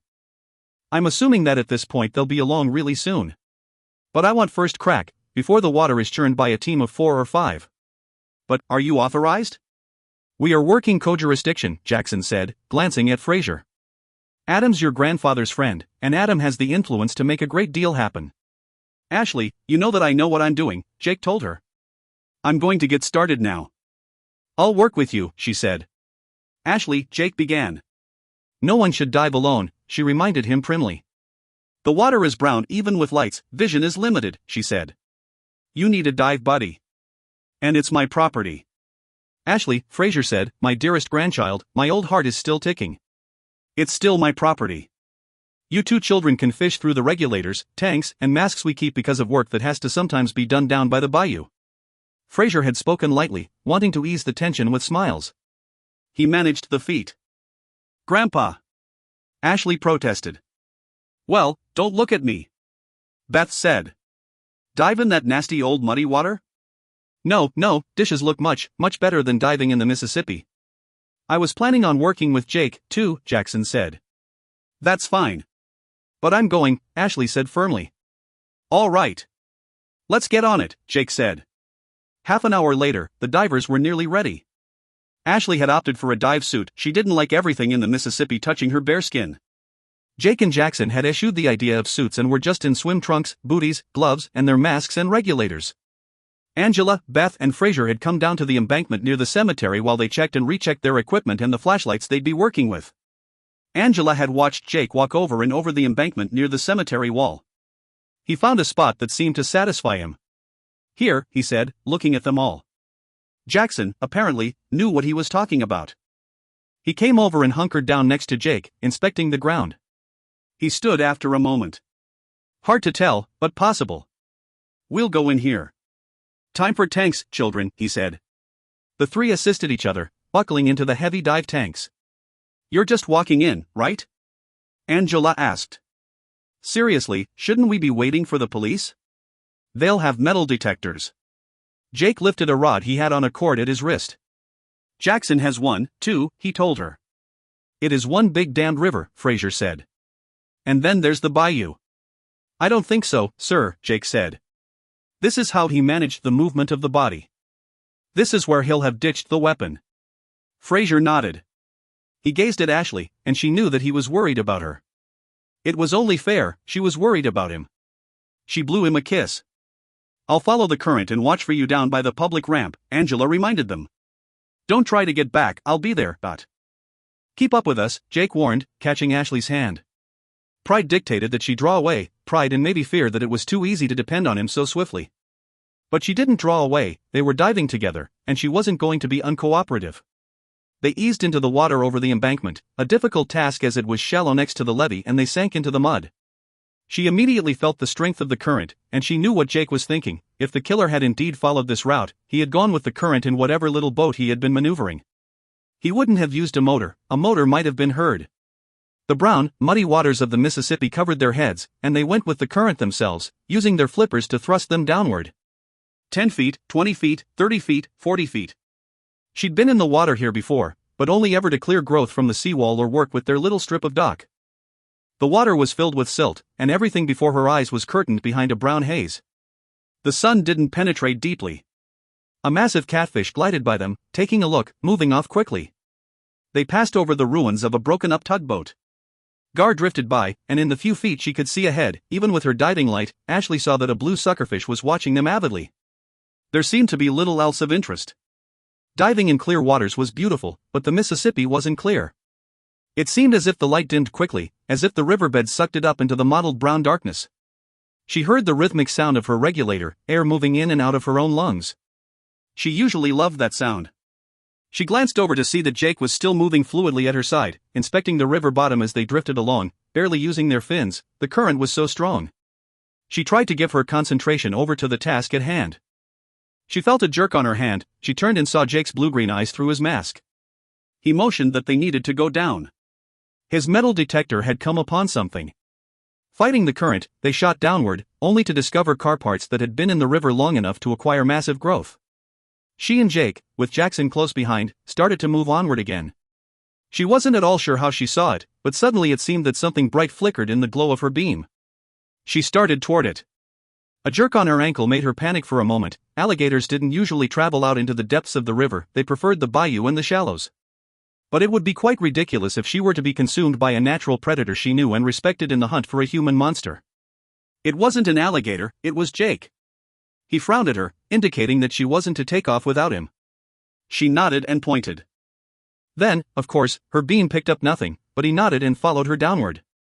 They were in an area of soft-packed mud and underwater growth. At first Ashley thought she had imagined the glitter in the water. It was dark, and with the current, once the muck was disturbed, it spread out, creating an even darker brown haze. Then she felt Jake squeeze her hand, and he indicated the metal detector. There was definitely something there. They had to move quickly, because the water around them was becoming browner by the second. There was nothing easy about maintaining their position in the water. They fought the current hard. But Jake was digging in the mud, and she did the same. There, beneath one of the plumes Jake had just started. She saw it. It was still in excellent shape. It looked as if it had just been set down on the river bottom. The 1853 Enfield rifle that shot a Burton Miniball still had its bayonet, which had surely glittered in the glow of her flashlight, soundly attached. It was the weapon that had been carried not just by the defenders, but by all of the Federals on the day of the skirmish that had taken place in 1861. It would have a 39-inch barrel with 3 grooves, and the stock had 3 metal bands, so that it was sometimes called the popular 3-banded rifle. Reproductions of the rifle were carried by all the reenactors. At the beginning of the war, it had been quite typical, appreciated on both sides of the great conflict. She pointed. Jake reached down a hand and collected the weapon by the stock. He nodded to Ashley and indicated that they head toward the riverbank. They emerged about 100 feet shy of the boat ramp. Sludging up the muddy bank, Ashley saw that Angela had been true to her word and was there leaning against Jake's car down by the public ramp. She saw them right away and came hurrying toward them, heedless of the marshy terrain. She had something in her hand, which turned out to be a large plastic bag of some kind, an evidence bag for the weapon retrieved. Angela, apparently, had had faith in their findings, while Ashley had to admit she hadn't expected that the 4 of them would find anything in the Mississippi. Of course, this team had probably been trained, but then again, she had been the one to spot the weapon. "You found it!" Angela cried, wrinkling her nose as she stepped into a deep pit and struggled to free her foot. "Ashley actually made the discovery without a metal detector," Jake said. He held the weapon out while Angela opened the bag. "Wait," Ashley said. They both paused, staring at her. She studied the weapon. The manufacturers of historical weaponry were good, really good. They could replicate weapons to a T. But there was something about this one. She didn't touch it, but she moved closer. Mud encrusted the weapon, and there was no choice. She delicately took a finger protected by her diver glove and dusted aside a speck of the mud. And it was there. Deeply, roughly gouged into the stock near the barrel, there were initials. She looked up at Jake and Angela, chilled to the bone. "This weapon is real." I mean, authentic to the period and our house. It belonged to Marshall Donegal. You can see his initials right there, MPD. He carved them by hand himself with his knife. Marshall Patrick Donegal. Interlude. He watched it again. There she was, that blasted reporter, talking to Jake Mallory. Mallory, so cool and solemn and yet easy with the reporter, revealing nothing at all. They didn't have good new footage to show. So far, none of the reporters or their crews had been allowed on the property, and thus they had nothing new to say. Of course, the world now knew that Charles Osgood was dead, and everyone everywhere was deliberating. It was absolutely amusing to discover just how many people were certain that a bitter Confederate ghost had committed the crime. Or even a Yankee. Hell, 4 Yankees had died on the property that day. Ridiculous. No one was putting blame where it belonged. Or maybe they were. The canned video was replaced by the reporter again, the pretty woman who seemed to have a hard edge. It was the hardness of a woman who wanted to rise in her field and was willing to do just about anything to do so. She'd sleep with the boss while making her cameraman traipse through dangerous territory before setting her pretty face in front of the camera. She'd sleep with the producer. He knew that look. He'd seen it often enough in the business world. With men, it just meant that they'd stab you in the back. With a woman, it meant that she'd do just about anything. The reporter's face was replaced again by the image of a sea of pictures. They were artistically angled in the shot, from clockwise, left to right: Fraser Donegal, Emma Donegal, Marshall Donegal and Ashley Donegal. Ah, and it seemed that the generations had taken DNA from all. Ashley looked like her great-great however many grandfather, and like Emma Donegal. All these decades later. The newscast ended. He should have felt satisfied. He'd caused the havoc he wanted. They were never going to catch him. There was just no way to prove that he had done any of this. But then the newscast changed. There was a this just in. Alert. The reporter came back on. Anchorwoman Marty Dean identified herself again and announced that police believed that they had the murder weapon, an historic Enfield rifle once owned by the Civil War master of Donegal Plantation, Marshall Donegal. Tests were being done by forensic experts, seeking proof that the weapon, pulled from the Mississippi, had indeed been used in the murder. Naturally, Marty's station would be right on the investigation, bringing news about the heinous events at the plantation the second they became available. He clicked off the television, startled. The weapon shouldn't have been found so quickly. He had left no traces. He had ditched the damn thing in the Mississippi River, and he had been careful in every possible forensic way. He paced, trying to calm down, and he did. They had the weapon. Even if they found old Charles's blood, they could never trace it to him. Even if they knew how he had gotten there and killed the man, they couldn't trace it to him. Pity, though. The image must have been so brilliant, the dead man dead. Blood dripping. He'd been in Marshall Donegal's uniform. The possibilities for amazing ghost stories were endless. He sat down again. It wasn't enough. It wasn't going to really choke the life out of the place. So, they'd be watching the cemetery. And they'd be watching the river. There was always the bayou, and before you reached the bayou from the house, there were endless trails with pines, giving way to marshland. It is well that war is so terrible, lest we should grow too fond of it, he whispered aloud, quoting Robert E. Lee, the country's greatest general. He smiled, his faith in himself restored. It is well that bloodletting is so complicated, because it is so actually sweet and entertaining. He said. The killing was the best. 8. The Enfield and bayonet had been turned over to the forensics lab, and there was nothing to do on that angle but wait and determine, of course, how the priceless family heirloom had gone from its glass-encased place of honor in a small attic museum that guarded such precious pieces into the hands of a murderer, and then into the river. Fraser was horrified. Of course, it had never been locked up. They didn't lock up their artifacts at Donegal Plantation. Marshall Donegal had been buried with his dress sword, but not the Enfield rifle he would have carried into the war. At his death, Emma had kept the weapon above the fireplace in the rear parlor, should they come under attack again at any time. It was most likely that she kept it there until her death in 1890. One of her children had probably moved the rifle and other artifacts from the mid-1860s to the attic. Fraser knew that his father had been the one to purchase the box it had been displayed in now. No one had even known it was missing. When they all returned to the house, he asked Ashley a dozen times at least if she was sure that the weapon they had found had been Marshall Donegal's, and he had gone upstairs himself to assure himself that the box was empty. It was. The reality of the Mississippi River was that it was not the nicest place in the world to dive. Returning to the house, once the initial questions were asked and answered, Jake hurried up to his room and straight into the shower. He was sure the others were doing the same. But he had barely stripped out of his swim trunks when there was a knock at the door. He frowned, wrapped a towel around his waist and went to it. He opened it a crack. Ashley was out there. She had stripped off her dive suit and wore a terry robe over her bathing suit. Her hair was still damp and tangled from the water, but she looked restless and uneasy. He opened the door fully without moving aside. "What? Is anything wrong?" he asked. She looked at him with her huge sapphire eyes. It was suddenly impossible, despite the 5 years that had passed since they'd been together, not to feel an uncomfortable rise of his libido. God, he'd loved her, always. Not true, he tried to correct himself. Once, she had been a bright, entertaining, but annoying little precocious kid. But not long, she'd caught up so quickly. And when he had realized that he'd teased her the same way boys had teased girls they had secretly coveted since the beginning of time, he had just fallen head over heels. It was the sapphire of her eyes, maybe. The perfection of her skin, the softness and the glitter in the color of her hair. Ah, but that was just lust. He'd loved her tomboy antics, the way she could ride, race, challenge, laugh, and argue her side of any matter. It was the sound of her voice. "Well, a man is dead," she said flatly. "Killed, with a family heirloom." He started, his reverie fading. "Yes, we all know that. Is something wrong? I need to take a shower." He was a fool, of course. She was standing there, he was standing there. He was naked beneath the towel, she wore flimsy pieces of a bikini beneath a terry robe.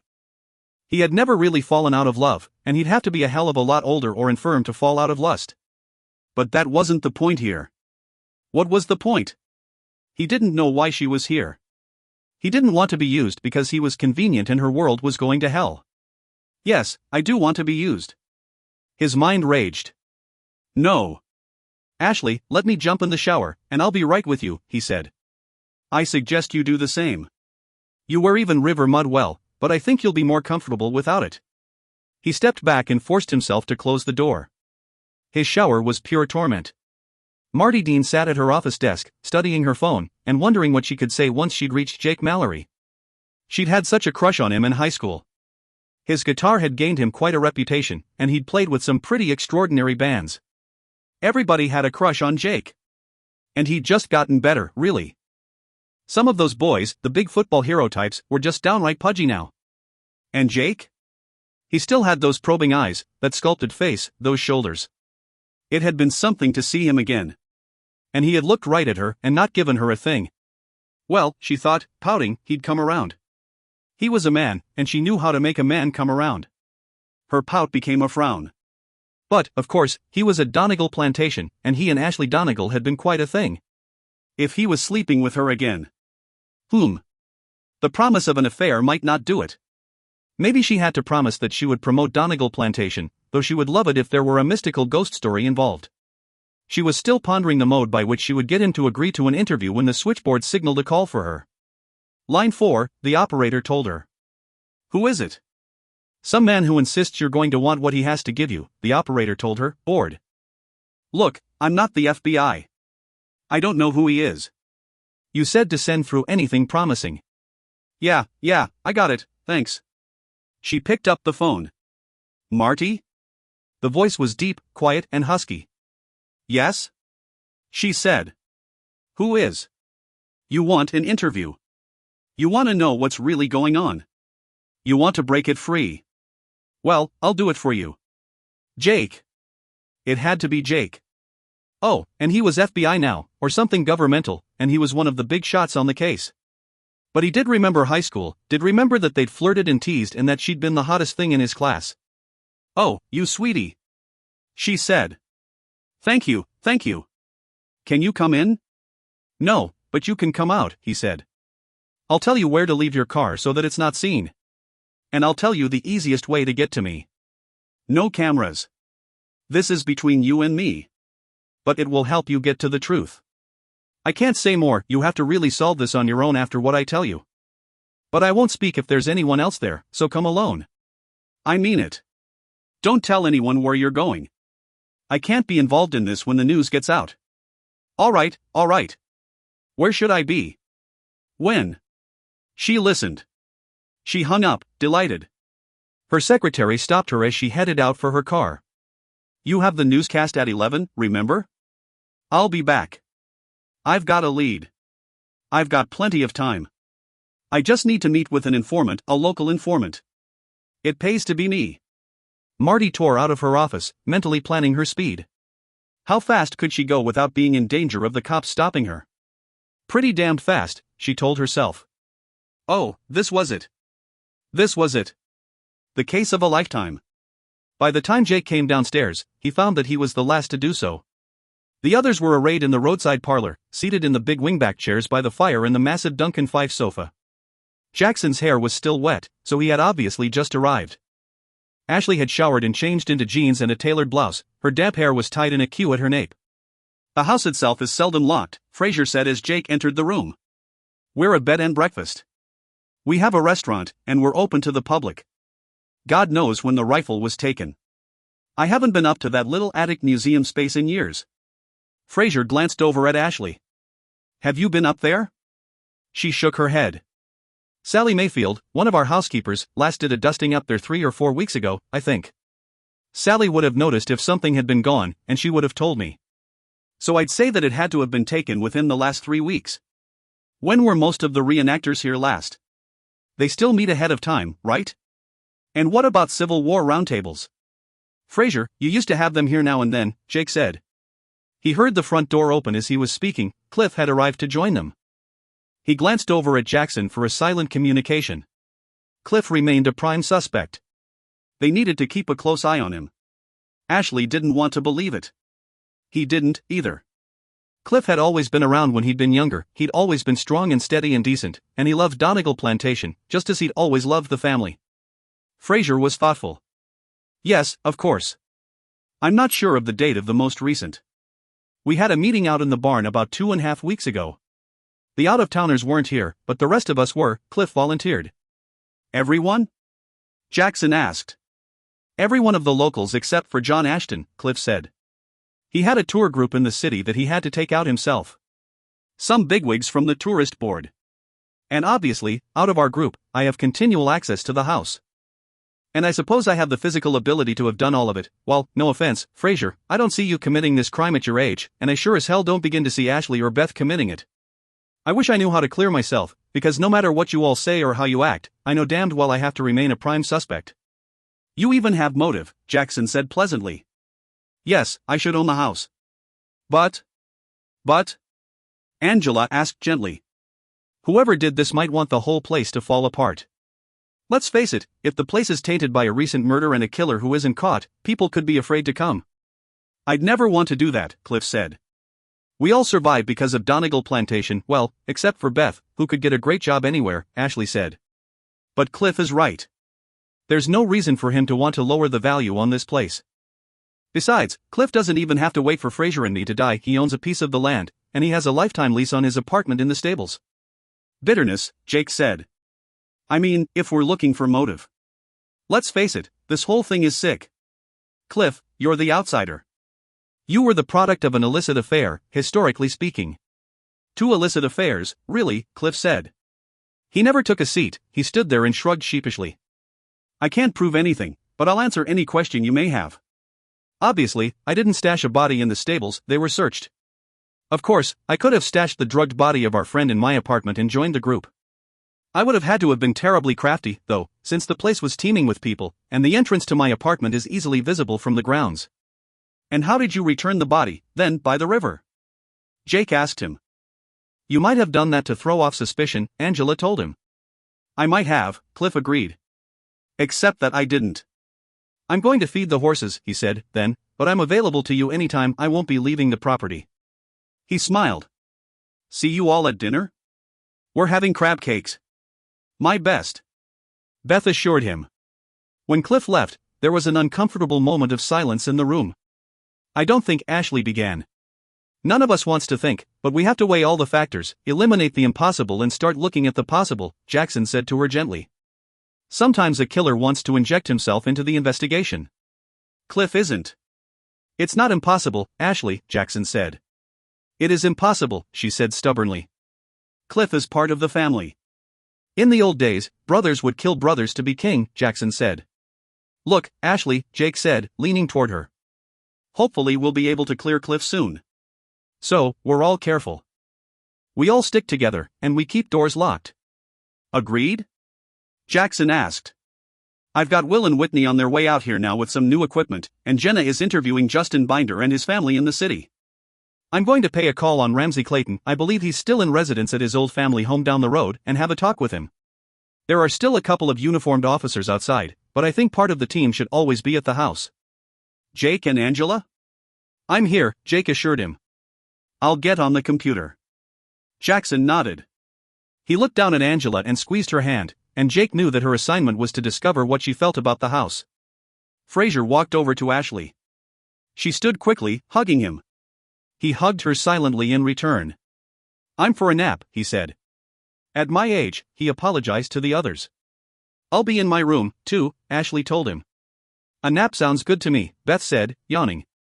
And then dinner. Angela laughed. Oh, my God, after that delicious lunch you prepared. I'm not sure I'll be able to eat dinner. I'm going to search the house. Combine a little work with exercise. Search for what? Ashley asked her.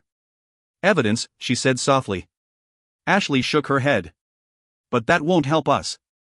Every man had access to the house at some point. What evidence could we possibly find that would be evidence? And the cops have been here, too. I never really know what I'm looking for, Angela said. She glanced at Jake. But it's good to walk around and think and look, and then you sometimes find what you didn't know you were looking for. If that makes sense. I'll be in the study, he assured her. If you need me. Beth and Fraser headed for the stairway, arm in arm as they walked up the stairs.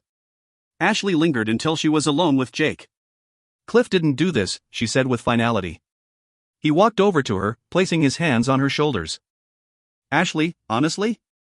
I don't think that Cliff did it, either. But it's not going to hurt to be careful, to be with someone, to keep the doors locked, right? I can be careful, she murmured, bowing her head. He lifted her chin gently so that she met his eyes again. Hey, he told her huskily. Remember when we first decided we wanted a rock band and we set up out in the stables? The poor horses. Cliff never said anything. He just moved the drum set into the front yard and told us that birds like music more than horses, especially heavy metal. She smiled. My father let us move the drum set into the old smokehouse. Her smile faltered. Jake, my father has never come back from the dead, she said. He was puzzled. She wasn't angry with him, and she wasn't even turning away from him or trying to escape him. I never meant to hurt you, he said. Well, I probably managed to hurt myself, she murmured. You scared me. You really, really scared me, she told him. She was silent a moment, looking at him. But you should know. My father isn't here. She flushed as if she had said more than she had meant to. She backed away from him. I'm going to go to my room, she said. Into the land of digital reality for me, he told her and headed off into the study while she walked toward the stairs. The subtle, almost elusive scent of her perfume lingered, and he had to force himself not call out her name, not to draw her back to him and demand that she understand. Time had done nothing to lessen his feelings for her. He wanted to hold her, he wanted the truth. He wanted to make the losses and traumas of her life go away. And that, of course, was impossible. They could do their best to find the killer. That was what he could do for her, he thought. But when he sat behind the desk in the study, he didn't turn to the computer. He sat in the chair, scanning the space around him. Where are you, damn you? He whispered aloud. Emma Donegal, I saw you. You knew something was wrong. You wanted me here. Please, won't you come and help me now? Ashley headed for her room, still feeling a flush on her cheeks.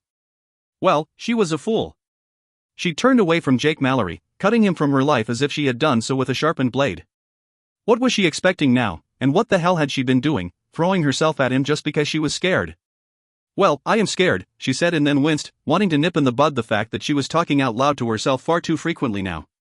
She threw herself down on her bed and closed her eyes. She didn't see him, she didn't feel anything at all, but she knew that Marshall Donegal was there. You have to go away, she said. You were trying to make me look like an idiot in the study, and I was a nervous wreck all through lunch, thinking you'd make me do something stupid.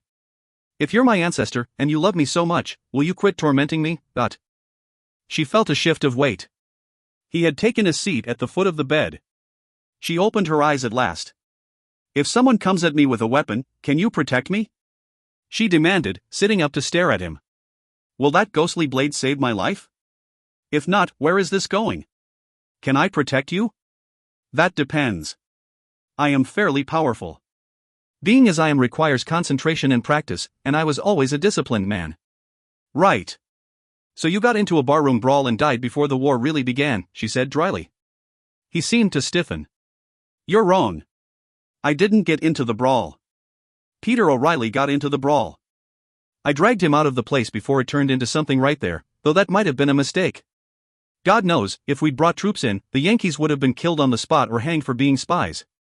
But I didn't want murder committed. Hell, I lost my own life because of it. O'Reilly? Ashley asked. That would have been Charles Osgood's great-great-great-great step-grandfather, right? Marshal Donegal nodded, rising and walking to look out on the river. He lifted his hands. I lose track of the generations, but, yes. He wasn't a bad fellow, just the kind who was quick to anger and to feel an affront. He was eager to whomp those Yanks. He survived the war. I saw him here once, when he came to pay his respects to Emma. He was minus his left leg. It made him a different man. Emma was sorry for him, of course. She offered him work. But he went into New Orleans and became a printer. Even so, do you think that someone's ancestor knew this and thought it was a justice that Charles should die since his ancestor brought about the whole thing? Maybe one of the Yankees. Ashley suggested. One who perished? Marshall asked her. Possibly. I mean, if the rebels more or less caused it all because of Peter O'Reilly, and 4 of the Yankees died, maybe it was a sick kind of late-blooming vengeance. Even I'm aware, perhaps more so than anyone, that the war is long, long over, Marshall said.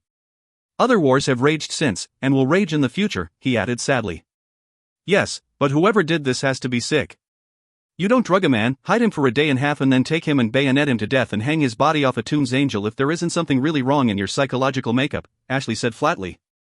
Why would someone avenge someone after 150 years? Marshall demanded.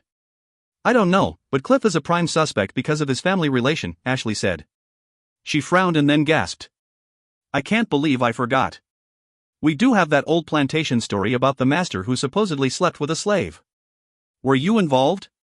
He was quiet, and he gave her a curious, sad smile. Not me, and not any plantation master, he said quietly. But you know who? Haven't you ever studied the records? He asked her. Of course, but the baby who was Cliff's great-great whatever just seemed to appear, and he was raised by Harold Boudreau and grew up after the war on the property. After the war. I was dead, remember? Yes, but there's no exact age on what records we do have, she reminded him. The records for the slaves on the property were kept at the chapel, and the Bible recording all the births disappeared sometime during the war, so the lists we still have don't have birth dates on them. Cliff's great-great-great-great, I believe, grandparent wasn't a Donegal man. Then, who? She asked. It was Emma, he told her quietly. Words and numbers seemed to blur Jake's vision, but he did feel that he was gaining ground. Cliff Boudreau could not be eliminated. Nor could Ramsey Clayton. John Ashton was easy to eliminate. There were pictures of him in New Orleans on the web the day following, and he had gotten an interview on one of the local channels to talk about the history surrounding the city and to plug his own business. He had been on an evening show that broadcast at 7, and he had been going to give a tour that night that included the broadcaster. It didn't take long to verify the fact that he had led the tour, as he had said on air. He hadn't been at the meeting that had taken place approximately when the Enfield rifle and bayonet had most probably disappeared. In like fashion, verifying their location at the time the drugged but still living form of Charles Osgood had been taken into the cemetery and murdered, he managed to clear the field of all the Yankees except for Justin Binder. Tom Dixon had attended a party with his wife and children in New York that had gone on till midnight, and Victor Quibley had already been in Austin, Texas, on a business matter. He looked at his remaining list and his notes. Cliff, no one wanted it to be him. Ramsey, had he set up Charles Osgood? Hank Trebley, why? Sugar interests. Toby Keaton, okay, so he owned Beaumont, the Creole plantation next door, but he was never in competition with the Donegal family, or it didn't appear that it could be so. Griffin Grant, no amount of searching showed exactly where he had been, other than that he had shown up at his office for the usual workaday world on Monday. He hadn't even taken the day off, as so many had. 3 others to look at would be the Sudler, John Martin, Justin Binder, who had stayed in New Orleans at a chain hotel, and Dr. Benjamin Austin, who lived in Francisville and had not had office hours after 5 on the day that Charles had actually been murdered. He sat back for a minute, closing his eyes. They could be way off. Anything could have happened. But he was pretty sure he was on the money, and he knew that Jackson would agree with him. Eliminating the household, Beth, Ashley and Frasier left those who were closest to the household. He knew Ashley, and if he hadn't known her, he'd still know that no one could have acted the terror she had shown when he had come upon her. Frasier couldn't have pulled it off physically. Beth had no interest in the family, she hadn't even really understood the history behind what was going on, and she didn't have the strength to manage the feat, either. He'd pulled up everything he could find on her on the computer anyway, she couldn't have any determination to avenge a long-ago ancestor. Her family hadn't been anywhere near the United States during the war. So, using logic, it seemed to be down to Griffin Grant, Cliff Boudreau, Ramsey Clayton, Hank Trebley, Toby Keaton or, less likely but still possible, Dr. Benjamin Austin or the Sudler, John Martin. He put the last two at the end of the list. Concentration first, Ramsey Clayton and Cliff Boudreau. How in hell to prove that it wasn't Cliff? He looked at the phone on the desk and noted that there was a button to call directly to the stables. Cliff answered quickly. Yes? Cliff, I'm going to be honest. I want to eliminate you as a suspect. Would you be willing to let a forensics team go over your apartment and car? There was silence, dead silence, on the other end. Then Cliff answered him, his voice tight and hard. Whatever it takes, whatever it takes. Bring it on, my friend. As he hung up, his eyes on the desk phone, Jake felt that someone was watching him. He looked up, and his breath caught in his throat. It might have been Ashley in her attire for the drama they played out at Donegal Plantation. But it wasn't. It was the woman he had seen in Jackson Square in New Orleans before he had even known that he was going to be coming out to Donegal Plantation. Emma Donegal. He could see the door through her misty form, but he could also see her face clearly. It wasn't as if he could really hear her voice, and yet he could, it was inside his head. Come, she said urgently. Please, come. He forgot about Detective Matt Colby and the call he had intended to make to get Cliff's apartment searched. He followed the ghost out of the office and through the house. And on out to the stables. Cliff was there, sweeping hay from the slab of concrete in front of his door. He looked up at Jake with guarded eyes. Are you doing the search? Cliff asked him. Jake felt about 2 feet tall. He had known Cliff for years, he could remember many more occasions with the man than what he had mentioned to Ashley. Cliff had patiently corrected him and taught him about riding, horses, shooting and the plantation itself dozens of times throughout the years. They'd gone out in alligator season together, and Cliff had taught him that even if the creatures were predators, they had their place in life. They had to be hunted to control the population, but they didn't deserve to be tortured because man had unbalanced nature. A clean kill, a good shot between the eyes. That was the way to kill a gator. He had taught him other things. Things like balancing his weight with that of the horse he was riding, how to sit a jumper and how to calm a horse when they ran into a bear in the woods. He'd taught him how to hunt fowl, and, in return, Jake had taught Cliff how to hold a cue and shoot a break that could nearly clear the table. No, Cliff, honestly, it's because I want you cleared. I don't want anyone who doesn't know you the way I do not knowing that they can trust you, Jake said. Cliff studied him and then nodded. He leaned on the broom. You come out to go after Ashley? He asked. You ask me, she shouldn't be out alone right now, but. The ghost of Emma Donegal had disappeared when he'd reached the stables.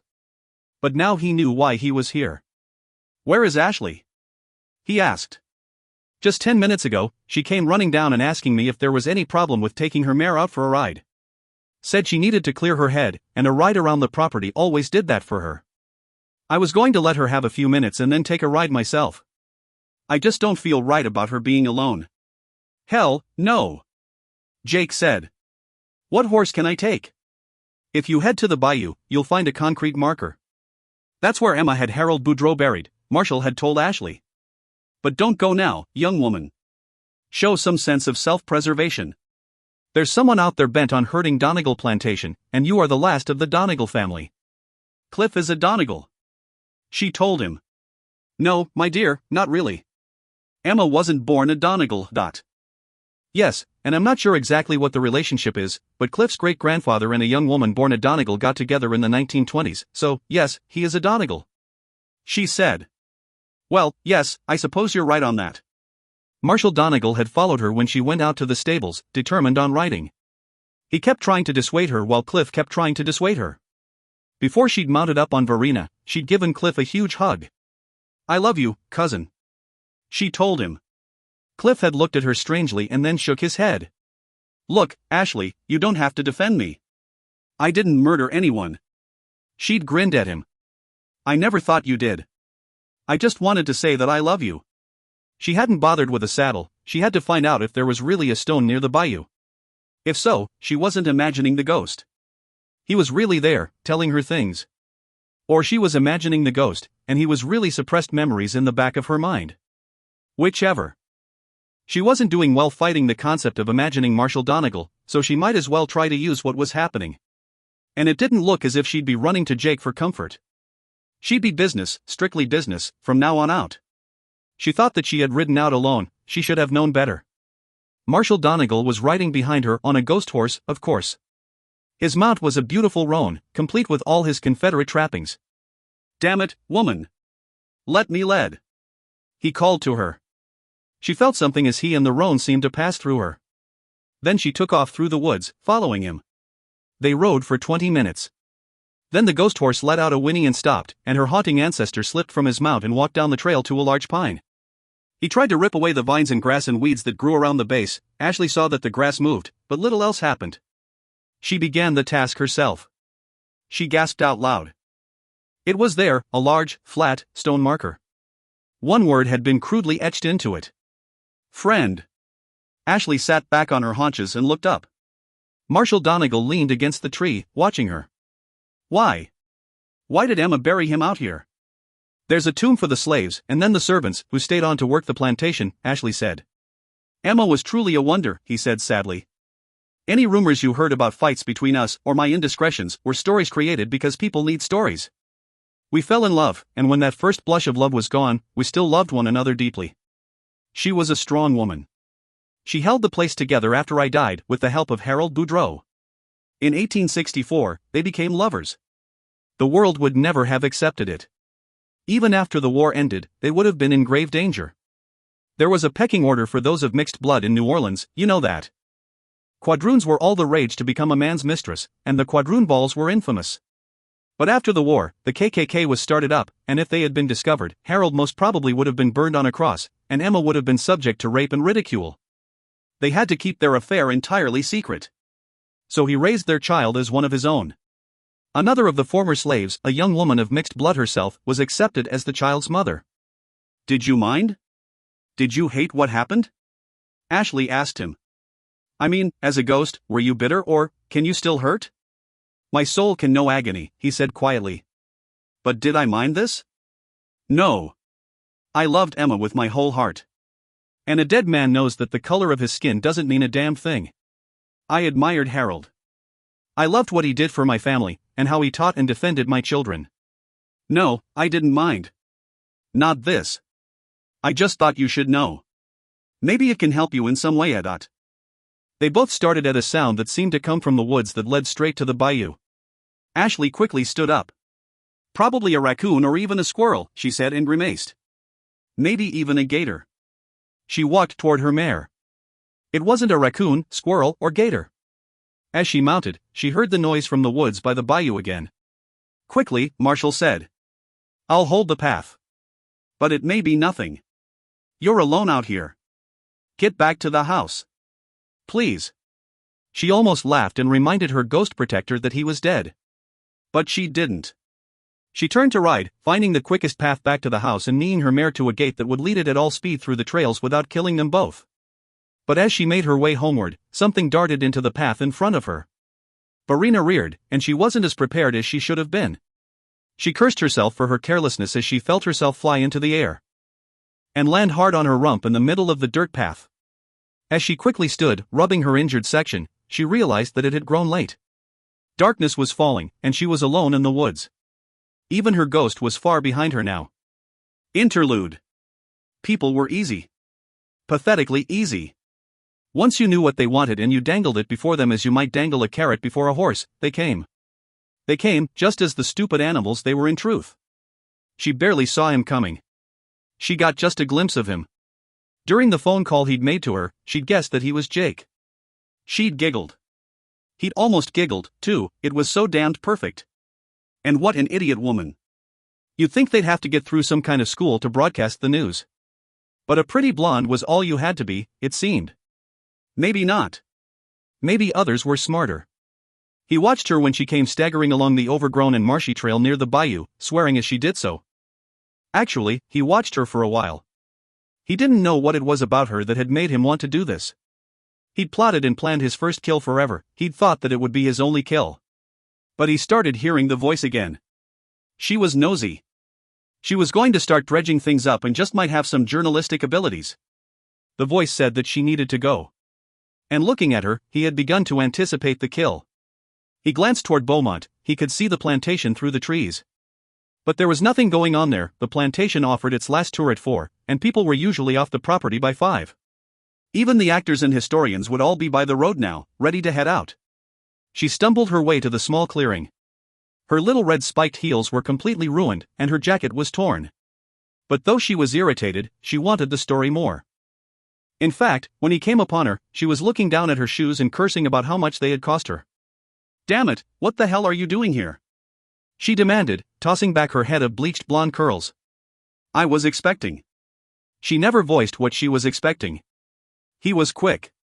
The needle got her with such speed that she barely gasped, much less managed to get out a scream. As she fell, he heard the horses. He heard the rummaging over on the next trail. He had to move with speed. He rolled her down to the true swampy area just before the bayou. He held her head under in just a half-foot of water. She didn't struggle. She was out, and she was easy to kill. When she was dead, he couldn't help but roll her over. He smiled, looking at her face. That pretty, bitchy face, all clotted with mud now. Her lashes were slipping. False lashes, she'd been all makeup and hype and selfishness. Actually, he'd done the damned world a favor. She wouldn't look so good on the 11 o'clock news now. Of course, they wouldn't find her right away, and they wouldn't expect to find her out here. But somebody was out here now. He had to move. And move quickly. 9. She stood in gathering twilight, cursing her mare for throwing her. Poor mare, it wasn't her fault she had been startled. Scared. "Damn you, foul rodent!" she cried into the bushes. She swore softly, it was time to walk, and walk quickly. "Last time I follow a ghost into the woods." She muttered. Was it a ghost? Was there really a ghost? Or did she have deep-seated memories that she needed to address, and seeing the ghost of Marshall Donegal was a way of doing it? That would be a good one for a shrink. Maybe, just maybe, people did see ghosts. And maybe it was some kind of a gift, and she'd been far too terrified to ever recognize the possibility before. Jake had that gift, that sixth sense or intuition. And when he'd come to her with it, she had simply panicked. Well, too late on that one. She paused, she heard something coming from the pines and brushed closer to the bayou. Gator? It was unlikely that one of the giant crocodilians she'd known all her life was going to come this far in off the bayou and stalk her. She quickened her pace.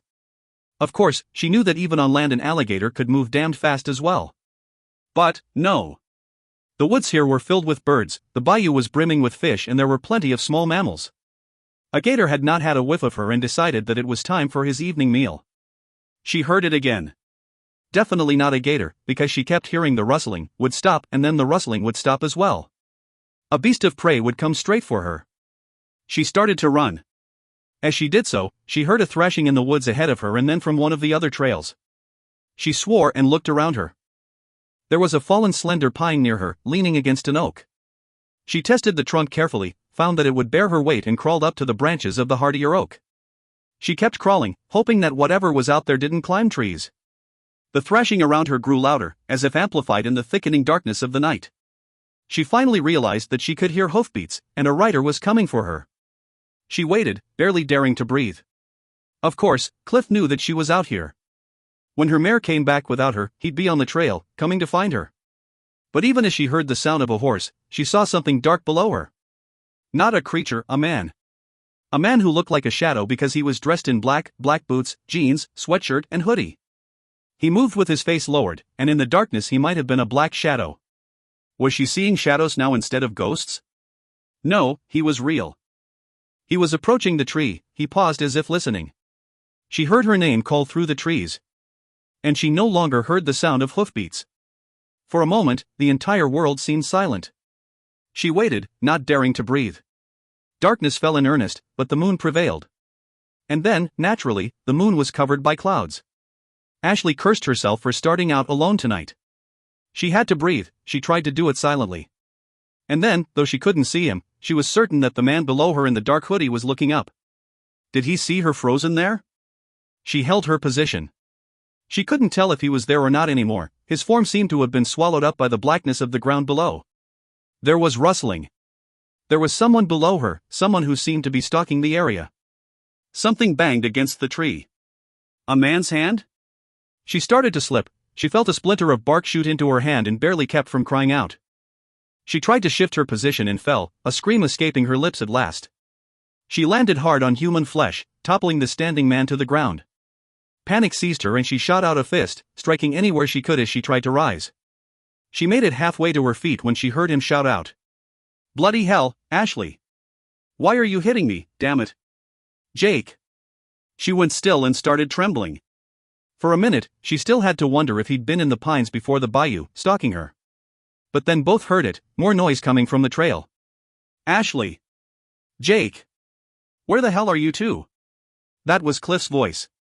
And from the bayou, another voice. "Hey! What's going on in there? I have a gun, and I know how to use it." Jake scrambled up, half knocking Ashley over but then drawing her to her feet. A light suddenly glared into the darkness, and they both raised their hands to protect their eyes.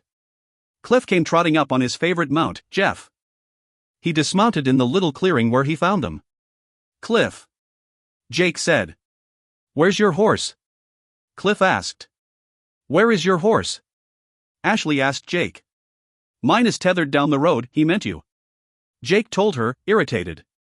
"What the hell are you doing, skulking around in the woods by yourself? Jesus, Ashley, how much of an idiot are you?" He was clearly upset, but he took a step back. "Damn it, I would have thought that you had some sense." She heard the safety slide on Cliff's shotgun, and she felt a millisecond of fear again. She was wrong, Cliff was bitter, and he was going to shoot her in the woods. "Someone is coming," he said. A minute later, his shotgun aimed at the clearing, Toby Keaton came into view. Seeing them, he lowered his weapon. "What is this? A family meeting? You guys scared the hell out of me.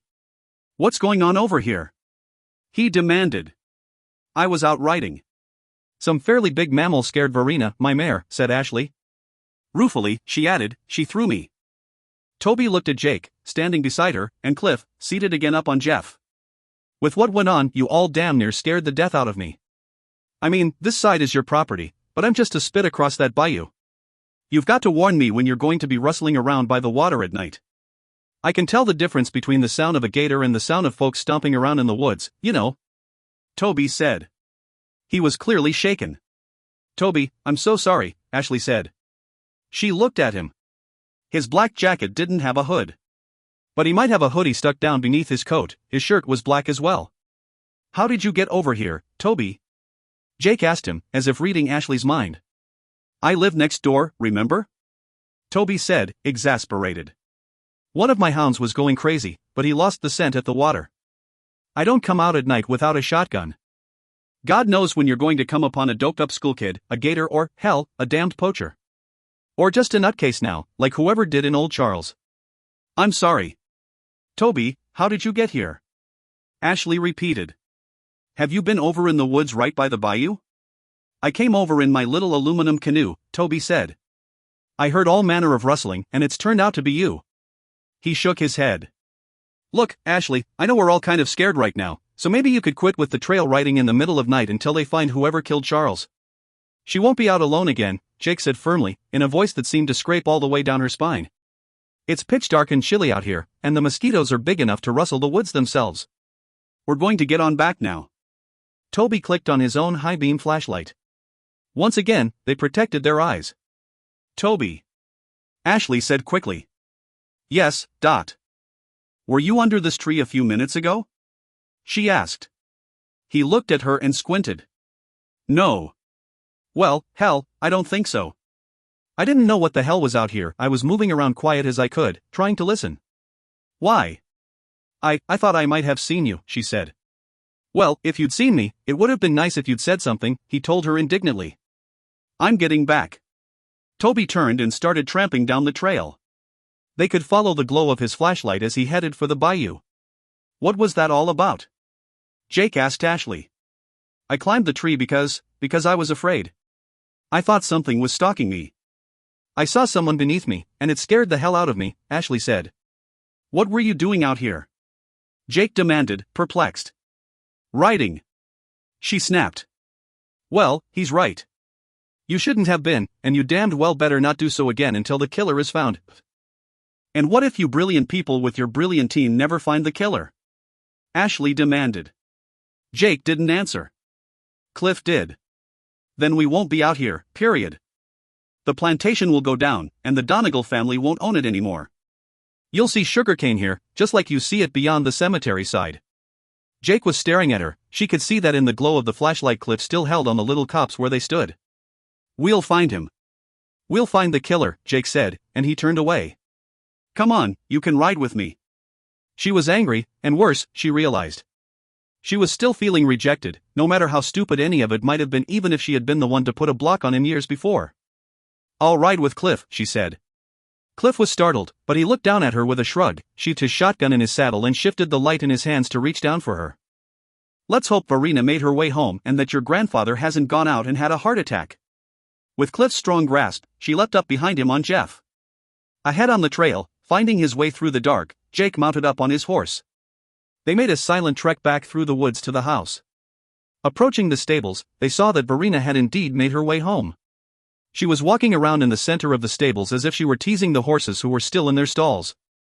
I've got the horses, Cliff said gruffly. You get in the house, Ashley, before Fraser realizes that you're not around anywhere. She started toward the house. Jake was right behind her. She felt him come closer and closer, but she didn't realize he was going to stop her until she felt his hands on her shoulders. What the hell were you really doing? He demanded. Writing. I do it all the time. Right after a corpse is found in the cemetery. She turned around and stared at him. A murdered man. He said with some force. Look, this is my house. I live here, and I don't think I'm under suspicion by anyone's standards. I'll write when I feel like writing. She told him. She was startled when she suddenly saw him take a breath and smile. What? She demanded. I'll just talk to Fraser, he said and walked past her. Damn it, Jake, stop. He did so, turning back to her. I heard a rumor after the reenactment, she said. I heard that Emma Donegal was actually Cliff's ancestor and not one of the men in the family. She could never admit, not at that time, that she had an ex-slave, Harold Boudreau, for a lover, or that she'd given birth to a child of mixed blood. But she loved him, and I heard that there was a gravestone out there. She had him buried out by the bayou. I thought if I found the stone, it might all be real. I went to find it. He paused, watching her for a moment. And did you find it? Yes, it's there. It has his name on it, dot. The word friend was carved into it. He was quiet, and his silence seemed to scream that a stone that said friend didn't really mean a thing, and that it was incredibly stupid at this time to be wandering around in the woods looking for the headstone of a man who might or might not have been an ancestor's lover. Before they could argue further, the riverside door opened and Beth stepped out. There you are. Goodness, I was starting to get worried. Jake, Jackson got back, and he's looking for you. Crab cakes are on, and it's time for dinner. Ashley turned from Jake and looked at Beth, forcing a cheerful smile. Crab cakes. Better yet, your crab cakes.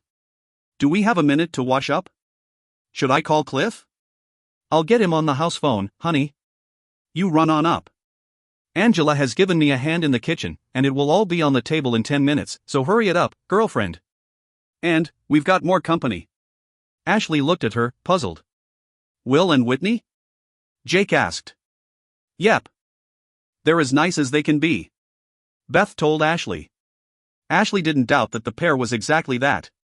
She was surprised to feel a little tug at her heart, created by the sound of pleasure in Jake's voice. His friends were there. Maybe Whitney was more than a friend. She suddenly felt out of step with his life and ashamed of herself. Jake had been the best friend in the world, she had loved him. She had turned from him. He deserved a little happiness. It will be great to meet them, she said. She flashed Jake a quick smile, and hurried on into the house. It was odd, but somehow the arrival of Will and Whitney, with all their paraphernalia, was like a breath of fresh air. A horrible murder had taken place, and they were in the midst of a rough investigation. But Whitney's vibrant personality made its mark on the solemn household. As they sat down to dinner, she explained the setup that she and Will had carried out. Don't worry, we haven't put cameras in anybody's bedroom, she said, but we do have the house nicely wired for sight and sound. Ashley, you haven't seen it yet, but there's a bank of screens in the living room. We have cameras aimed in both of the parlors, out to the front, out to the back, and over the cemetery. Tomorrow we'll set up over the stables. That way, we'll be apprised of any unwanted visitors on the property.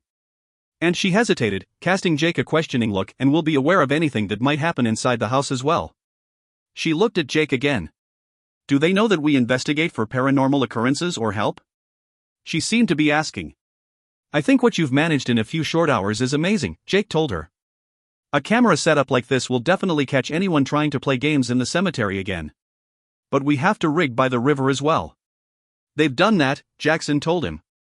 We got here at about the same time, and I asked them to make sure the back wall of the cemetery and the river were both in view on our screens. Did you have an interesting interview with Ramsey Clayton? Jake asked him. Ramsey swears that he gave Charles the role out of the goodness of his heart. He also said that he'll be back in New Orleans by tomorrow or the next day.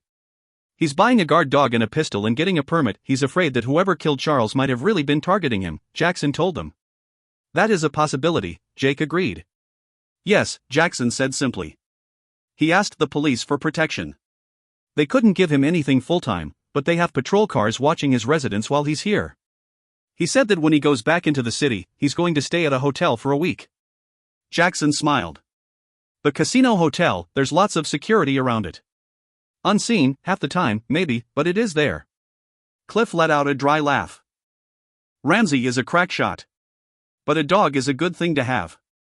Dogs really have a sixth sense. We used to have a dog. Ashley smiled. Brutus, she explained. He was a Rottweiler, and I loved him to death. What happened? Jake asked. He'd never met Brutus. He loved me in return, but he hated the horses and tried to bite them all the time, and they tried to kick him. He went to live with my mom's cousin in Gainesville. They're still happy as clams, I believe, Ashley said. She looked at her grandfather. I should call Gina. She's probably heard all this on the news, and she'll be worried. Already called her and assured her we were fine, Fraser said. She wants you to come stay with her and Brutus. I said it wasn't a bad idea. Oh, no. I'm not leaving, Ashley told him. She stood and walked over, slipping her arms around him. We didn't do this, and Donegal Plantation itself is being victimized. She stared across the table at Jake. This team will find the killer, ... No one said anything for a minute. Fraser patted Ashley's hands where they lay against his chest. Well, a hotel at a casino might not be a bad idea, Beth murmured. Ramsey might have it right. I personally couldn't afford a casino for more than a night. Whitney said. Ashley walked back to take her seat again. Sounds like Ramsey's really scared. Doesn't sound like he could be the killer, she said. Lots of killers are good actors, Jake said. Crab cakes, children, crab cakes. Beth said. They all looked at her. She smiled. Hey, we can't live and breathe this every second. We'll lose our minds. Beth is right, Fraser said. Whitney, why haven't I ever met you? Have you ever been out here? Oh, yes. On a school bus with a swarm of children, I'm afraid, but I've been here before. It's a beautiful place, Mr. Donegal. Fraser, please, Fraser told her, smiling. It's great that you're so kind as to respect your elders, but I am just Fraser. Fraser was a grandmaster at heading his household. Ashley seemed quiet during the meal, but Fraser and Beth drew out the newcomers. They learned, of course, that Will was originally from Trinidad, that he had been a musician and an entertainer, specializing in illusion, before he had gotten into law enforcement. Whitney had been a filmmaker, and she loved film and the world. When the meal had ended, Jackson nodded to Jake, and they went to the study together. Jake brought up the lists he had made during the day, along with what he had discovered or not about his defined list of suspects. Then he told Jackson about the events in the woods. So, Toby Keaton appeared right in the middle of the chaos in the woods? Jackson asked. Jake nodded. He'll bear further investigation. Basically, he and Hank Trebley are the only neighbors. Well, it's a sugar plantation/mill on the other side, but the two of them are definitely close enough. What about the Yankees? Jackson asked. Justin Binder is the only man still without a reliable alibi. He was here the night that the body was found. He didn't leave until the police cleared him. Tomorrow we'll pay a visit to the sugar mill. And we'll drop in on Toby Keaton, too. Jackson stood, ready to leave the room first. Jake hesitated a minute, and then rose to follow him. By the way, Jackson told him, pausing at the door. Yes? Angela says that the house is riddled with ghosts, and half of them don't know that the other half are around. And none of them is talkative. Well, it is a plantation, Jake said, not yet wanting to talk about Emma Donegal. What self-respecting plantation comes without its share of ghost stories? Jackson studied him and nodded. Right. Naturally. Maybe we should let the owners tell us about a few. Let's hear what they have to say. They went out to the front parlor where the bank of screens was set up. Whitney and Will had created their own little viewing station, pulling a few of the big wingback chairs in front of the screens. Whitney turned, seeing him. Hey! I brought something of yours from the hotel that you forgot, and I can't believe that you forgot it, she said. What? He asked, puzzled. Your guitar, she said. He raised his brows, opened his mouth and said nothing. His guitar. He'd never left his guitar anywhere, it was a beloved Fender. Ashley and Donegal Plantation. They could make him forget anything. He was surprised to see Ashley walk over to the guitar. Whitney had set it against the wall by the fireplace. She gingerly touched the case and looked at him, a nostalgic smile on her lips. You still have the old Fender, she said. He shrugged. Play something, Fraser told him. Looks like we're all in for the night. And the nights aren't easy to get through, Beth said. Jake looked at Jackson, who nodded. This is just what we need. Jake took out the guitar, sat and tuned it. He looked at Ashley. Still play the banjo? He asked her. Yes, badly, she told him. He laughed. Go for it. She hesitated, but Fraser said, Come on, Ashley. For the love of God, let's have some music. We need something.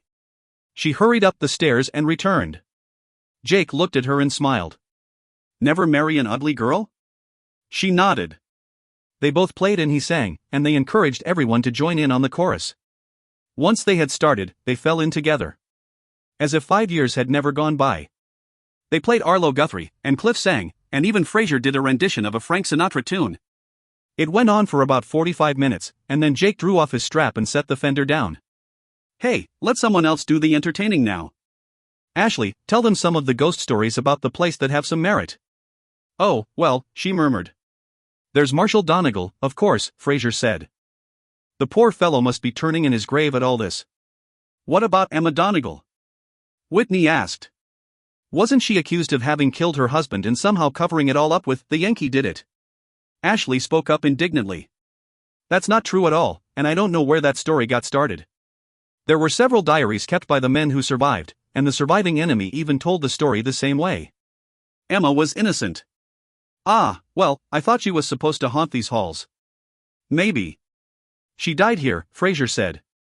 By then, of course, her daughters were married and her son had children. Where did she die? Whitney asked. She was in the Jeb Stewart room, Ashley said. Jake started, that was something he hadn't known. And it was strange, of course, because he'd always stayed in that room when he had been a guest at the plantation. He lowered his head quickly. Did Emma appear to him because she felt she knew him? There was a fellow who had a heart attack before a reenactment and died in the stables, Cliff offered. I swear, now and then I think I see a shadow out there. Marshall Donegal supposedly guards the plantation in death, just as in life, Fraser told them. I'm sad to say, in all my days, I've never seen a ghost. Have you ever felt one? Ashley asked him. He grinned. Lots of times. I believe that there are spirits here, spirits of the past, of happiness and of trauma. But if we have ghosts, they're here to guard us, to watch over us. There's nothing evil at this plantation, he said firmly. Ashley spoke slowly. There's nothing evil at the plantation, she repeated and looked around. But the living can certainly be evil. Do you think that sometimes people create evil where there was none, because they believe that it existed in the past, and they encourage it in the present? There's a lot of that going around, Jake said. Take prejudice, for example, and the old hatreds people never let die. But, yes, Ashley, people can certainly perceive a wrong and turn it into a personal vindication. And it's possible that's what happened here, either that or someone's personal agenda. Who would benefit if this plantation went down? If we can't discover why anyone would have hated Charles or gone after Ramsey Clayton, we have to find out who wants to see you go down like a sinking ship. No one, Ashley said. No one that you realize, Jackson told her. Beth ended the evening by rising. I'm going to bed. And, may I say, I'm delighted to have you all in the house. Night again, darkness, and the hour growing later. Jake stared at the ceiling. He remained disturbed at finding Ashley in the woods, though he wasn't sure why. It seemed apparent that they had all frightened each other. Was that all that it had been? Ashley had been up a tree. Well, she had heard Toby Keaton. Toby had said that he'd heard commotion Ashley. And then him, and then Cliff riding behind him. Screw it. He couldn't sleep. He rose and walked to the double doors that led to the wraparound porch. It occurred to him that a gymnast could easily figure out a way to enter the house by means of the porch. The house did have an alarm system, but, as Fraser had said, it was a bed and breakfast. They catered to the public. The doors were seldom locked, so it was doubtful that the alarm was often activated. Out on the balcony, he stared at the night. The moon was now up, its light was shining down with a benign glow. He looked to the cemetery, at the ghostly and beautiful tombs. And he looked toward Ashley's room, and then started, because, as if he had willed her there, she appeared on the balcony, encased in her gossamer white robe. She looked his way. He smiled. Couldn't sleep, she said. Neither could I. They stared at each other as heartbeats went by. She kept her distance. Your friends are very nice. We're a good team. Whitney is a doll. She's like a little sister. Ah. He laughed. Really? She walked to the railing, looking out as he had done. The river looks so peaceful tonight and beautiful in the moonlight. Not so great when you're in it, he said. True. The police have the rifle and the bayonet at their forensics lab? He nodded. They crawled all over the property today, too. I didn't think that they'd find anything, once you had already found the weapon. Will you really solve this? She asked. Yes. You're so certain. We have to be. She pushed away from the balcony and looked at him. Oh, come on, Jake. I'm not walking to you again. I already made the play, and I fumbled badly. For half a heartbeat, he was still. Then he moved. He covered the distance between them and pulled her to him. He didn't believe he was being used, he wasn't sure he cared. Something, whatever lay between them, surfaced with the music, in the woods, even as they argued. He'd been looking for it without even being aware ever since he had lost her. Feeling her in his arms, he found it. He lifted her chin and touched her lips with his, and when he kissed her, she returned it with a passion and hunger that made his knees weak. He had to pick her up and sweep her off her feet quickly while he still could. He did so. Your room or mine? He whispered against her lips. Either. He chose his own.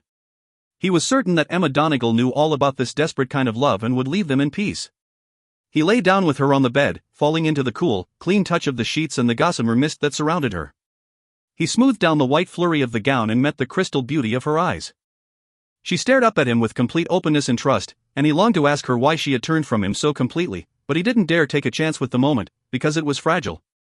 He found her mouth again, rubbing his thumb gently over the dampness of her lower lip, cherishing the contours of her face. Then his mouth found hers, and again their kiss was instantly hot and wet and filled with passion and hunger.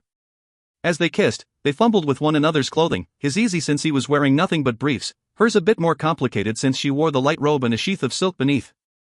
But making love had always been easy and natural for them, and in seconds he was feeling hunger and awe that he should be lying here with her once again. She was as smooth to his touch as the silk of her gown, and he swept his hands over her shoulders, cradled her breasts, pressed his lips to her collarbone and shuddered with the pleasure of simply touching her, feeling the pressure of her body, the tug of her fingers in his hair. Jake, she whispered. It was as if there should have been more, but it didn't need to be said. Ashley. He murmured her name in return, his lips against the taut sleekness of her abdomen. Her fingertips played over his shoulders and teased down his spine. He tried to hold on tightly to every moment, knowing moments could become nothing more painful or sweet than memories. His thought eclipsed to the back of his mind as he rose against her again, found her lips and felt her tear away, then to press her mouth against his chest, to press more fully against him. She was a naturally exotic lover, sensually seductive, writhing or undulating just to cast the ultimate moment of arousal in any given place upon his body. He made love to her torso, breathing in the scent of her, tasting the erotic aroma of her soap and essence with his kiss. Her breasts were beautiful and perfectly formed, her waist winnowed away to nothing, and her hips were pure fascination. He couldn't touch them enough with his caress, with his lips, with his hungry kiss. As he moved against her body, he felt her breath, felt her body giving, yearning. He moved lower against her form, kissed her thighs, caressed her sexuality, and grew ever more urgently in need as he felt her response to his touch. At last he rose above her, hungrily capturing her mouth once again. So entwined, he sank between her thighs and entered her. sinking slowly into a state that was sure heaven, only to be followed by the blinding light of movement, urgent and passionate, and the explosive feel of her beneath him, undulating, tightening, wrapping around him and giving to him. Her fingers gripped his shoulder, his back, his buttocks. She wound her thighs around him, and they seemed to rocket with the need and energy of lightning. Thunder tore into his heart, and storm winds created by their mingled breath. The world was still, non-existent, and everything. And then he felt her gasp, felt the give of her body against his, and he allowed himself to climax, feeling as if he had emptied his body and soul. Giant shudders ripped through him in aftermath. He held her closely against him, and they eased back into the night, back into the bed, back into each other. I think that I have loved you all my life. The words didn't escape him. He somehow held on to that modicum of control. Instead, he just held her. Yes, he had loved her. Yes, she had turned away from him. And no, he had never really understood. Maybe she hadn't herself. He hadn't allowed himself to become a pitiable hermit. He had lived life, and he had enjoyed it. He had even had other lovers. Never like this. And it was frightening to be with her again. He'd gotten his soul back once. He didn't know if he'd ever be so lucky again. So he didn't speak. He just felt their breathing subside together. He listened to her heartbeat, and to his own, and it almost seemed that they were in a harmony of motion. "Jake," she said softly. "Ashley," he murmured. She was silent for a minute, and he wondered what she had really wanted to say. Was it possible that it would have resembled his own thoughts? I'm so glad that you're here," she said. "So am I," he told her. "So am I." He didn't ask her questions, she didn't try to explain. They lay together and drifted, and awoke, and made love again. And in the end, he slept with her in his arms. Slept deeply, plagued by no nightmares.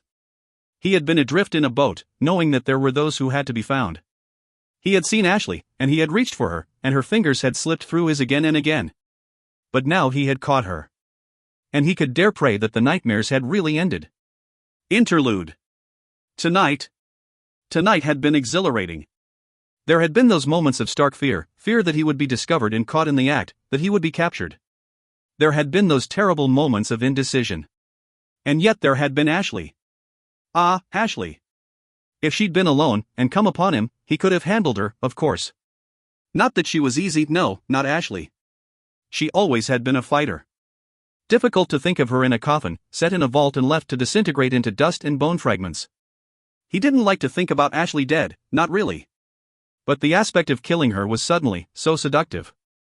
Charles was a big old ugly lug, he hadn't felt much of anything. Marty Dean was a bitch, pure and simple, fake breasts, fake hair, fake smile. He'd felt a pleasure in killing her that he hadn't felt with old Charles. If he had to kill Ashley, he would definitely want her drugged. He would want to see her die without a crease in her beautiful face, without a cry of pain. She would be his then, if just briefly. Ashley was special. She would fit the bill as no other could, and she would also fulfill something in him, some need he hadn't known he had. Well, not really. He broke out suddenly in a cold sweat. Tonight he had almost been caught. No. He was getting better and better at what he did. And they never would catch him. 10. Ashley awoke alone. She was in the Jeb Stewart room, so she hadn't imagined a wild and passionate sexual experience. In her mind, she had to admit, the fear had existed that she had dreamed the whole thing. But, no, she had been with Jake through the night, and that made her wake with a smile. She rose, found her clothing, slipped into it and nearly opened the door to the hall. Remembering that her house was now riddled with cameras, she decided to reach her own room through the wraparound porch. She showered quickly and headed downstairs. It was late, it seemed that breakfast was long over, there was no one in the kitchen or dining room, but Beth always had coffee on, so she quickly poured herself a cup and decided to start looking for the others. Walking into the roadside parlor, she discovered that Whitney was in front of the bank of screens, comfortably curled into one of the wingback chairs. The coffee cup nearly fell from her hands as she realized that one of the screens showed the back of the house and the wraparound porch. Whitney heard her there and turned around. Ashley's horror must have been clear on her face, because Whitney smiled. "Hey, don't worry. I'm the only one on now. And if there's anyone in this world who can't look at the two of you and know that something is going on, that person is certainly blind. I just..." "Quit stuttering," Whitney said, laughing. "Sit, join me." Ashley sat in the chair next to her. It was amazing, the young woman, and Will, she presumed, had managed to place the cameras so strategically that the whole of the house was covered. The outside and the public rooms. There were no screens that covered the bedrooms, just as Whitney had said. So, Jackson and Jake have gone to the sugar mill, and then they're going to stop in on Hank Trebley, Whitney said. Angela is upstairs with a few folks from the police forensics team. They're trying to discover anything they can about who might have stolen the infield. Will has gone to get Jenna. You haven't met her yet, but you'll love her. Beth? My grandfather?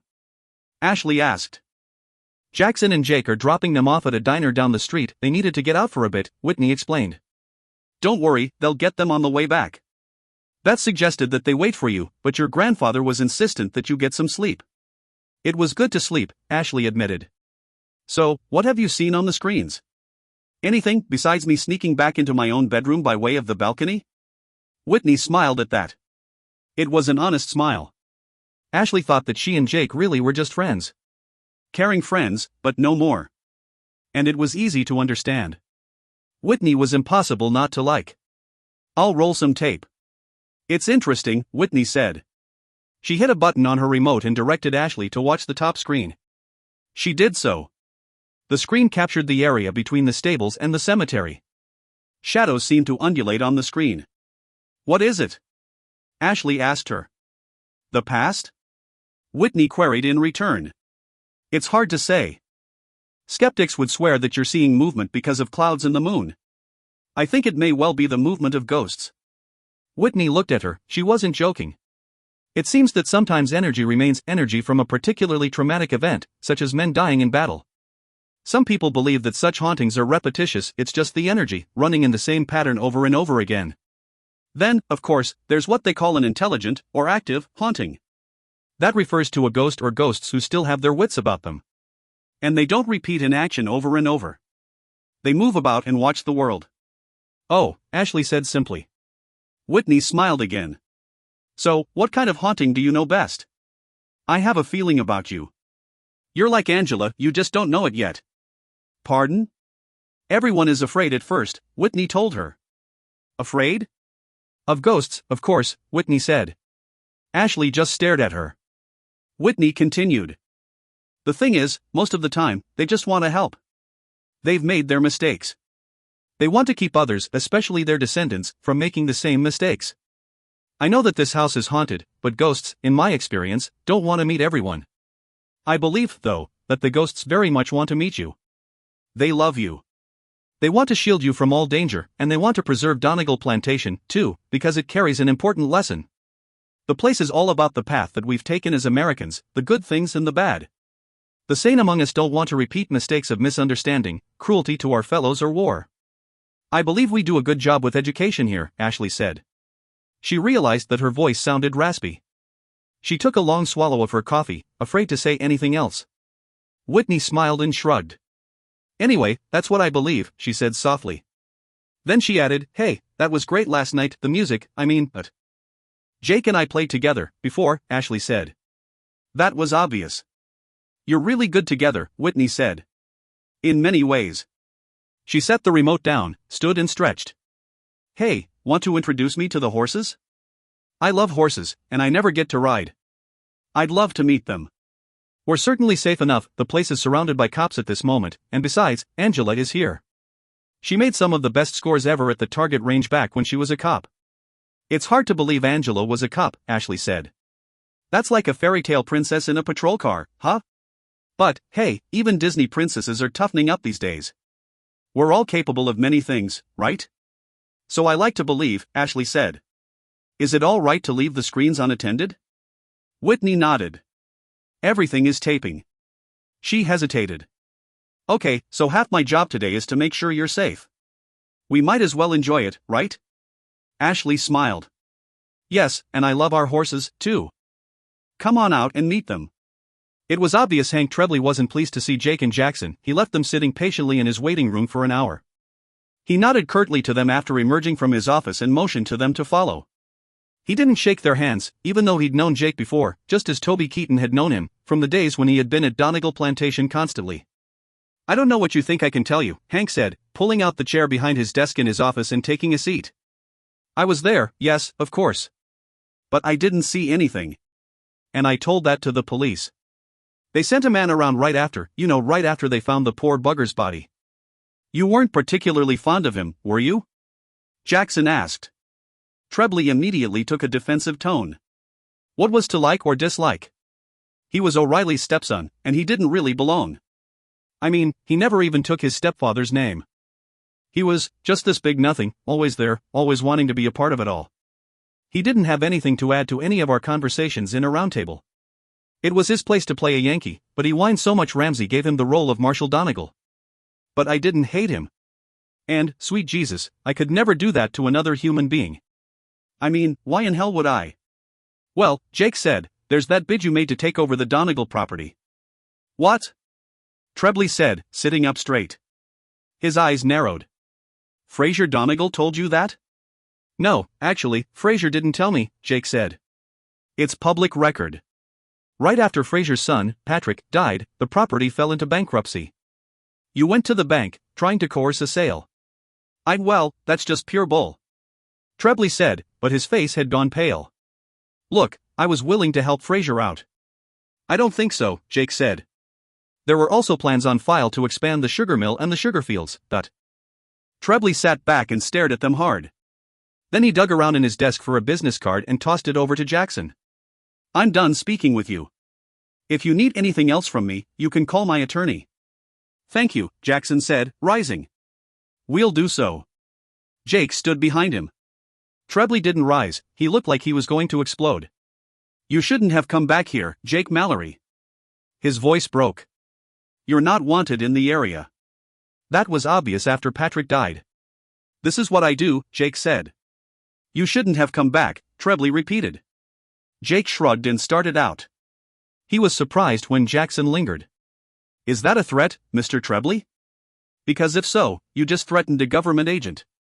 I could actually have you brought in for that. Trebly rose at last.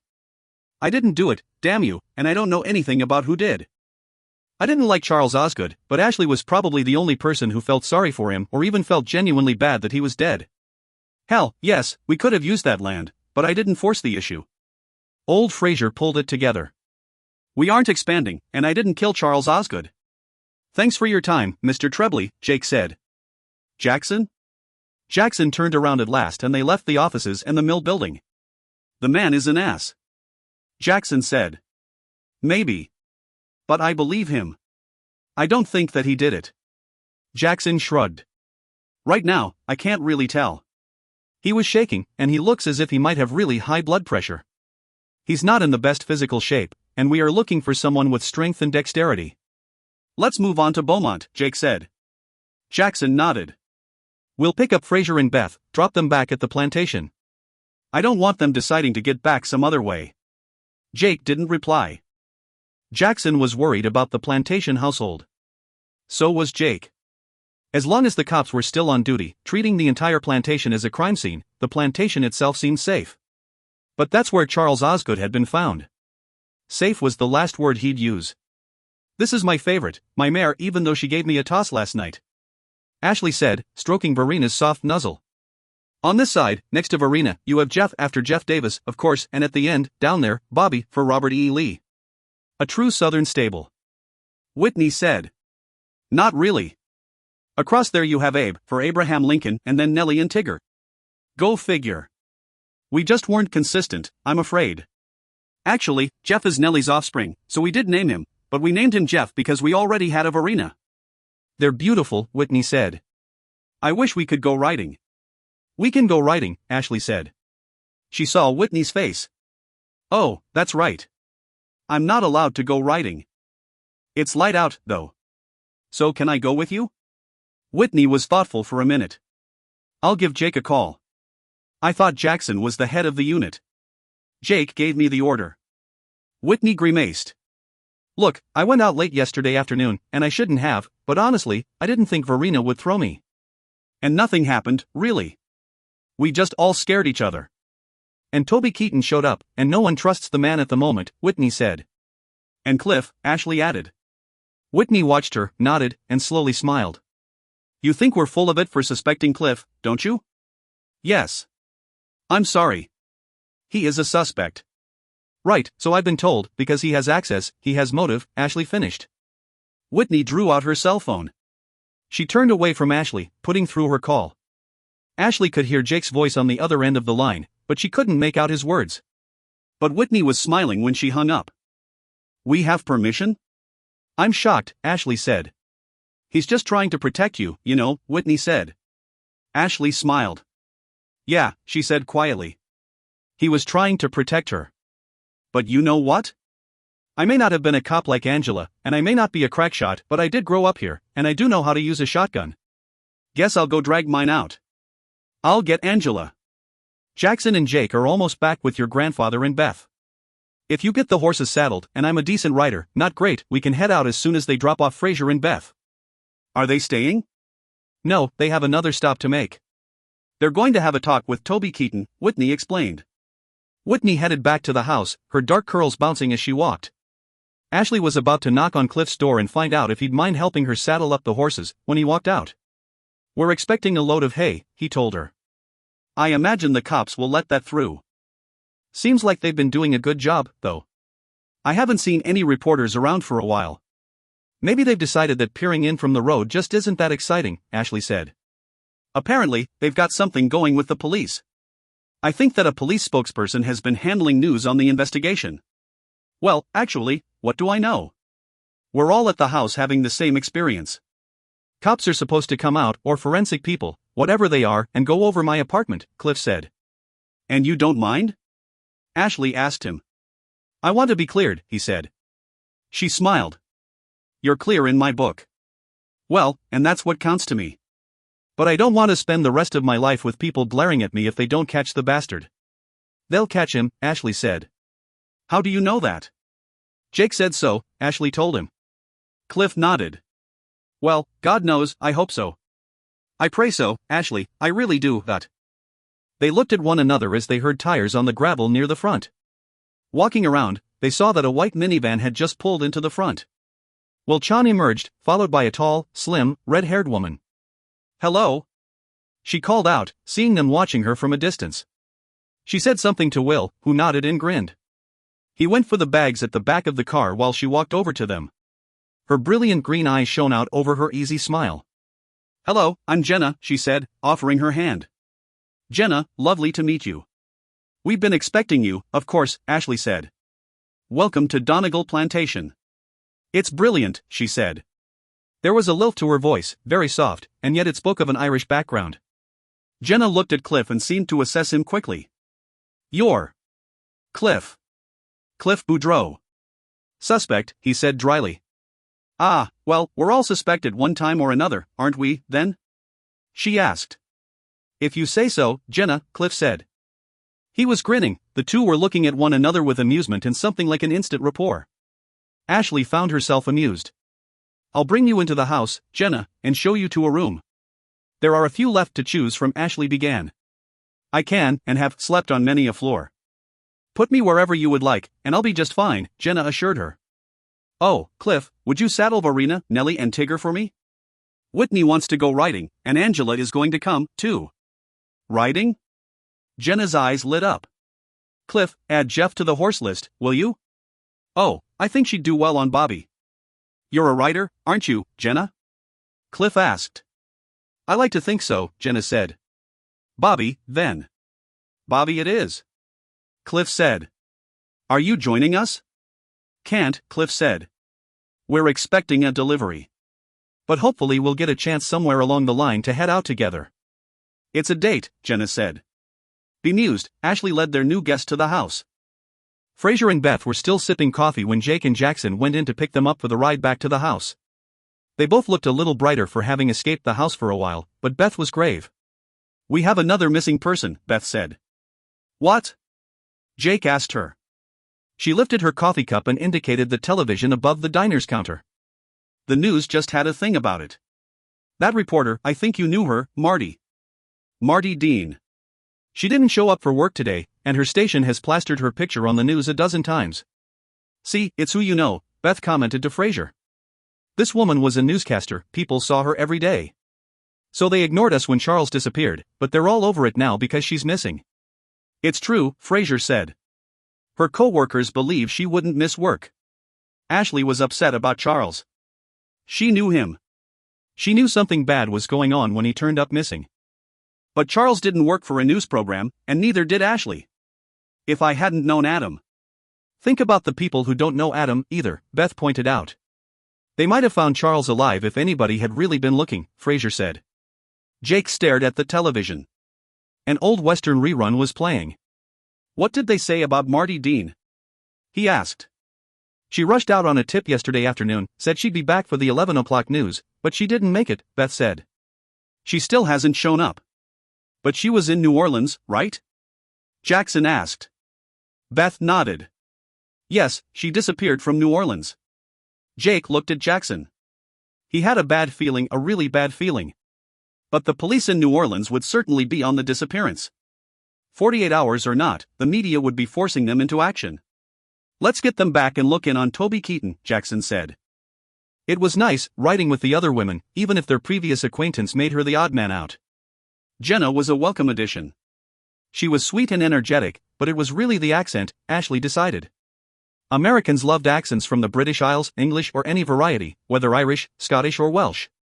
And Jenna oohed and awed over the river, over the cemetery, over the horses, over everything. She seemed to love Donegal Plantation, and as they rode, she told Ashley that her expertise was in nursing. A federal agent in nursing? Ashley asked. Jenna waved a hand in the air. I have other talents, she said. Oh? I'm not as good as Angela, she said flatly. But I speak with the dead. A little subtlety might be in order. Whitney called out. Ashley twisted around in the saddle to see Angela, who was also rolling her eyes. The cameras, the shadows, Jake, is this a paranormal unit? Ashley asked. No, we're a regular unit, Angela said. We're a special one, Whitney told her. We look for what's real, Jenna said. But we may be able to find what everyone can see by seeing what everyone can't. There, does that clear it all up? Just like Mississippi mud, Ashley said. Jackson came from a regular behavioral sciences unit, Angela said. Then Adam Harrison formed a team when Senator Holloway's wife, Regina, died. Jackson knew all about forming a team and learning each member's specialty, but Adam had done the legwork already, finding those he wanted. Ashley studied them all. I know the case, of course. But people were saying that ghosts had killed Regina Holloway. I suppose we're in much the same position here. Exactly. Here's the thing. Jackson knows that things happen out of the norm, but he's also aware that living people usually prove to be behind it, Angela explained. He's a true skeptic, a prove it to me man. The thing is. The thing is what? Ghosts do exist, Whitney said. And no one sees them more clearly than Angela. Ashley looked ahead as they rode on. Had Angela seen Marshall Donegal yet? She hadn't seen him herself today. Maybe he had decided he might find a more intelligent life force in someone else? Angela smiled. Well, I also believe there has to be human evil involved. But, Whitney is telling you the truth. We investigate for ghosts. Not because they're evil, though, honestly, evil men make evil ghosts. They'll encroach on someone's mind, but they can't carry out evil deeds. It's like hypnotism. If it's something you won't do, you still won't do it, no matter how a ghost tries to play with your imagination. Wait a minute. It sounds like you're saying the ghost made me do it. Ashley said. Not at all, Angela said gravely. What we're saying is that, well, if the evil in a man's soul or spirit remains behind, it can act as fuel to someone who is already a madman. But most of the time, those souls that linger are yearning only to bring something to right, to protect those they might have loved. To bring about some kind of resolution or conclusion. Interesting. What about a ghost who lingers over 150 years? Ashley asked. I'm sure that ghosts have lingered much longer, Angela said. Sometimes they're just waiting to be freed. And, I imagine, sometimes they like being ghosts and doing what they can for the living. God knows, I don't have all the answers. But, you talk to ghosts. Ashley said. Angela smiled. Yes, but you see, they don't have all the answers, either. This direction we're riding in, it's toward the bayou and the plantation next door? Yes, our best trails are out this way toward the bayou. Just past the outbuildings on the other side, it all turns into barbed wire for the sugar fields.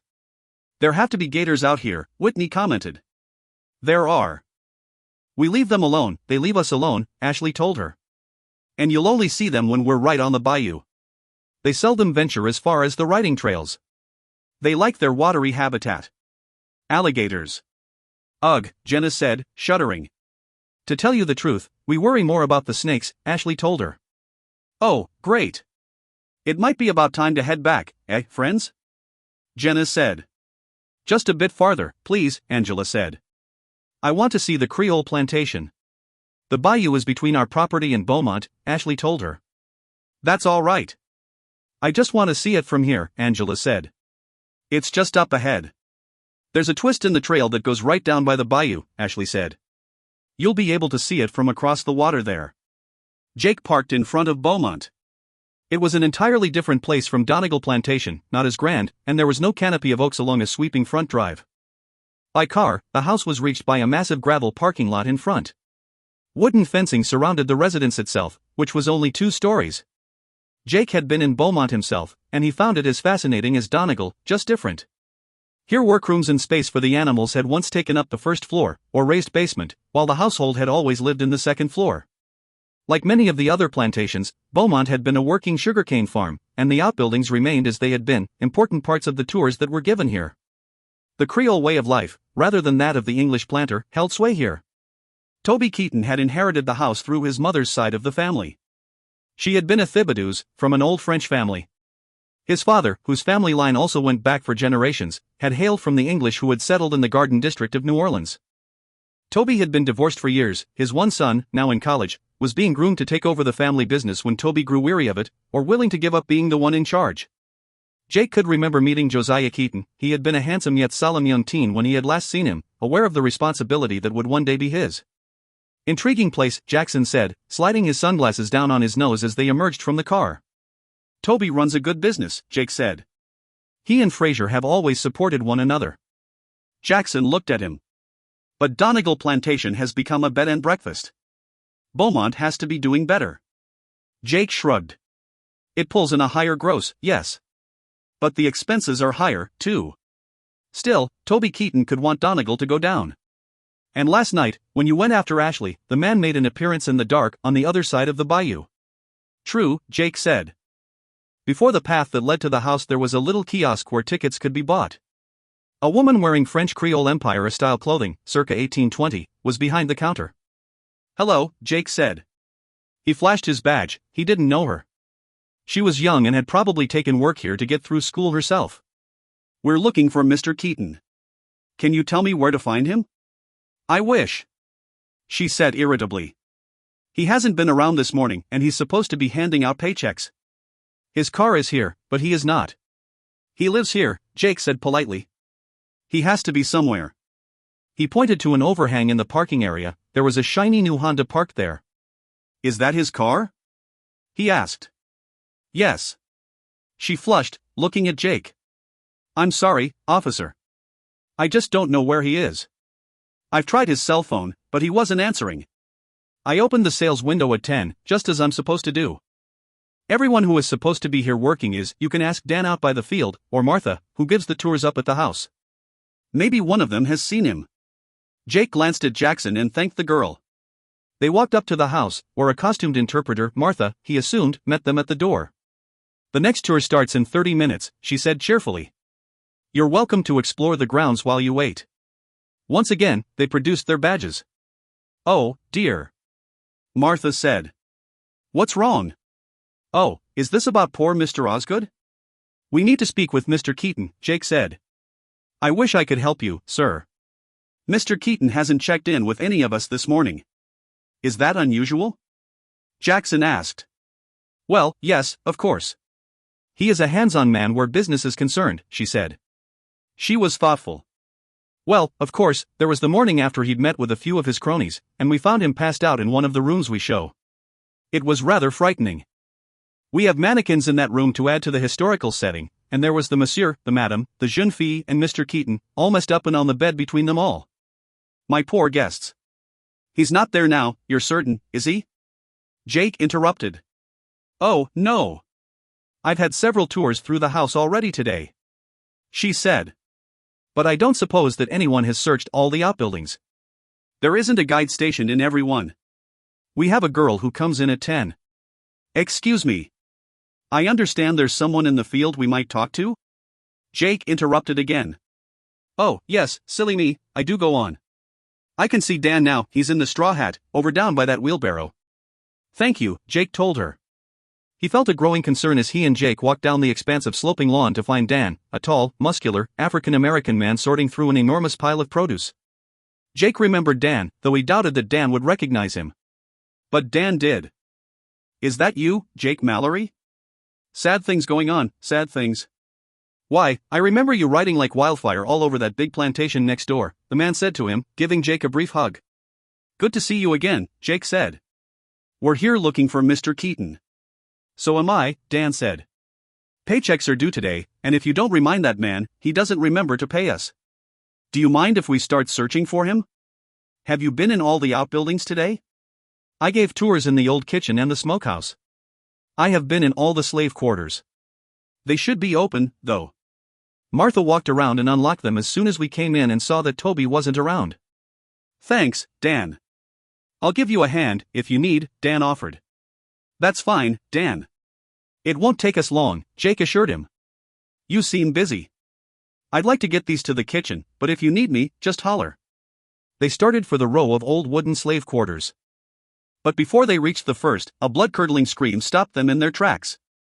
It came from the other side of the bayou. The scream was followed by a volley of gunshots. 11. Ashley had heard the grunting long before they'd reached the bayou. What in the Lord's name is that? Angela demanded. Gator, Ashley told her. Sometimes it sounds like you stumbled upon an entire pig farm. That's the noise alligators make. Should we come any closer? Whitney asked. We're fine. We just stay on the road and make sure that we don't bother them. Remember, we don't bother them, and they don't bother us. They're really not insane predators chasing everything that moves, Ashley said. They can move on land, and move fast, but, usually, they hunt in the water. They wait for their opportunity, and they snap, and then twist and turn in the water, drowning their prey. They're as instinctive as other predators, they don't want an eye gouged out by a flailing claw or the like. If you go to any of the gator parks, you'll hear them sound like that when it's mating season, or when an employee is about to hand out the chickens dead, of course. She was in the lead, but Whitney was right behind her. Ashley had twisted in her saddle to speak, and so she didn't know what Whitney saw when her eyes suddenly went wide and a scream escaped her lips. Ashley turned back, she didn't scream. She let out a gasp of horror and pulled out the shotgun she had opted to bring along on the trail. She could see why the gators were going crazy. They had been fed. Some were on the embankment, some thrashed in the water, adolescents and adults, maybe 8 to 10 in total. It was difficult to tell, because they were snapping at one another, the large ones going after the smaller ones. But they were all hungry for human flesh. A number of the beasts had already started in on the bodies, it almost appeared that they had been playing with mannequins. The two bodies in the water were muddied and mangled beyond description, certainly, at this point, past any sense of pain or horror. It was impossible to tell if they'd been dead when they'd been discovered by the alligators, or if the gators had gone entirely mad and attacked two human beings. Usually, upon discovering large dead prey, an alligator would drag it around until decomposition and the water softened down the bones, but when they started fighting over prey, it was like a scene out of a horror movie. The bodies might have been toys being ripped apart by children, the snapping jaws landed on limbs, and they were ripped cleanly away. Ashley took aim at the head of a large adult, aiming right between the eyes. Her shot was true, the jaws clamped shut, but then the gator began to sink. Behind her, Angela was taking aim with her pistol. Ashley shouted, "The eyes! Strike between the eyes!" Luckily, the horses had grown up around hunters, and though Verena had thrown her before, the sound of the gun didn't bother any of the horses. Ashley emptied the second barrel of her shotgun, horrified at what she was seeing and equally horrified that she was killing so many of the beasts who were only acting as nature intended. She felt a sinking certainty that the alligators hadn't attacked standing adults. They wouldn't have needed to, and they wouldn't have attacked unless an idiot had gone with food and become part of it. They would, as they were doing, go for a tasty morsel of meat that was dead and decomposing. Angela was shooting with a pistol, and her shots riddled the air as Ashley reloaded. The scent of dead alligators mingled with that of ripped flesh and more fights erupted, but the sound of the shots was finally entering into their lima bean-sized brains, and they began to move off at last. Ashley and Angela stopped shooting. Whitney, as stunned and shaken as the rest of them by the bizarre and horrible spectacle, fumbled for her cell phone. But before she could dial with her trembling fingers, they heard shouts. Across the bayou, men burst through the trees. Jake and Jackson were followed by Dan, Toby Keaton's manager. He was armed with a shotgun, while Jake and Jackson had drawn pistols. They didn't need to fire, they clearly saw the carnage, and it was evident that they were equally stunned and appalled by the sight. Ashley! I'm getting the bodies out. Cover me, Jake shouted, his voice stretching across the 30 feet of muck and water.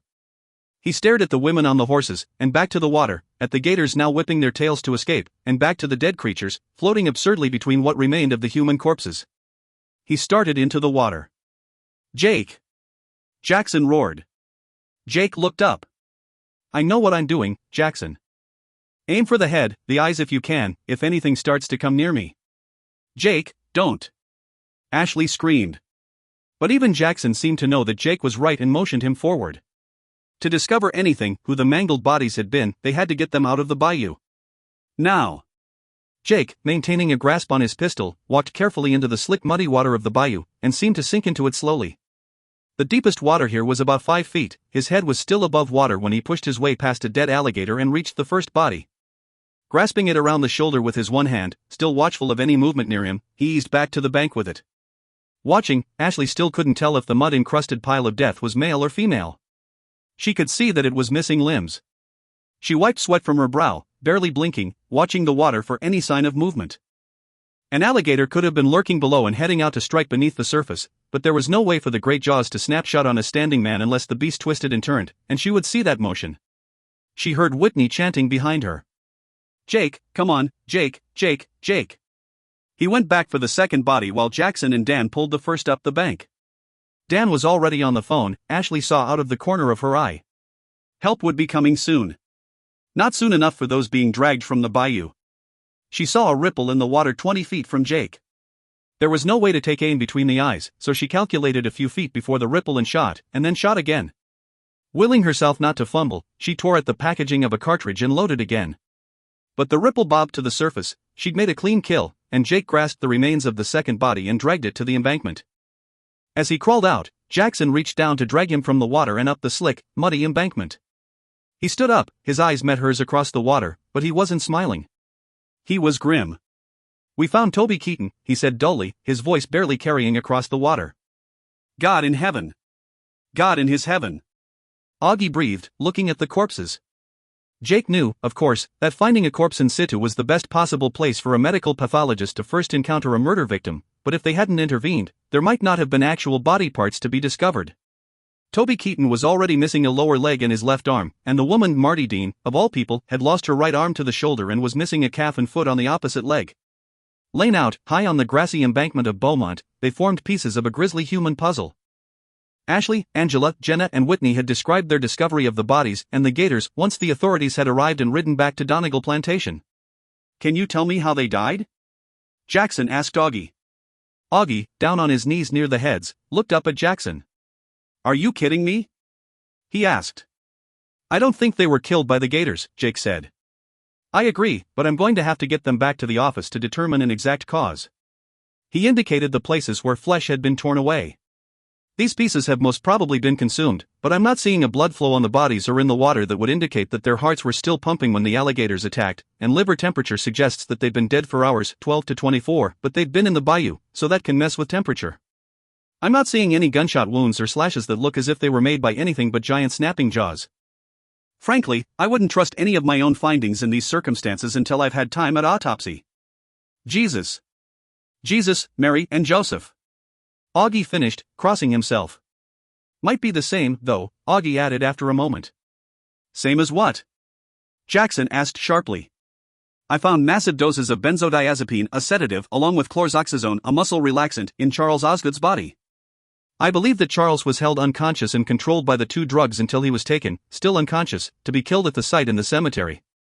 Jake looked at Jackson, they both held silent. Drugs were involved. Either they might start looking at MDS or pharmacists, or at robberies of pharmacies and doctors' offices. Such as the offices of Dr. Ben Austin? Jake decided to see what else Augie could tell them before assuming that these two had been killed the same way. Mac Colby arrived. Both Jackson and Jake stared at him across the gruesome display of the bodies. Hey, Doc, help me out here. The detective protested. We just received the reports when we were called out here. Throw us a bone, here, please. Help in any way you can. I'm doing my best with what I've got, Augie said. Those reports were sent to you, too, Mr. Crow, he said. I emailed you a copy of my findings just about an hour ago. Jackson nodded. Jake said, thanks. So? Mac Colby asked. It isn't death by drowning, and it's no damned accident, I'm certain, Colby said. So, do we proceed with this as a dual investigation as well? He asked. We would certainly appreciate continuing so, since Mr. Keaton has been a suspect in our existing joint investigation, Jackson said. Hey! They heard a shout from one of the uniformed officers who had been searching the surroundings on the Donegal side of the bayou. I've got a shotgun here, the officer cried. He was down near the water and holding up the weapon with a gloved hand. Probably Toby's, Dan offered. His dark eyes were red-rimmed. He might have had a few arguments with his employer, but it was obvious he had cared. How the damned hell did someone get to Toby when he always went out with his shotgun? Maybe he saw someone he thought was a friend, Jackson suggested. Dan's lips pursed.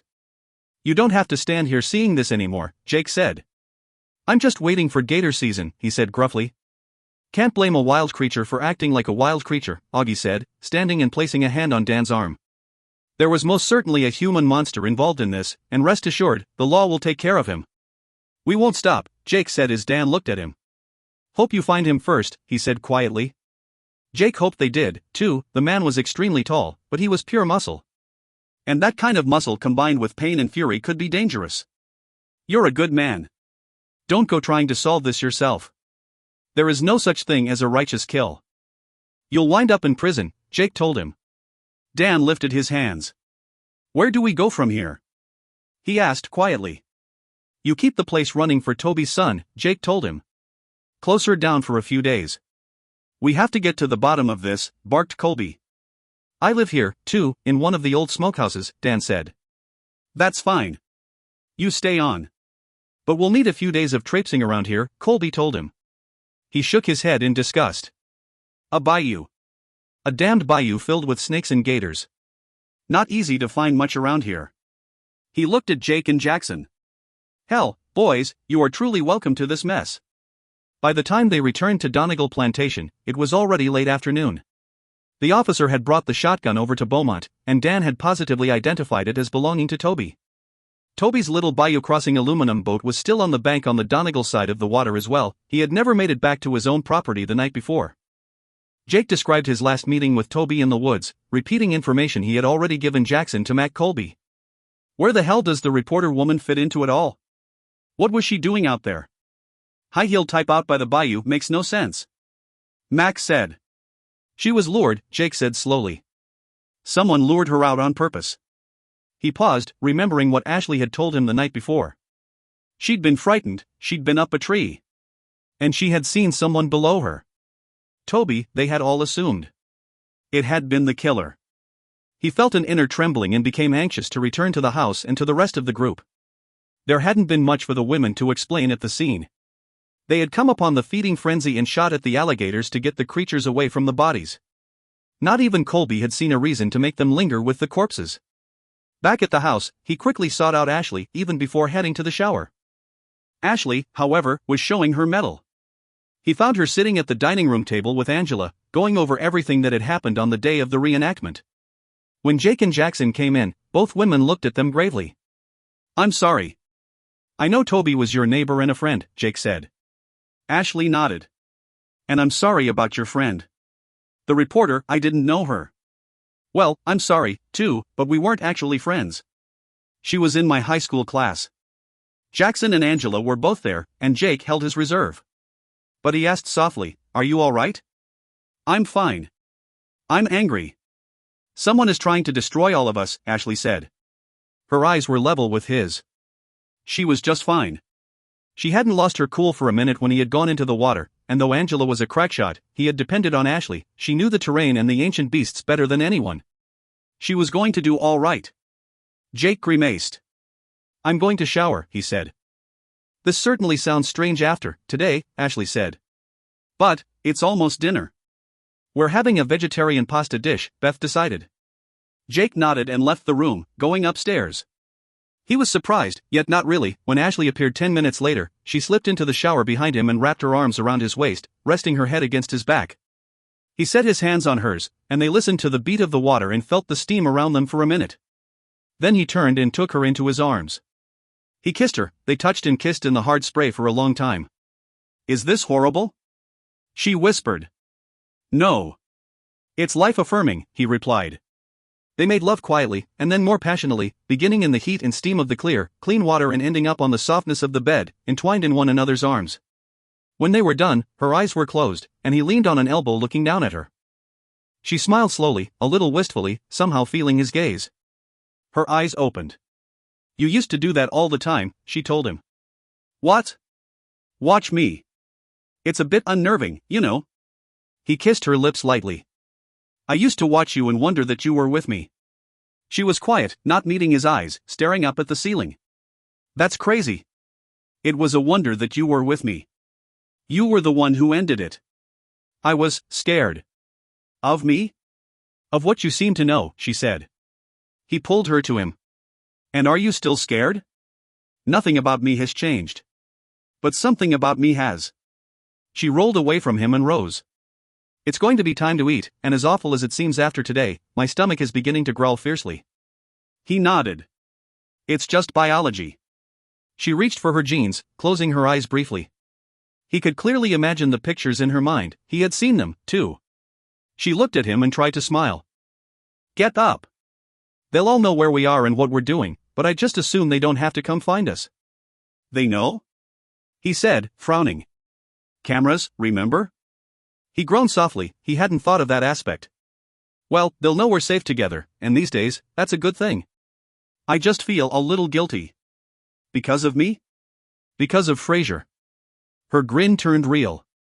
If we weren't in the middle of a horrible mystery, I'd even suspect that Frasier knew exactly what you were doing and who you were working for and called Adam just to get you back here. She paused and kissed him lightly on the lips.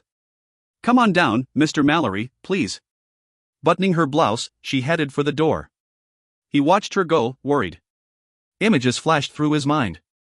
Charles Osgood, hanging from the statue. Toby Keaton and Marty Dean, what was left of them? He stared at the ceiling, trying to let the logic in his mind take over. Toxicology reports would affirm, he was certain, that both victims had received a similar cocktail to that which had been given to Charles Osgood to keep him compliant until the time of his death. This time, though, it seemed that the killer hadn't had any intention of keeping his victims alive for long. He had probably discovered that a good shot of his drug cocktail immediately disabled his victims. He knew, just as predatory alligators did, that he could be hurt himself in a fight. That was why alligators drowned their prey, they disabled them before they could be attacked in turn. The killer was basically a coward. But he was changing his method, like a man with an agenda.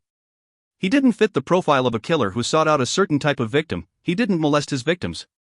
He was there for the kill itself, and it was beginning to look like the kill itself was the goal. Jake's head jerked up. A killer who had started with an agenda, and now had discovered how much he liked killing. He would hunger for more and would strike again. Eventually, his need would make him careless. Eventually, but how many would have to die first? Downstairs, Ashley found Will and Whitney speaking quietly to one another as they watched the monitors. Jackson, Angela and Jenna were holed up in the study with Frasier. Cliff hadn't come in yet, and Beth was watching her marinara sauce simmer. 10 minutes, Beth told her. She shivered, looking back at the stove. Ashley decided that she'd take a walk up to the attic. There, she looked around. They were definitely going to need all their household help back when the killer was caught, she decided. Black dust covered just about everything, all the cases that held family Bibles, period weapons, jewelry, buttons and other odd objects that had been owned by the family over the years. She walked over to the empty case, wondering whether they would get the infield back, and then wondering if she wanted it back. She felt someone behind her and turned quickly, but there was no one there. Marshall? She asked. But her ancestor didn't appear. A sense of discomfort and aloneness filled her. She had never felt so in her own house. She hurried back out to the small attic hallways and made her way down the narrow wooden stairs. As she walked toward the grand staircase that led to both parlors, she paused. She saw that her ghost was now making an appearance before her on the landing. There was no one on the second floor then. Jake's door, the door to the Jeb Stewart room, was open, but no one was inside. She walked up to Marshall, who looked tormented. Were you just in that room behind me, trying to scare me? No. Why would I try to scare you? Well, I don't know. You let me out last night to show me the gravestone, and I might have been killed at that. Good God, I didn't know anyone was in the woods. And what descendant of mine would fall off a horse? You should be a better writer, young woman, he said gruffly. Did you see anything last night? She demanded. You, he said softly. Me? I followed you when I heard the thud. You've heard what happened today, of course. Of course. I'm damned good at being a ghost. My senses are highly attuned, he informed her indignantly. I might have been killed. She told him. Indeed. So you must cease behaving so senselessly. But you let me out. What good are you doing me? She asked him. Other than making me talk to myself or my imagination, or whatever is going on. I will protect you even from yourself. He vowed valiantly. And you weren't behind me in the attic? She demanded again. He looked toward the stairs. She was startled by the look of agony that seemed to come over his misty countenance. No. I can't go in the attic, he said. What, Dot? I can't go in the attic. He repeated. Leave it be, damn you. I can't go in the attic. He must have been really angry with her, he disappeared in a blink. I'm sane, and I have a ghost, she mused. Or I'm totally insane. Or my mind is trying to make me recall something. As she walked down the stairs, she wondered if she had ever heard a story about Emma having had an affair with an ex-slave and producing the child who would be one of Cliff's ancestors. For the life of her, she was certain that she'd never heard such a story before. Dinner was a solemn affair. When it was over, Jackson called Jake into the study, and they took out their list once again. They were down a suspect. What about Hank Trebley? He did want to buy the property when the Donegal family was down, Jackson suggested. And, he's one rude ass. Jake said, yes, but being a rude ass doesn't make a man a killer. Maybe the forensics lab will give us something. Alligator saliva, Jackson said. Jake smiled tightly. We'll know if they were drugged, the same as Charles Osgood. He leaned forward. You know, though, I don't think that Toby was the intended victim. He was in the woods with his shotgun when we saw him, and I was pretty damn skeptical of him then. But he said he was over to check out noises he had heard. His dog had been going crazy. I believe Marty Dean was the intended victim, lured out because the killer wanted her dead for some reason in his head, and Toby stumbled on her killer. Sadly, that means Toby Keaton is cleared, Jackson said. All right. So, we have Ramsey Clayton, Griffin Grant, Cliff. The one remaining Yankee who hasn't been cleared, Justin Binder. Justin was here for the reenactment, and he stayed at the plantation after. He ran his fingers through his hair. What the hell am I missing? He asked. The doctor and the sutler, Jake reminded him. All right. We'll interview those two tomorrow, Jackson said. He shook his head. I'm still not seeing a clear motive. The killer went after Charles, but was Charles the victim because he was Charles, or because he was playing Marshall Donegal? Why go after Marty Dean either way? Jake thought for a moment. He wanted another kill. I think that he felt compelled to create a real reenactment of the death at Donegal Plantation. But then, maybe, in his head, Marty posed a danger. He needed that first kill associated with Donegal, but he's smart enough to know that the grounds here are being watched. He killed Marty Dean because she would do anything for a story. He lured her out to a place where he could kill her and where her body might not have been found for ages, if ever. I've seen what alligators can do with prey. In 3 months, someone might have stumbled upon a foot bone. Jackson nodded. But if the body wasn't found, how would that have hurt Donegal Plantation? She was a news anchor. People would definitely have gone insane looking for her. Somewhere nearby, the police are going to find her car.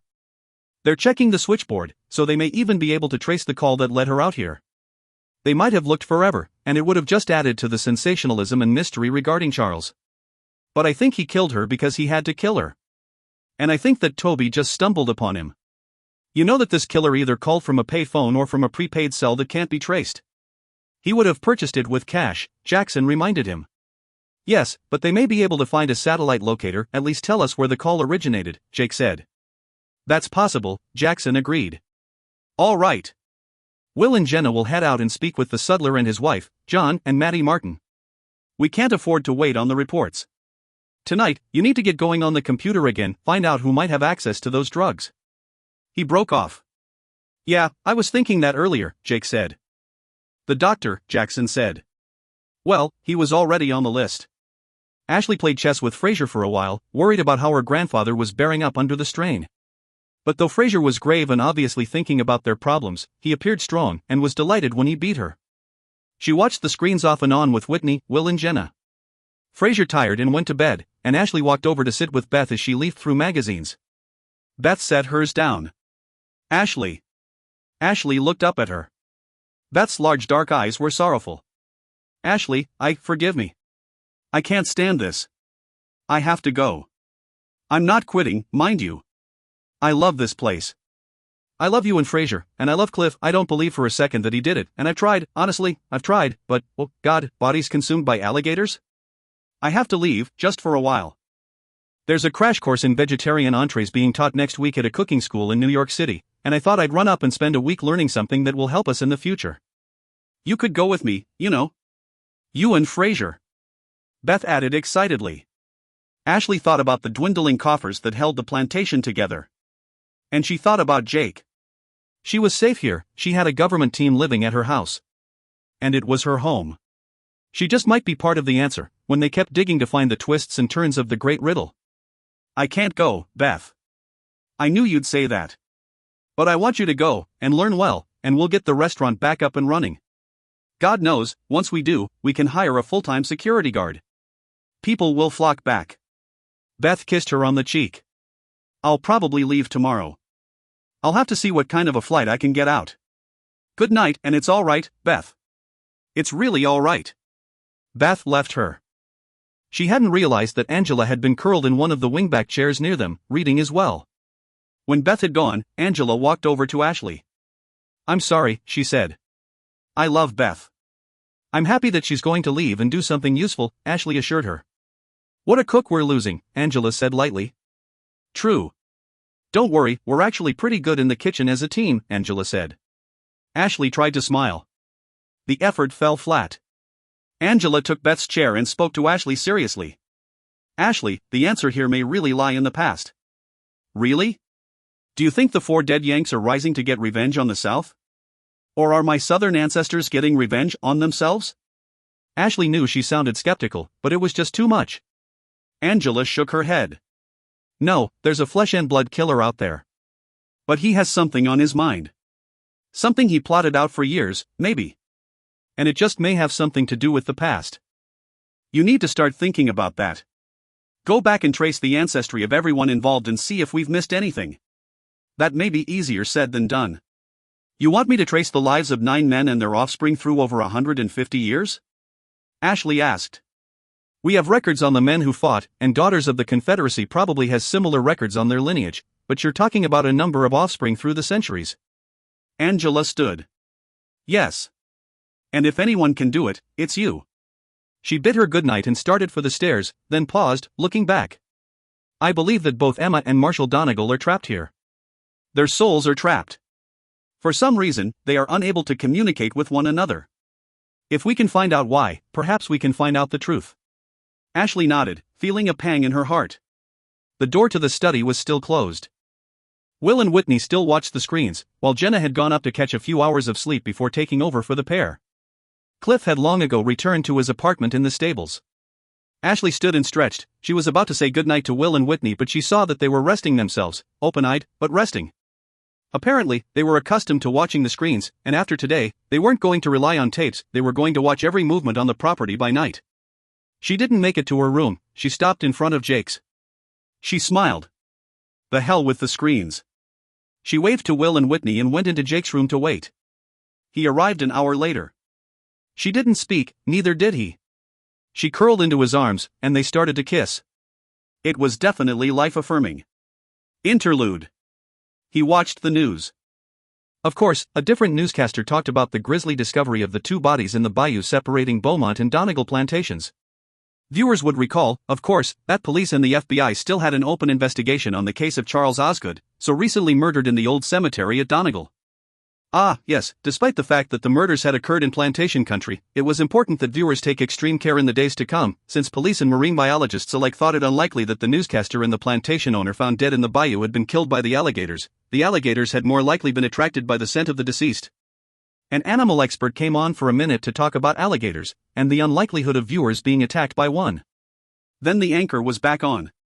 Handsome man, as plastic as the woman. Frankly, he liked the other channel better. But he couldn't take his eyes from the newscast. The anchor was now talking about the extreme loss the station was feeling, and that in their pain, they were proud, certain that Marty Dean had died in the pursuit of answers, as a good investigative reporter. Funeral arrangements were pending the arrival of family members and the release of the remains. Good investigative reporter, my ass. He said aloud, and it made him laugh. Oh, what a lovely kill. He wished he could have stayed. He hadn't even thought about the gators, he had simply left the bodies face down in the water, caught on straggling branches from a fallen old oak. He had never really imagined that his crimes would be so delightfully mutated, mauled, dissected. More clever than he himself had known. They'd just never get it. They'd never really appreciated his amazing ability to move quickly and decisively. He leaned back, swallowing down a delightful sip of 100-year-old cognac. His phone rang. Regretfully, he answered it. A problem at work. With his crisp voice, he quickly barked out commands, changing gears as cleanly and swiftly as the transmission of a Rolls-Royce. When he hung up, he smiled. He looked at himself in the mirror. Down, down, down, everybody was going down, down, down. He had his next move to plan, of course. But he would do so, easily and well. As he walked to his bedroom, he noted one of the pictures on his wall. A picture taken nearly a decade ago after a reenactment. He paused to look at it. Patrick Donegal, Ashley's father, had still been alive. He'd been playing the role of Marshal Donegal that day. Too bad he hadn't been so clever back then. Taking down Patrick Donegal would have been a coup. But now. There she was. Ashley. Beautiful as a teenager, not quite as refined as she was now, but beautiful, even in a quick snapshot. The boy was in the picture, too. Jake. Jake Mallory. Hell, he'd heard the damned name so much he was sick. He was a savior. A tireless benefactor to the city. So damned good, the feds had wanted him, and he'd gone to them and brought down the mighty. Staring at the photo, he frowned. Jake really needed to go down, too. Really. Pleased that he had a list of victims together, he walked on past the picture and headed to bed. Tonight, he would rest. Tomorrow would be his next kill. 12. Okay, look, you can see, I'm coming right back. Beth said. She pointed to the overnight bag she had packed. 1 week of clothing, and that's with doing a load of wash sometime in between. Oh, Ashley, come with me. She pleaded, standing by the front door. Ashley hugged her best friend tightly. I'll be here when you come back, she promised. Fraser. Beth said, and turned to hug Fraser as well. Now, you really should come with me. She said firmly. He smiled. To a vegetarian cooking class? Perish the thought. I was born right here, my dear. I'm not going anywhere else in my dotage, not until they drag me out. He kissed her forehead. Come back soon. You know I will. We need to get moving. We have to stop by Benjamin Austin's office, and then it's a bit of a drive into New Orleans, Jackson said politely. Beth hugged Ashley once again. What time is your plane? Ashley asked her. I'm not sure yet which I'm taking. The boys are going to drop me in the city, and I'll stow my bags at one of the hotels while I take a look around. I love NOLA, I'm going to miss it, even if I only go away for a week, her voice trailed. Take care of yourself. Ashley, damn it, I mean it. Take care of yourself. Ashley smiled. Go. Jake turned to Ashley as Beth said a swift goodbye and good luck to the others. Stick close to the house today. Please? She nodded. I'm delving into the past, per Angela's orders, she told him. I'll be a good girl. She will. Fraser assured him, setting his hands on Ashley's shoulders. Beth saved her last goodbye for Cliff, giving him a big kiss right on the lips. And you hang in, mister, you hear? We'll miss you, Cliff told Beth. Then, finally, the three were gone. I have some feed bills to finesse, Cliff said, shaking his head. I'll be in my apartment if you need me. I'll be in the study, playing with bills myself, Fraser said. Grandpa, I can do that. Ashley chided. Fraser shook his head. No, thank you. Let me be useful. The old need to be useful, you know. There's no one more necessary, Ashley told him. He grinned, kissed her cheek, and disappeared. I'm out for a walk by the cemetery, Jenna said. Will and I are supposed to go down the road and check out your Sudler friend, John Martin, but that won't take long, I don't think. It's a formality. They don't really suspect him. We've got some time. Where was it that the three Yankees died? In front of the wall? By the family tomb, actually, Ashley told her. You can't be out there alone, Will said. I'll go with you. I'll keep quiet so you can commune, Jenna, but you're not going out there alone. A team member is always welcome, she said. Well, back to the monitors, Whitney said. What have you seen lately in the screens? Ashley asked. Whitney looked at her, and she blushed. I mean, besides our movements and those shadows you show me. A great deal actually, Whitney told her. She studied Ashley for a minute and glanced at Angela. Come on over, she said to Ashley, as if Angela had given her a silent accord.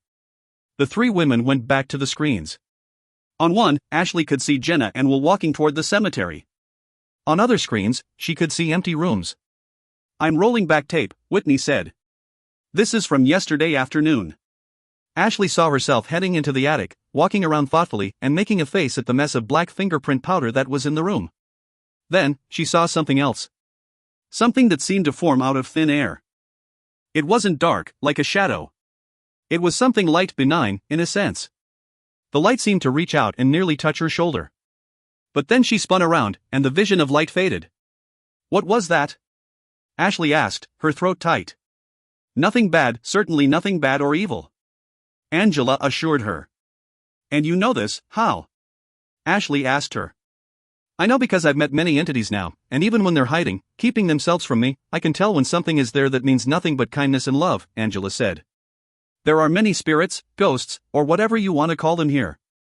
Energy, as some believe. I haven't encountered anything evil here at all. Neither have the others. But you were expecting something evil? Ashley asked. Angela was thoughtful for a minute. Evil can remain. As I told you. Someone out there, a living someone, seems to feel that this place is calling out to them, demanding some kind of vengeance. The good revenants that are here are reaching out to you, trying to help you. And you've seen one of them, you just don't want to admit it. Did you meet the spirit in the attic? Angela asked. Ashley shook her head. But tension, fear, and then trust in Angela filled her. She spilled out the truth. No, but I have an ancestor here that I have seen. He talks to me as clearly as you do. Whitney smiled. Marshall Donegal? Ashley nodded. Can you talk to him now? Angela asked. He's here. I can feel him. I can't see him right now, Ashley told her. She shook her head. I mean, did you want to have a seance or something? Would you act as a medium? Angela smiled. He isn't interested in speaking with me. Just you. When did you first see him? In a dream. Then go lie down. Let him enter your dreams. Let him walk you through the original battle, Angela told her. And don't be afraid. We're all nearby. Can it really help? Ashley whispered. We won't know until you try, Angela told her. Ashley nodded. She walked up the stairs and into her own room. That was where Marshall Donegal had found her first. In her dreams. Dr. Benjamin Austin's office was a busy place. The receptionist looked at them as if they were crazy when they asked to speak with him. She indicated the waiting room. There were 4 rambunctious children running back and forth to their mother with magazines. There were several elderly patients waiting, and 2 young women and 2 young men besides. You have to see him now? She asked. It will just take a moment, Jackson said, producing his badge. The receptionist quickly ushered them into an office. A few minutes later, the doctor hurried in with 2 of his patients' charts in his hand. Hello, he said, trying to juggle the charts and shake their hands. Jake, I heard you were with the government now. Good to see you. We get all the New Orleans news out here. Your name was involved with the Holloway case. This is about Charles Osgood, isn't it? You know, the police were already here. We know that, Jackson told him. And we appreciate your time. We can see that you're extremely busy. Benjamin Austin nodded, but said, That's all right. Anything I can do to help. This is confidential information right now, Jake said. But we know what drugs the killer used to subdue Charles Osgood, and the coroner's office is testing to see if the same drugs were used on the latest victims. Latest victims? His eyes widened. Oh, God, yes, they're thinking that alligators didn't kill Marty Dean and Toby Keaton? That's right. Where were you the night before last, Dr. Austin? Forgive the question, it's necessary, Jake said. He stiffened but eased quickly, he seemed to understand. Well, that I can tell you exactly, and you can verify the information without leaving this office. I gave a speech at 8 at a meeting at the Best Western down the road, had dinner at 12, and stayed at the hotel. I didn't sleep alone. You met my girlfriend, the receptionist who led you here. We will verify, of course, Jackson said. Please do. We have another question, Jake told him. Yes. Jackson pulled out his organizer and said, we're looking to find someone who might have gotten hold of these two drugs. Can you help us? He handed the organizer to Benjamin Austin so that he could read benzodiazepine and chlorzoxazone himself. To Jake's surprise, the man seemed stunned. His face became white. What is it, doctor? Jackson asked. I had a robbery, but it was more than a year ago, Austin said, swallowing. I have a nurse anesthetist on my staff, and I do some minor surgery right here in the office. Our nearest hospital is a bit of a trek, he explained. The muscle relaxants are more common, but this office was sacked. We were missing a lot of drugs, Dot. He saw the way they were looking at him. I filed a police report, you can check on that, too, he said. Oh, God, this killer might be using drugs he stole from me? So it appears, Dr. Austin. So it appears, Jackson said. On that slightly ominous note, they bid him farewell. Beth had chosen to wait for them in the car. Anything? She asked. Maybe, Jake said. She stared at him with such concern that he sighed. Drugs were used on the victims, you've been around everything going on, you probably know that. Then oh, my God, it was him? The doctor? Beth asked. Jake shook his head. He said that his office was broken into over a year ago. I'm checking on that, Jackson said, and Jake knew that he was dialing Detective Colby. Jake, driving, tried to listen, but he couldn't hear Mac. Jackson hung up. Good Dr. Austin seems to be telling the truth. He reported the drugs stolen, and he did give a speech at the Best Western. Mac is checking with the hotel to find out if he had room service or anything else if he was seen. I believe the man was telling the truth. But someone out there is lying, that's for sure, Jake said.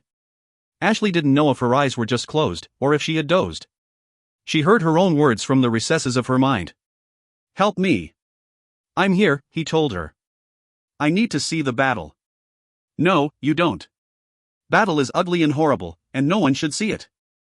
I need to see, please. Somehow, in the dream, she was Emma again. Marshall Donegal was in front of her, shouting at her, telling her to get the children and get them up to the attic. His voice was rough, commanding, and she was shocked, because he didn't speak to her like that. But then he paused. She felt his passionate kiss on her lips, and then he held her away, torment in his eyes. The children, Emma, please, protect our children. She turned as he'd ordered and hurried the children up the stairs. When she reached the attic, she made the little ones hunch down by the wall. And she went to the garret window to watch. First she saw the black powder, it exploded and filled the day. The howitzer managed to put holes in the ground, but it didn't hit the buildings. No matter, the Yankees were coming. She heard the squeal of the horses. Shouts came from the area of the stables, then she saw the defenders rush out and head toward the cemetery walls. Rifles flared, and flared again. She saw Marshall retreat behind the walls, calling his men around them, but they weren't all there, they were engaged closer to the house. The men in blue began to enter the cemetery.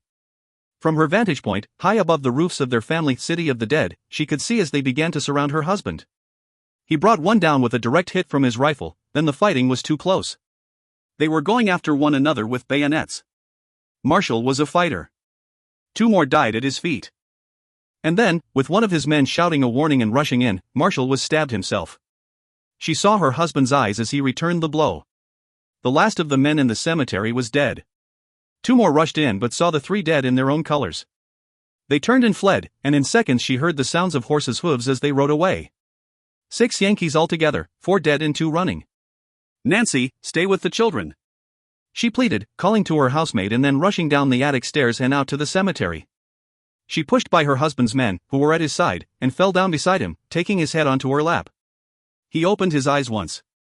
He mouthed the words, I love you. I'm so sorry. And then he died. They came around her, her husband's men. One of them pulled her gently to her feet. He's gone, now, Emma. We'll see to him. He's gone, please. She was blinded by her tears. She was barely aware as she was led into her house, led to her room. Drink this. Drink this, Emma, it will steady your nerves. She had no nerves, she had nothing. Marshall was dead. For days later, Marshall was laid to rest in the family vault.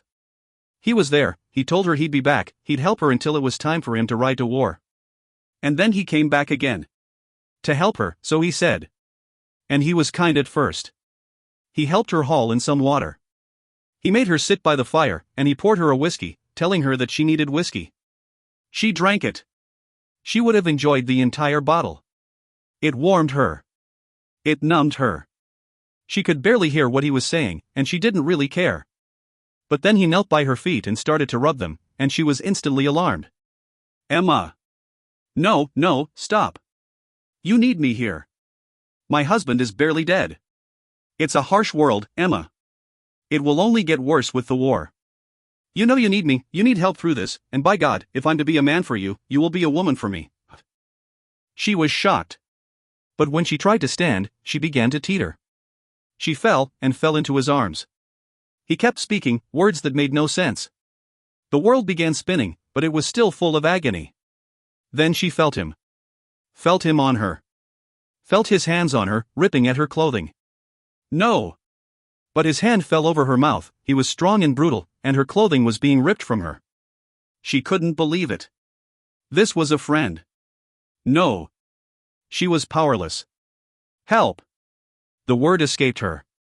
And she still felt him, the bastard on top of her, felt her flesh, his flesh, but it wasn't her, no one could really touch her anymore.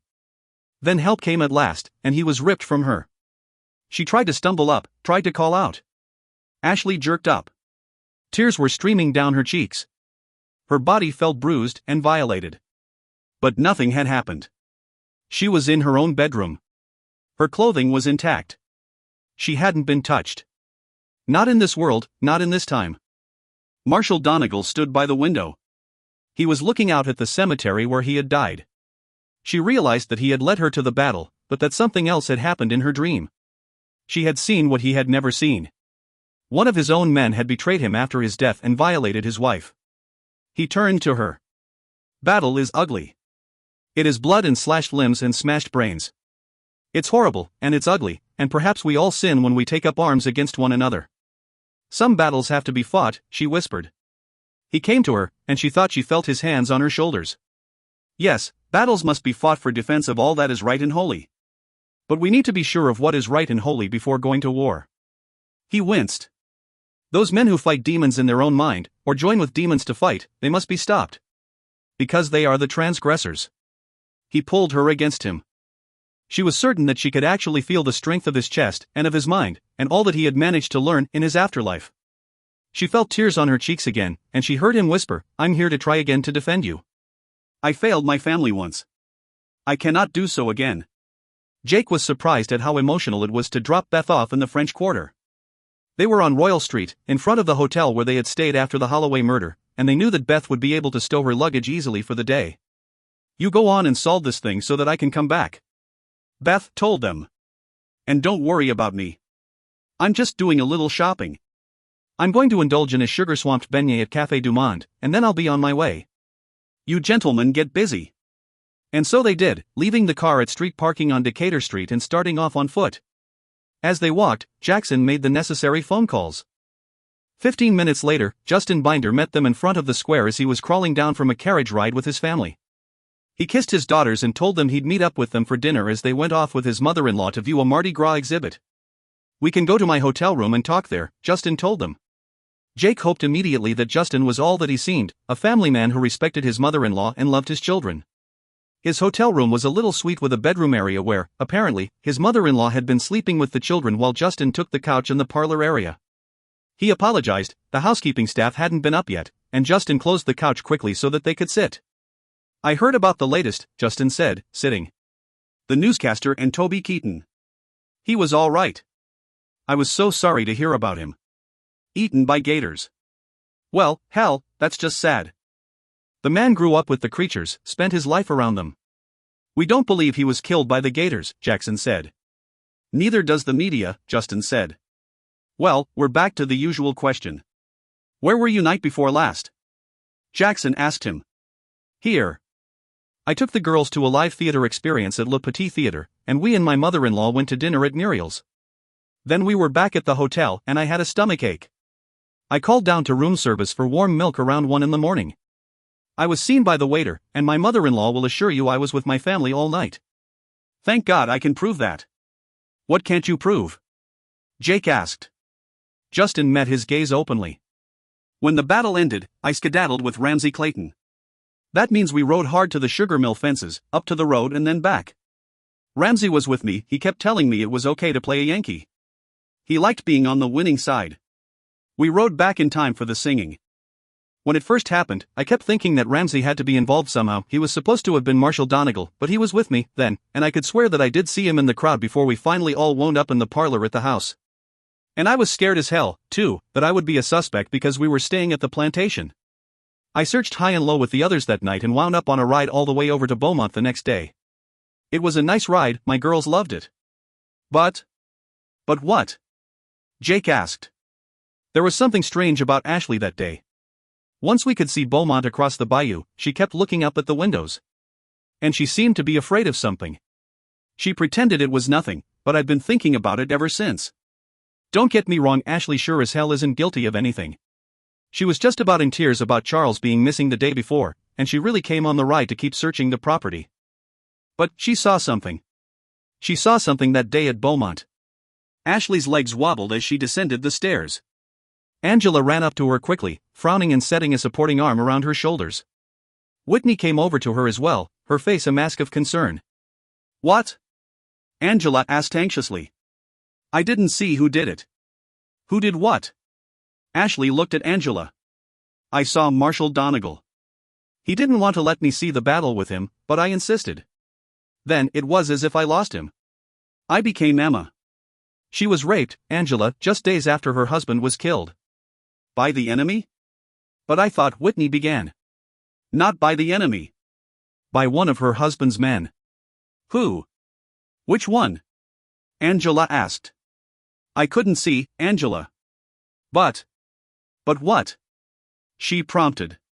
I think that Harold Boudreau came to her rescue. I think that he pulled the rapist off of Emma, and that's when they formed their real bond. I think that we never see Marshall and Emma together because he doesn't know. It wasn't her fault, but she's ashamed, and she can't go to Marshall or be with him because of what happened. Angela was thoughtful. Maybe we can help them. First, however, we have to find out who the man was. We have to find out what happened to him and figure out why one of his descendants would be after revenge now. What should we do next? Ashley asked. Records. Angela turned to Ashley. Can you get those accounts of the battle we were wondering about earlier? We'll start on one of the ancestry sites and see what we can dig up on these men by name. I'm on it, Whitney said. Look, I should be doing this, Ashley said. Later. Let Whitney get started, Angela said. You come with me and find Jenna. She is in the cemetery. She's communing. Angela looked at her and apparently decided that Ashley had figured out that Jenna did, indeed, see ghosts. Jenna was meditating, in a way. She gets into a state, and if there are spirits around, even if they won't communicate with her, she can usually see them, and we may see more clearly through her. She took Ashley's hand. Are you afraid? She asked her softly. Everyone is afraid at first, it's having to believe the unbelievable. It's accepting that there is a greater power. Ashley shook her head firmly. No. I'm not afraid anymore. I want the truth. Griffin Grant's office was in a massive building in the central business district, all beautiful glass and chrome. It was furnished with ultra-modern pieces, but a picture of a Civil War cavalryman hung on a far wall of the reception area, with a pair of crossed swords above it. Must be his ancestor, Jackson said. Jake walked over to the painting. The man had one hand behind his back in the painting, he held his sword in front of him. There was something a little bit odd about him. Henry Hilton. Griffin's secretary told them. Interesting painting, isn't it? Well, it should be. It was done from a death likeness. Creepy, if you ask me, but these boys do enjoy their reenactments and their roundtables. Henry was killed at Manassas, but he was already wounded. He was an admirable soldier, Jake said. As he spoke, Griffin came out of his office. I know, it's a strange painting, but it's a family heirloom, he said dryly. Please, come in.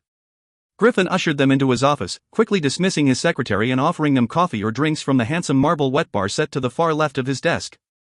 Soda, whiskey, water, anything? Jackson declined. Jake accepted a bottle of water, thanking him and taking a seat in one of the executive chairs in front of the desk. I heard about Toby, Griffin said gravely. Do you know anything about funeral arrangements? Had his son been told about his death? Detective Matt Colby was notifying the family, Jackson told him. And they won't release the body until a full autopsy has been done. Griffin nodded and frowned. They believe that these murders were related to Charles Osgood's death?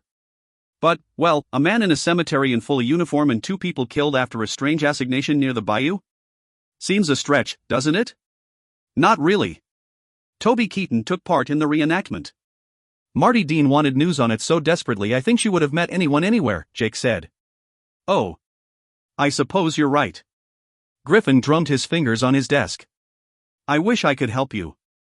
I don't think there's anything at all I could tell you about the newscaster. I didn't know her. I knew Toby well, of course. We've all been friends forever. But I keep thinking that I should have remembered something about the night Charles disappeared. I mean, I was right there. Right there, in the midst of those rushing forward when we heard that Marshall Donegal was being beset in the cemetery, outside the cemetery for the reenactment, of course. I think I saw, maybe it was John Ashton? Helping him to his feet. But we were all there standing around when it ended. Charles was so proud. He wore his battle wounds and fake blood with such pleasure. I kept thinking that Ramsey had done him a real favor, helping him out that day. He made something of a man out of him, if only for a few hours. I swear, I keep trying to remember, he said. He leaned forward. It haunts me, you know? Thinking about it. First Charles, now Toby. Who do you think might have done it? Any idea of anyone with a grudge? Jake asked. Griffin Grant shook his head. We all had opinions, spats, disagreements, but they were all good guys. He grimaced. Even the Yankees. I mean, we do seriously like to argue tactics, but that's not even a matter of sides. We've all done this so many times, with changes here and there through the years. The Yanks are good guys. I can't imagine that any one of us would have ever done such a thing. Well, here's the usual, where were you the night before last? Jake asked him. He seemed surprised. Right here. You can ask my secretary. I worked forever, we have a new lineup coming out, and it's a bitch, making sure your shows and your sponsors are all aligned just so. Thank you, Jackson said, rising. He offered Griffin his hand. Thank you for your time and your help. I'd do more if I could, Griffin told them. They left his office and stopped by his secretary's desk. Miss Tierney read the nameplate in front of her. Miss Tierney, Jackson said politely, can you verify that Mr. Grant was in his office late the night before last? Oh, yes. She said. Why, that poor man has just been working all hours. How late were you here? Jake asked her. Late 7, she said dryly. So much for 9 to 5. And when I left, I could still hear him on the phone in there, placating a diaper company.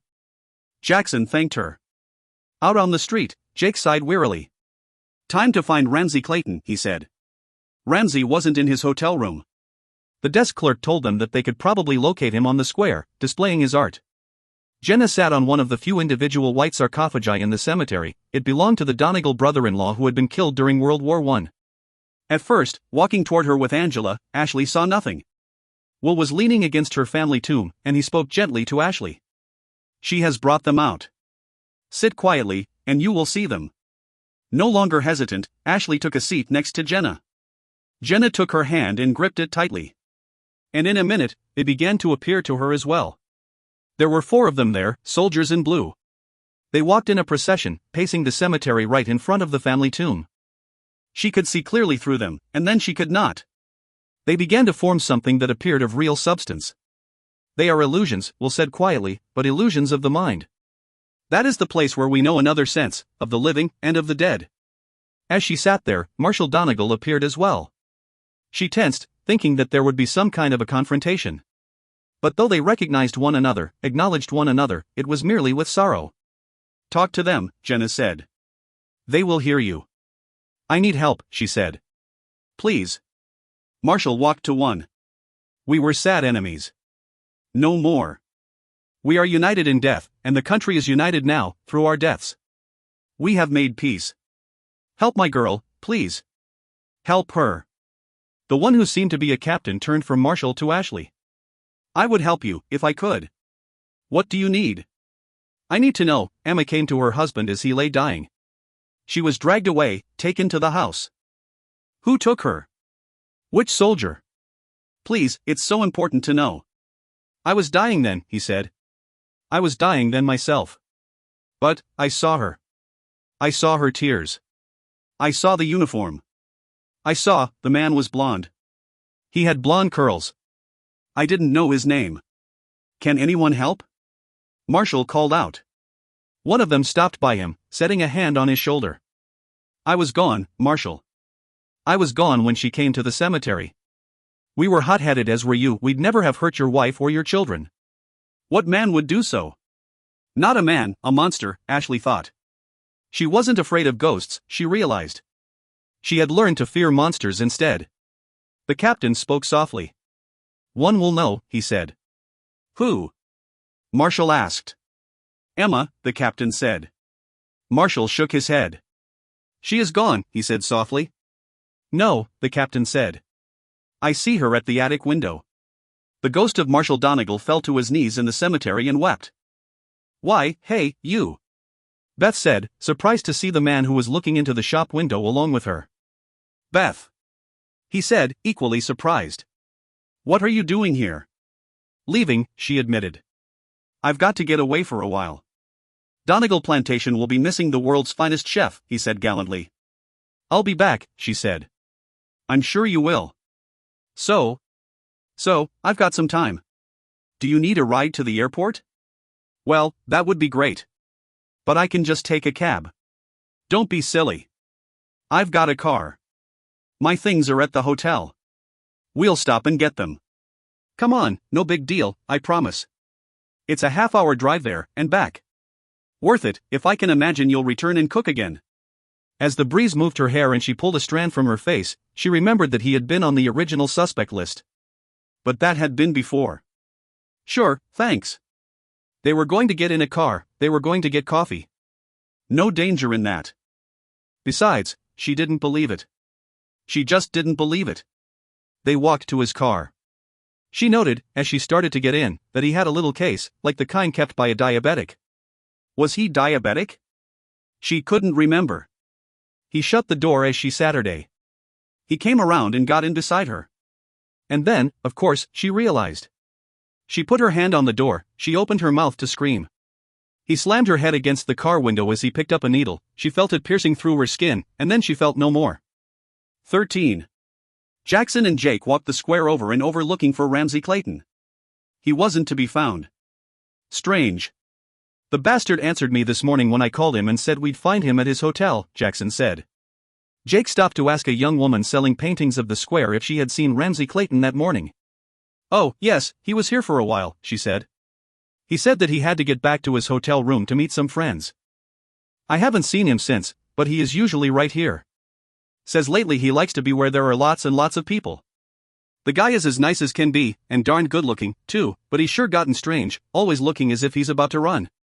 Such a scaredy cat. Jake thanked her for the information. He's either scared or guilty, Jake said.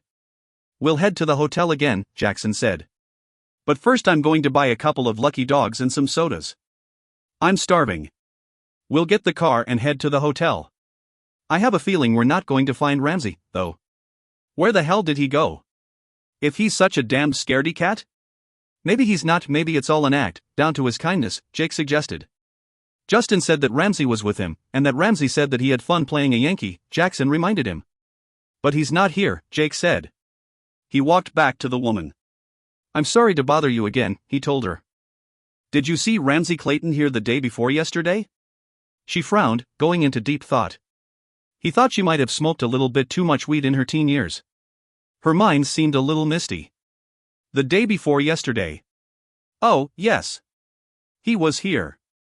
He was here. In fact, we were both here until dusk. And then you both left? Well, I left. I think he left soon after. Why do you think that? She smiled. Because I was gone. I told you, he likes to be around people. Some of the artists stay out late in the night, but by then people really want music and tarot readings. So he must have left. He's not like you. Pardon? He hadn't realized that his Glock, a standard FBI issue he knew how to shoot, but he wasn't fond of guns, was visible since his hand was on his hip, pushing his jacket back and exposing the belt holster. Maybe he should carry a gun, too. Are you a cop? Is he in trouble? He smiled. I just need to speak with him, that's all. Maybe you can give him some courage, she said cheerfully. Well, thank you, Jake said, striding back to Jackson, frustrated. He was here until dusk the day that Marty and Toby died. I think. You think? I'm not sure she knows what day it is today, Jake said. Jackson nodded. Okay, let's get food and try the hotel. Then we can head back. I'll get the dogs, you get the car. Jackson stopped at a cart and bought them both a soda and a couple of hot dogs while Jake walked down to the car. He had just eased it out of their parking spot when Jackson caught up with him. He reached for the food. Jackson slid into his seat, a lucky dog halfway in his mouth. Sorry, I'm really hungry. We're all going to miss Beth. Yes, but she wanted to be away, maybe needed to be away, Jake said. He found that he felt oddly uncomfortable once he had spoken. What's wrong? Jackson asked him. I don't know. I think we should have taken her straight to the airport in the morning. Call her. Jake did. He got her voicemail right away. She's probably on an airplane, Jackson said. Probably, Jake agreed. A feeling of unease had begun in him. It wasn't lessened any when they reached the hotel and found no sign of Ramsey Clayton. They sat around in the roadside parlor. Ashley was on the registration desk computer, and Will was working with her. Angela and Whitney were poring through content files on Whitney's laptop. Jenna was in the attic, hoping that she could reach Emma Donegal. Okay, Confederates, Ashley said. Marshall Donegal, of course. O'Reilly, Charles's stepfather's ancestor. We know that he survived the war. He came back and saw Emma. He probably had a guilt complex about causing the whole skirmish. That's 2 down. Now the rest? One was actually a Clayton, I know that, Ashley said. Ramsey is a direct descendant. Find out what happened to his ancestor, Angela said, looking up. We're trying to trace a fellow named Pierre Lamont, one of the Confederates. He was Toby Keaton's great whatever, Ashley said. Toby comes down through the maternal line. It's a good thing they named it Beaumont, beautiful mountain, she said with a grimace. Not that it's exactly on a mountain, but there is a little rise in the terrain. The family name changed many times. Yes, but we can let Toby go on this one, Angela said softly. He's dead. I guess so, Ashley agreed. What about Griffin Grant? Whitney asked. Family name change, too. His ancestor was Hilton. Henry James Hilton. And he was killed in the war 1862, the Second Battle of Bull Run, or Manassas. We can do more research on Hilton. Ashley stared at the screen, searching site after site for the Ramsey Clayton who had fought in the Confederate cavalry during the Civil War. She found him at last and turned to look at the two of them. Ramsey Clayton, the one our Ramsey is named for, was killed at Gettysburg, she said. Obviously, he was already a father. Okay, so, nothing dastardly happened to him? Whitney said. Not other than a grisly death on a battlefield, Ashley said. And that would mean 500,000 men who died might be vengeful. That doesn't seem like something that would bring about revenge or a sixth sense that you needed revenge in a future generation, Will said. We're looking for something that might have come about because of what happened at Donegal that day. What about Hank Trebley? Angela asked. Trebley, that was his ancestor's name, too. See what you can find on him. They all worked in silence for a while. Whitney sighed as one site after another came up blank. Not found, she said. Sorry. We need Jake. He's the one who can find anything on a computer. Could you take over for a few minutes, Will? My back is killing me. Ashley pushed away from the desk. Will stepped back, looking at her. He nodded. Sure. Why don't you go and try the attic with Jenna? See if you can sense, or even find, anything there? She nodded. I'm just going to grab some water first. And a cheese stick. Food. Will said. We haven't eaten since breakfast. All right, everybody, meal break, Angela said. Every man for himself. There's no Beth to feed us delicious delicacies today. We'll make a real dinner, Whitney said, yawning. Then she leapt up. Angela is right. Every man and woman for themselves. And dibs on the crab cakes. As they started for the kitchen in a sudden mad hurry, they nearly collided with Jenna, who was coming down the stairs. Anything? Angela asked her. Jenna shook her head, frustrated. I can feel her, and I've talked myself blue. But she won't appear for me, or she can't appear for me. I can try, Angela said. I know who can reach her. She's been trying to reach him, Whitney said. They all stared at her. Jake, Whitney said. Before we even knew about Charles being missing, I think he saw her. I was kind of ignoring him, because he was just talking about someone he thought was about to lead a tour. But then we couldn't find her. The way he described her, she was a southern white woman. He saw her coming through a crowd when we were at Café du Monde. He told me that she had been trying to talk to him, and I said that was rather ridiculous, because she was across Decatur Street, and there was a lot going on, and unless she had been shouting, he couldn't have possibly heard her. But now, I think it all makes sense. It's Emma, and she's decided that if she's going to communicate with the living, it's going to be Jake. Angela was thoughtful for a minute. All right, then. We'll all get back on the computers after our very late lunch, and when Jake gets back, we'll just lock him in the attic. It's a plan, Ashley agreed. I'm going to get my grandfather out of the study, he's been poring over bills long enough. Fraser wasn't sorting through their bills. He was seated there thoughtfully, staring down at his hands. Grandpa? Ashley asked him. Ashley, he said, looking up and giving her a brilliant smile. I'm going to get some lunch.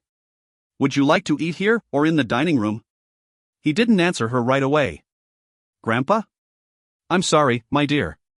He let out a soft sigh. Ashley, I can't help being afraid that if this drags on, we're going to lose the place. I won't let that happen. She promised him. I swear, I won't let that happen. He lifted his hands. It's a house, Ashley. It is built of brick and mortar and stone. Life is what's important. I'm thinking that Beth was right, that we should just leave. People are important, Ashley. You and I are important. I agree, she told him.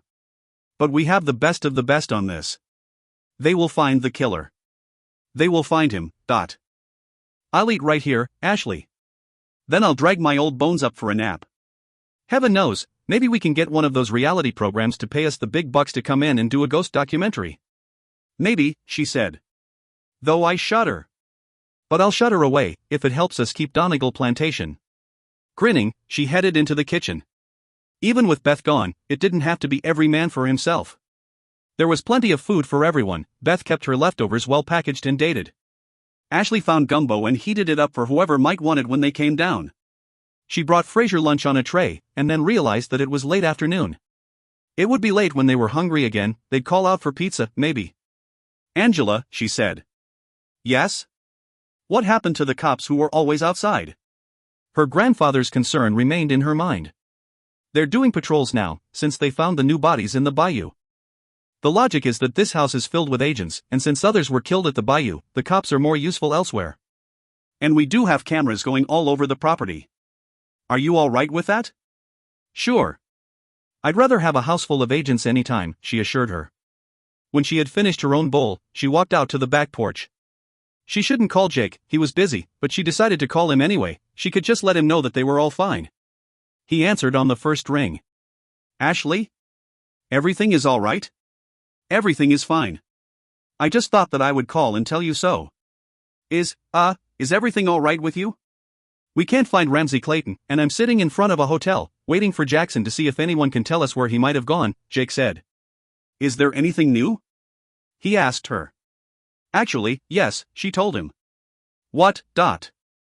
Well, we've been on the computer all day and tearing through the household records and accounts of the battle, she said.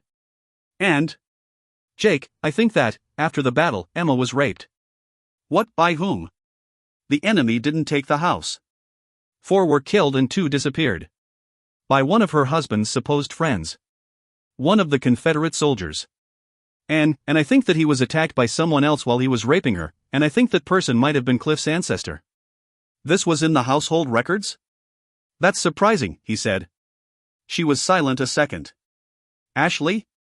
No. I know this, Jake. She was silent again for a minute, then words rushed from her. I pushed you away once, Jake.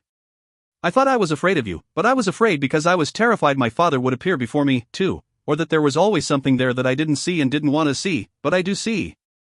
My ancestor is here. I can reach him, Jake, I can reach Marshal Donegal.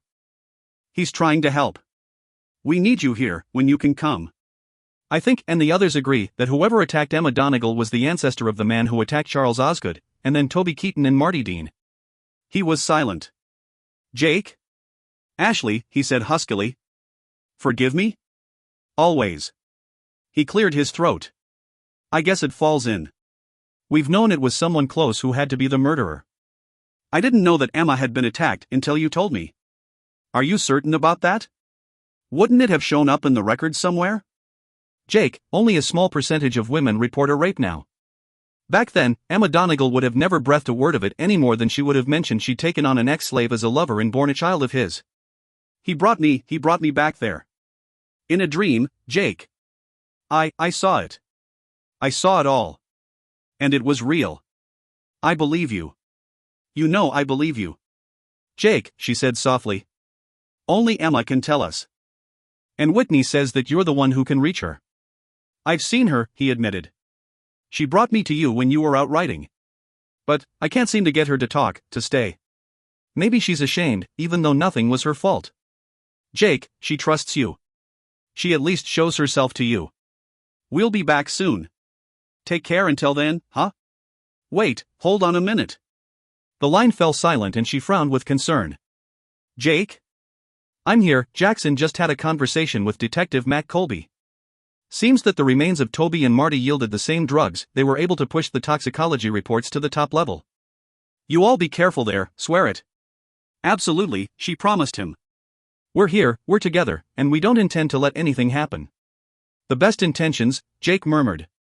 Pardon? Stick together. I think that this killer is basically a coward. That's why he has to attack with a drug cocktail that's so potent it immediately renders his victims powerless. If you remain en masse, you'll be fine. We'll be there soon. I'm glad, she said softly. Jake. Yes? You know, I was only afraid of you. I never stopped loving you. He was quiet for a minute. She wondered if she had spoken those words aloud. I've loved you forever, he said and hung up. Ashley looked at the phone and smiled. Walking back in, she found that Angela was washing dishes at the sink. Hey, Angela said. I was going to bring some tea up to Fraser, but I thought that you might want to. Yes, thank you. I should sit with him for a few minutes. This has to be taking a terrible toll on him. Not because he isn't strong at heart, but just because. He's in his 80s.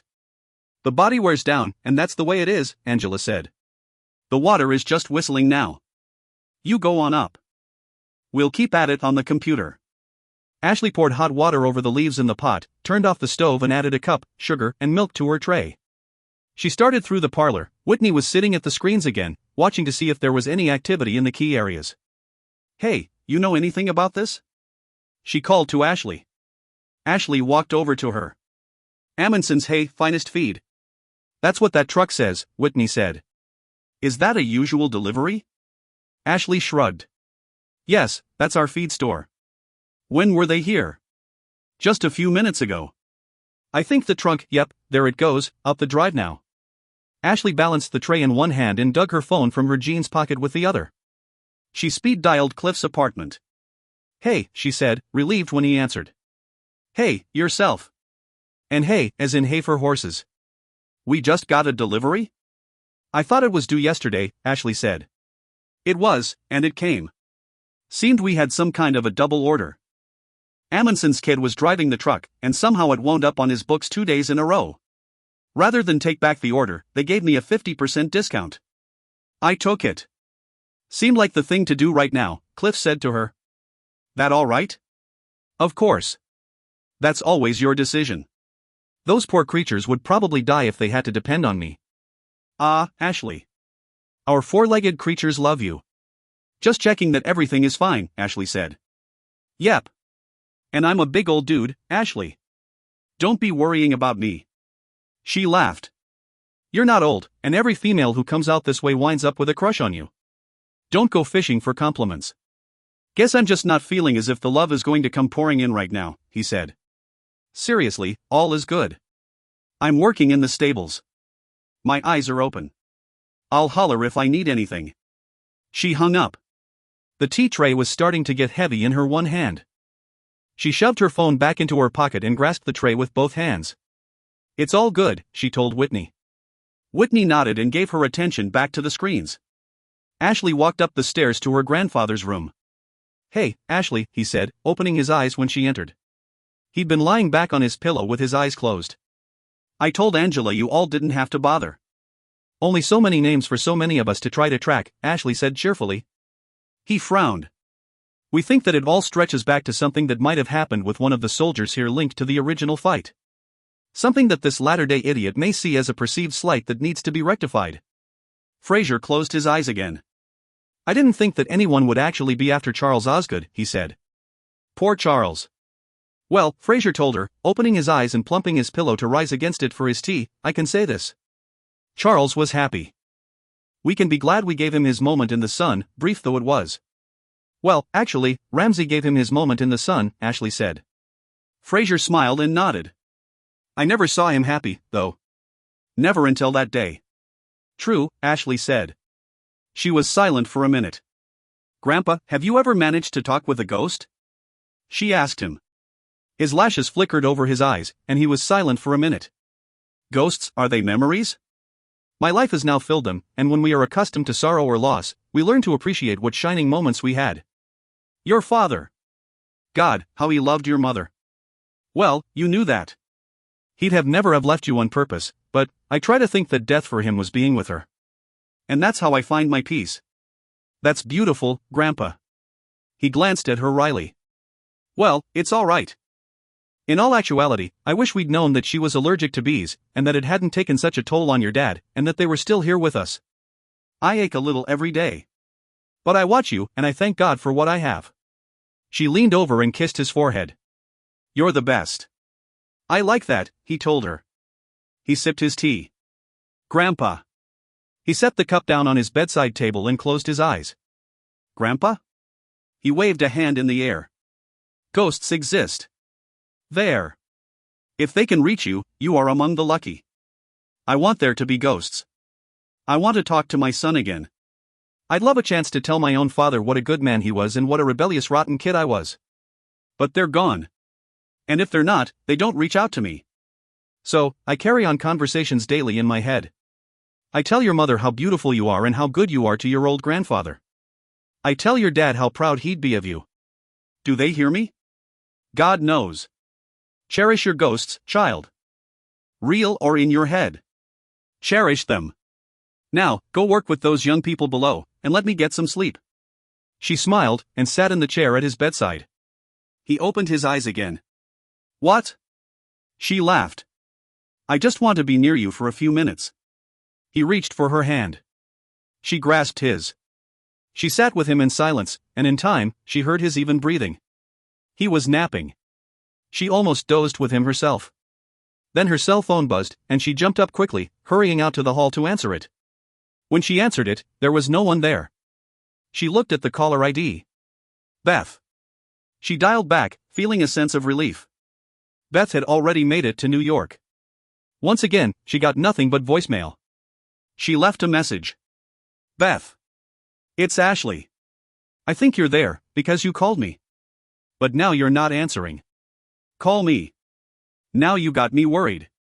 She hung up. She found herself looking at the attic stairs. Tempted, she walked up and stood in the room again. You were with me this morning. She said.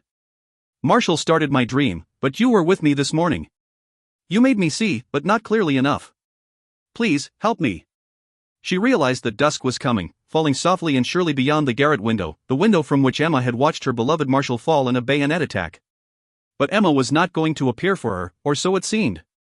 Sighing, she flicked on one of the small lights over a display cabinet containing family letters and other artifacts. She slid open the case, thankful now that the cases were never locked, which, of course, had made it easy for the killer to take the Enfield and the bayonet.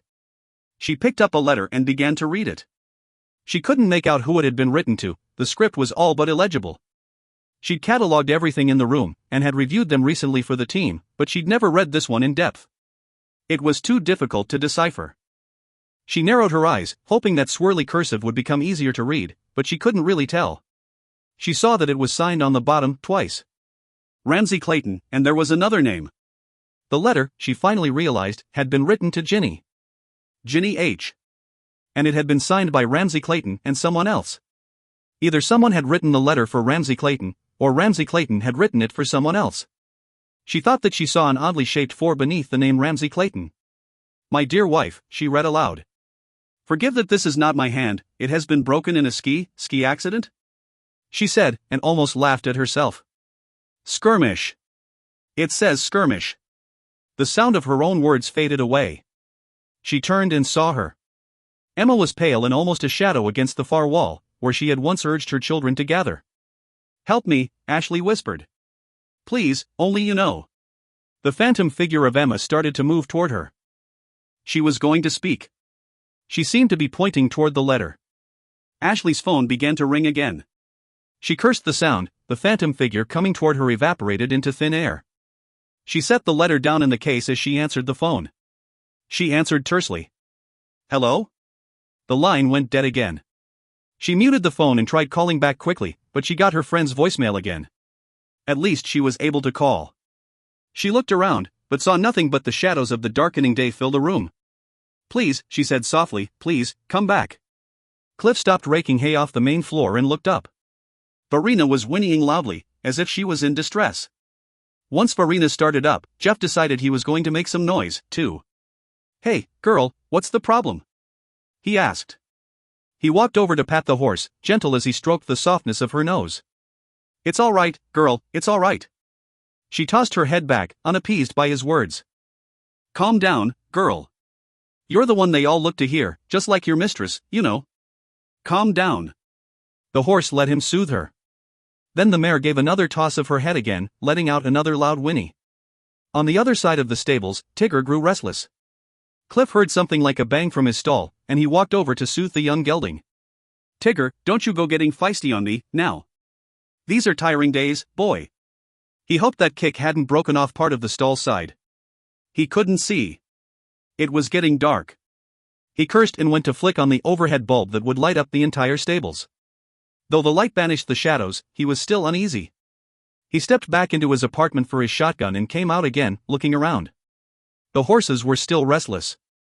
Ashley stood in the near darkness when she felt the tremor of her phone. She had just about thought that she had seen a figure growing from the shadows. Damn it! She swore. She glanced at the caller ID. Beth. What is it? Where the hell are you that this number keeps going dead? She said aloud. She punched the return key. This time, there was a click. Beth, damn. This has been driving me crazy. Where are you? Are you having fun in the city? She said, realizing she was speaking in a rush. There was silence at the other end, and then the sound of breathing. Beth? A throaty, masculine voice came to her, not Beth's. Ashley. Who is this? Where is Beth? The chuckle that sounded in her ears seemed barely human. She shook her head. There was no devil on the other end of the line. There was a human monster, and she had to be very careful now. What do you want?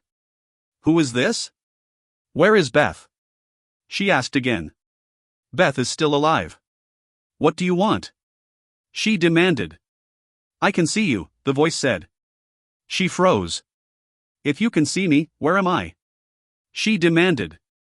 Her heart was racing, she wanted to find Angela and the others, but she was afraid that he really did see her.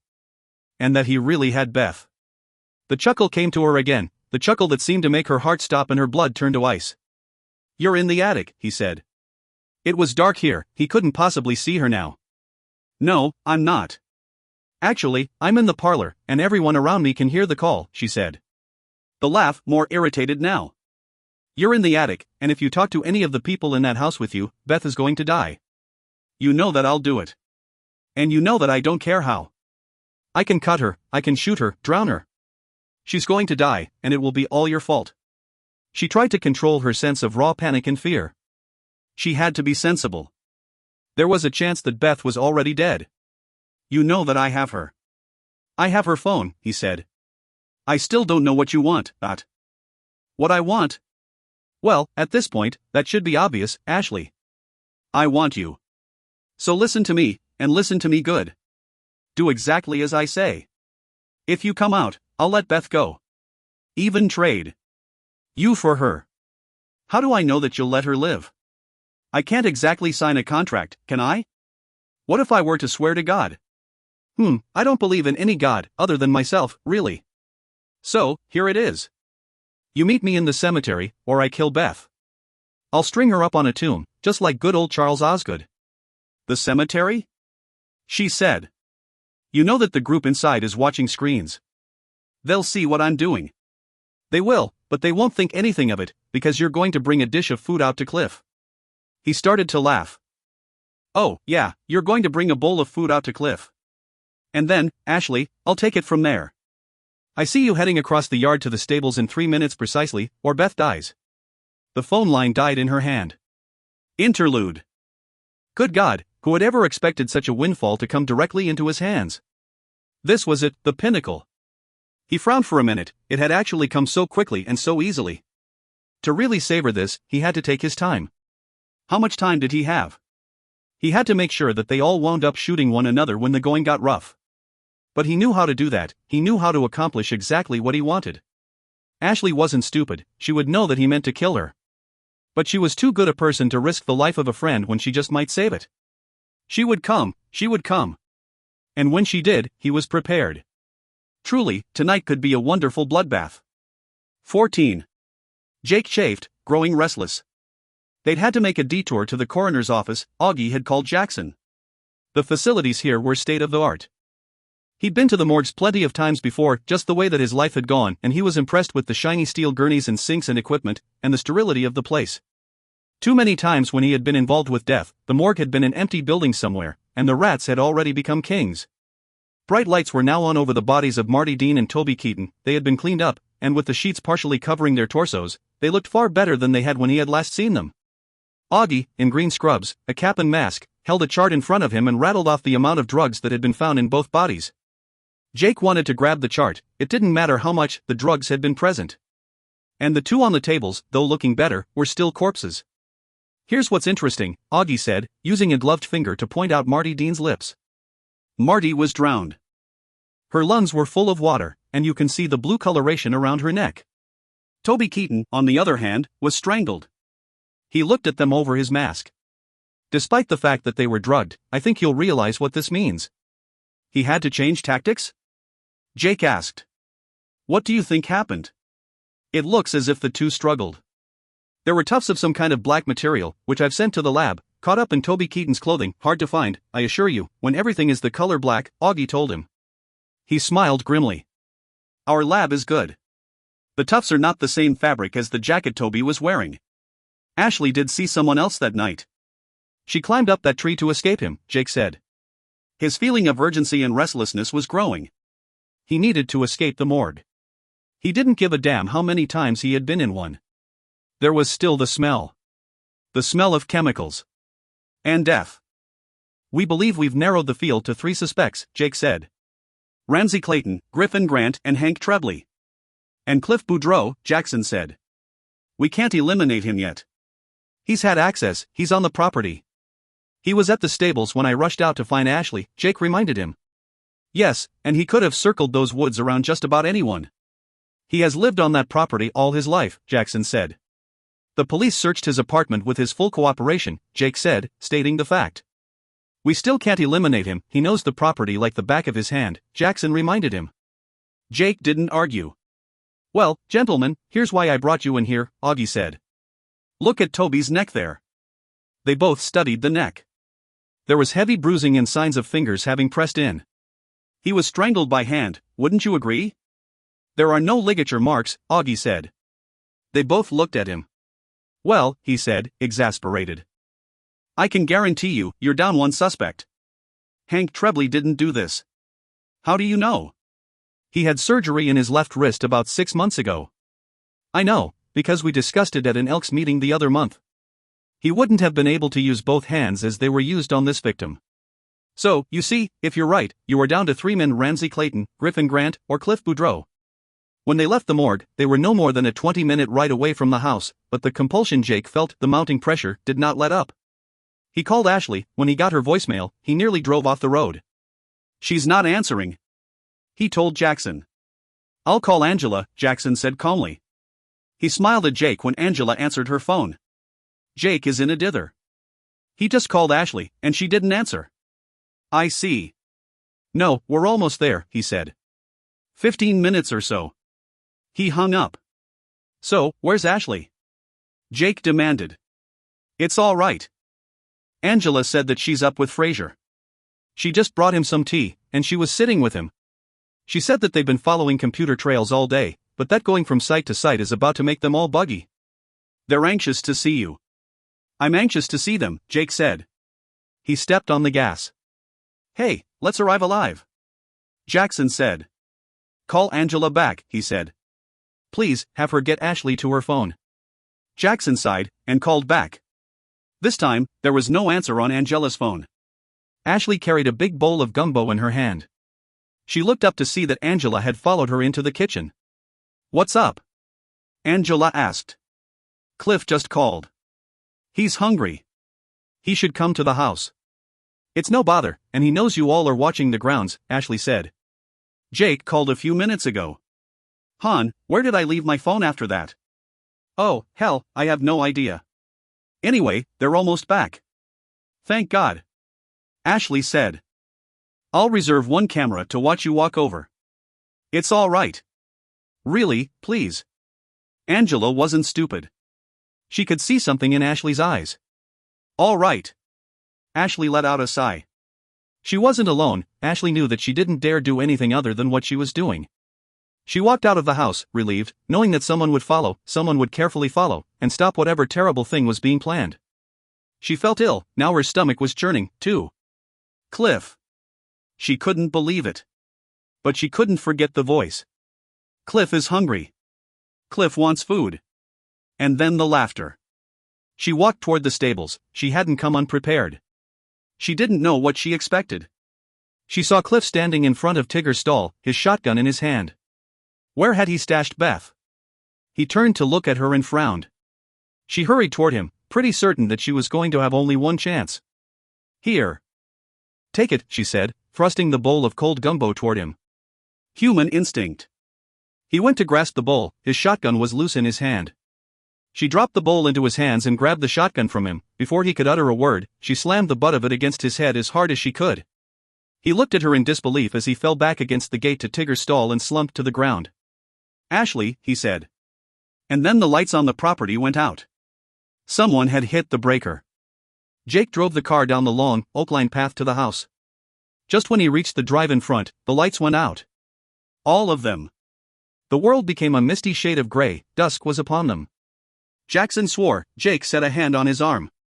The generators will kick in, he said. But the generators didn't kick in. Jackson took off for the house. Jake started to follow him, but he stopped. She was there. Emma Donegal was there, and she was standing on the path by the side of the house. She beckoned to him. He followed her. She led him around to the stables. He could barely see in the near dark.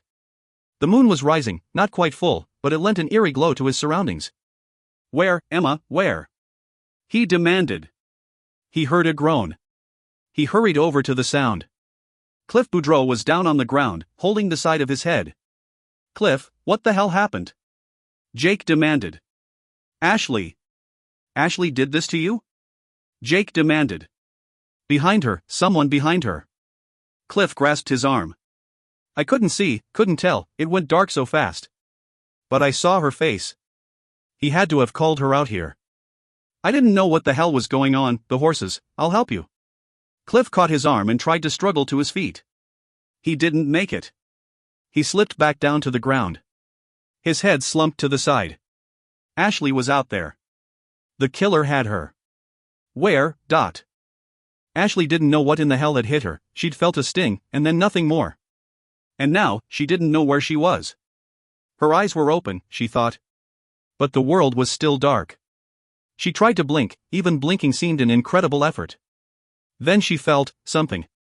She realized that she was being carried. Her head bobbed and smacked against a man's shoulders, and she had absolutely no control over it. She tried to focus, and she realized that she couldn't see because there were no lights. Struggling to regain some clarity, she decided that he must be carrying her away from the stables. She blinked and she could begin to see shapes around her. The moon was rising against the swiftly falling twilight. Her focus was bad, but she could try to see. She felt the man's exertion as she was hefted over some obstacle in his path. Cliff. She had practically shattered his skull, thinking that he was the one who had called. That he was the one who had somehow managed to kidnap Beth. But it wasn't Cliff. She had just left him behind, staring at her as if she were the worst traitor known to man, which, of course, she was. "I'm so sorry, Cliff," she thought. But what was that going to matter now? Thump, thump, rind. Her chin fell against the man's back. He was a big man. Strong, powerful in the chest and shoulders. She heard a creaking sound. They were back in the cemetery, she realized. She was surrounded by the towering white architecture of her ancestral city of the dead. The tomb seemed to glisten a silvery white against the dusky sky. She'd always been meant for the Donegal tomb eventually. It seemed that time was now. She could barely see, barely think, barely function. But she was aware. Was this how it had been for Charles Osgood, Marty Dean, and Toby Keaton? Had they known they were about to die but been unable to respond, to react in any way? Maybe not. Maybe the dosage of the drugs they had received had been stronger. Maybe. Hope swelled, just the tiniest bit. She needed to do something, or she was going to die. No, Angela thought that she was with Cliff. And Angela was trapped in the dark. Angela wouldn't know until. Suddenly, she saw Marshal Donegal at her side. He drew his phantom sword and swiped at her carrier's neck. The sword slashed right through it. Ashley tried to smile. She felt her lips move. She did have no. She tried to lift her head, but she could not. But a real-life rock in front of the man nearly tripped him, he stumbled. She was a deadweight, she remembered, even if she wasn't near the weight he must have struggled with when he attacked Charles Osgood. She heard the faint sound of a creaking once again, and she realized that she was being brought into her family tomb, the temple tomb. She felt it. She felt pain when her body was slammed down on the central altar in the tomb. Pain meant life. The still rising moon shed an eerie yellow illumination into the tomb through the grate in the far wall. She heard her attacker working quickly, lifting the heavy marble siding from one of the shelf tombs nearby. Marshal Donegal's tomb. He turned to her, smiling. She knew him before she saw his face. HJH. His wife had been Ginny. Ginny Hilton. And Ramsay Clayton had written a letter to her for her husband, Henry James Hilton, because Hilton's hand had been broken. It hadn't been broken in the skirmish, it had been broken when he had attacked Emma Donegal and Harold Boudreau had set upon him, dragging him off the woman he had so brutally attacked. "Ashley, you see me. I should have known that you would see me. You were always so special. So precious. And now." He paused, listening. There was commotion going on, people shouting. She couldn't understand them, but she knew that they were searching the grounds. Angela had known where she was going, and by now they had surely found Cliff, and they would be looking for her. She twitched her lips and managed to smile at him in return. She couldn't speak. She willed him to understand her thoughts. "They'll know that it was you. Angela will be reading those old letters, and they'll figure it out faster than I did. They'll know. They already know that it's a sick grudge you have against my family. So, your ancestor died in the war because his hand was broken. No one blamed Harold Boudreau for what he did to your ancestor, because his fellow rebels knew what had happened when they saw Henry's broken hand. They were appalled that he'd attacked Emma. They didn't string up Harold Boudreau, but they didn't speak about any of it, either. All for honor. Well, the honor here died with Marshal Donegal, didn't it? And you can't stand that. Well, I may die, but you will, too. They'll catch you, and you'll rot in prison until they stick a needle in your arm, and that will be fitting, won't it?" He stared at her, his face growing mottled, as if he could hear her thoughts. Of course, he couldn't, he just saw that she had figured out the truth. He slapped her, and she felt the sting again. Had he attacked so many people now that he was running out of his drug cocktail? Perhaps she shouldn't be so happy to feel. She didn't know how he intended for her to die. And they were in the vault now with the gate locked. Even if they searched the cemetery, they wouldn't think to look in the vault. The gates hadn't been opened since her father had died, the tomb was sealed after every interment. Yes, they had. Sometime while he'd been on the property, Griffin Grant had unlocked the iron gates and unsealed the tomb entrance. He had planned for a very long time to see that she came here. The iron gates were closed, as if they'd never been open. The concrete sliding door behind the ornamental iron gates was barely ajar. "I'll come back and see you, my dear Ashley," he promised. "And you won't try to enter my mind, then? You'll be dead. Everyone pays, Ashley. It's your turn to pay for the sins of your fathers. You have it all wrong. I know, because Henry talks to me. He told me that he needed to be avenged. He died at Manassas, but he died because he couldn't shoot. He died because of Emma, and she was a filthy whore who teased and tormented him. Ashley, I saw the letter years ago, and then I could hear him crying out to me. Someone had to avenge what had happened. She tried to move her lips. Emma was not a whore. She was a grieving widow. He came to see her, to take care of her. She led him on, Ashley. I've seen you do it, too. So many of your kind do it. You're like her. Everyone just thinks that you're honest and caring. But, you see, she didn't pay. You will. I thought it might be hard, Ashley. Do you realize that? I thought it might be hard to kill. Ramsay would have done just as well as Charles. That didn't matter. The newswoman, well, she was like a rabid dog. And that ridiculous Toby huffing on over, he wasn't quite so easy. But you know what, Ashley? His face came close to hers, and he smiled. She loathed him, she wanted to back away from him. She couldn't move. Killing is fun. I found out I like it. But this may be the finale. Ashley, beautiful blonde Ashley, the last of the true Donegals, dead with her ancestors. Oh, watching you, Ashley. My ancestor never told me it would feel so good. He lifted her again. To her horror, she realized that one of the heavy slabs had been removed from the shelves on each side of the tomb. He rolled her into one of them. It was dark in the burial ledge within the tomb, and she couldn't see.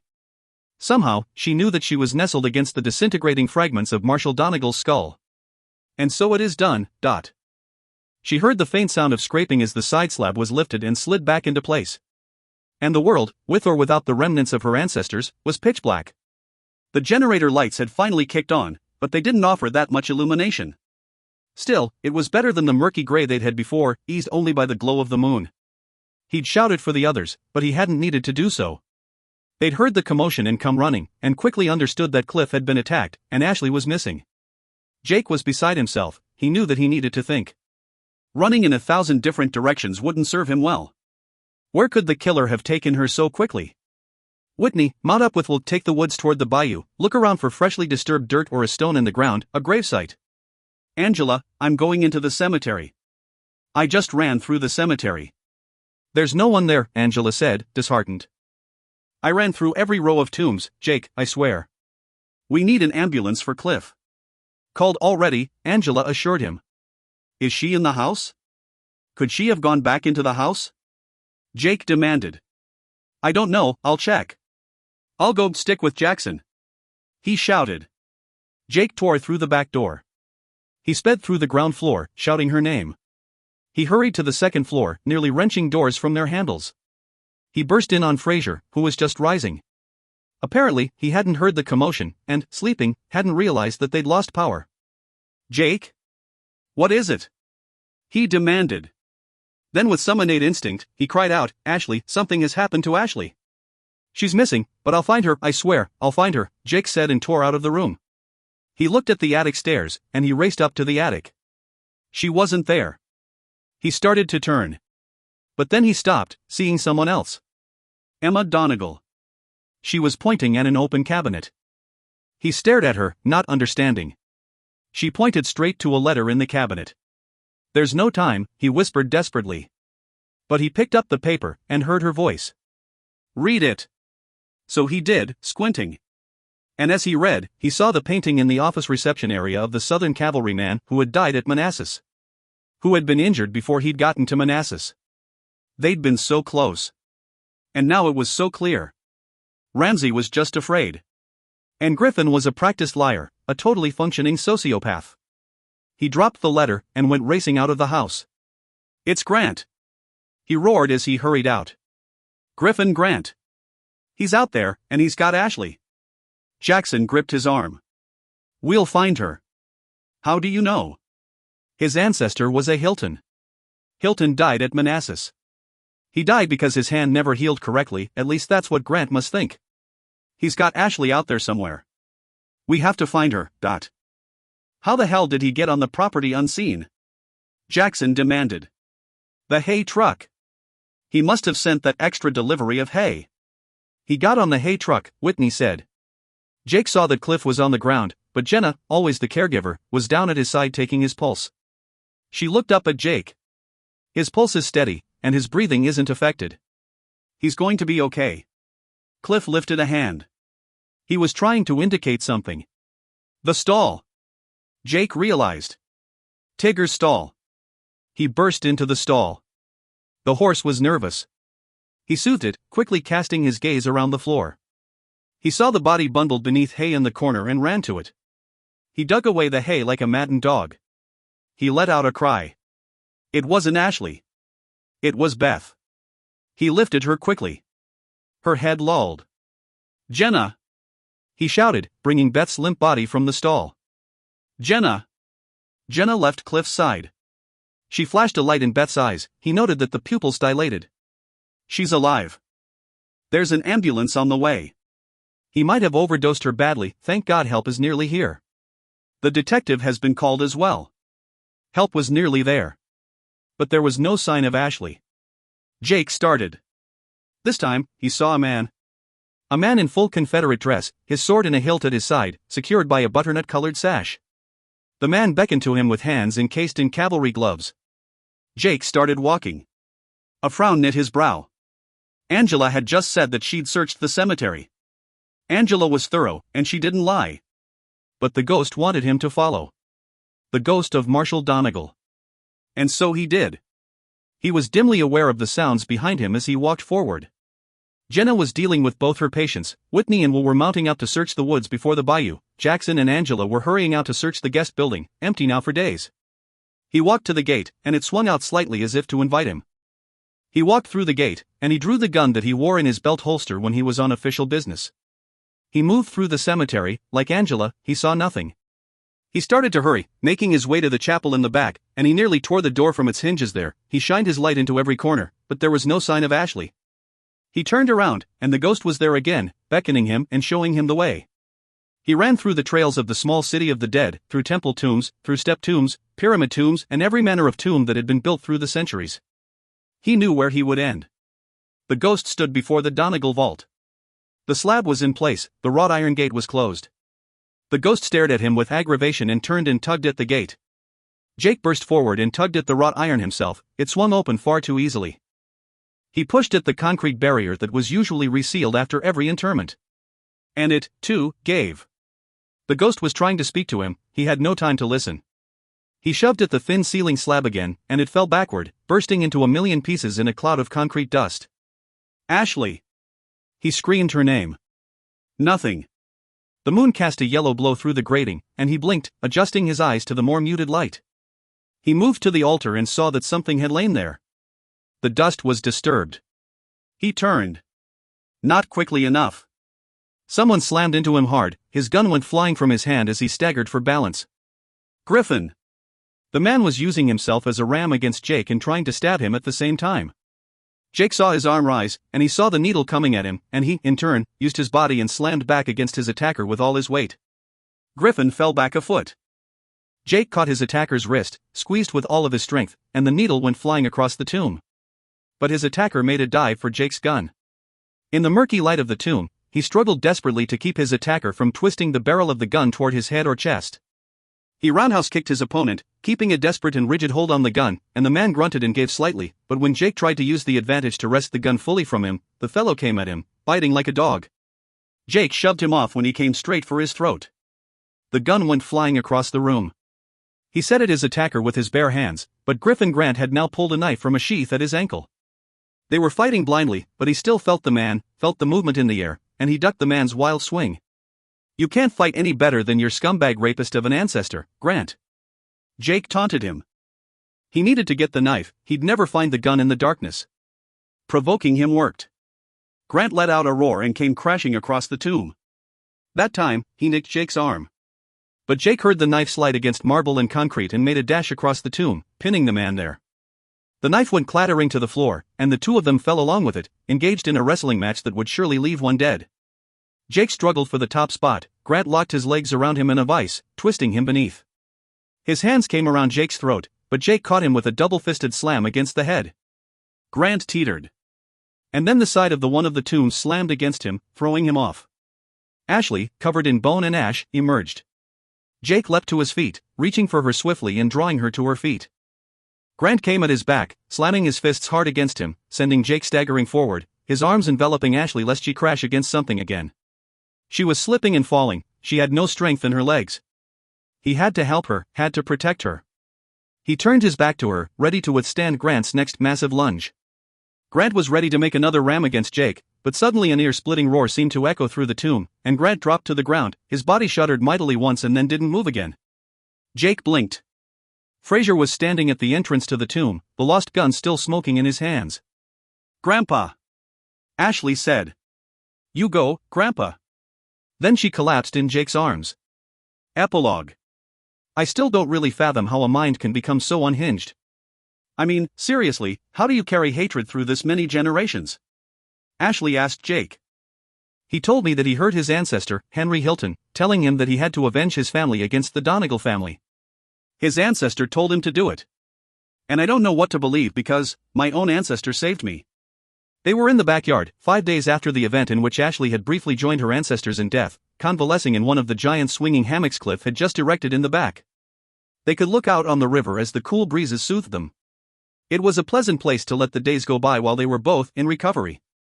The very sad truth about humanity is that we've always known how to carry hatred through time immortal, so it seems, Jake said. He gnawed on a piece of grass, just as he had when they were teens.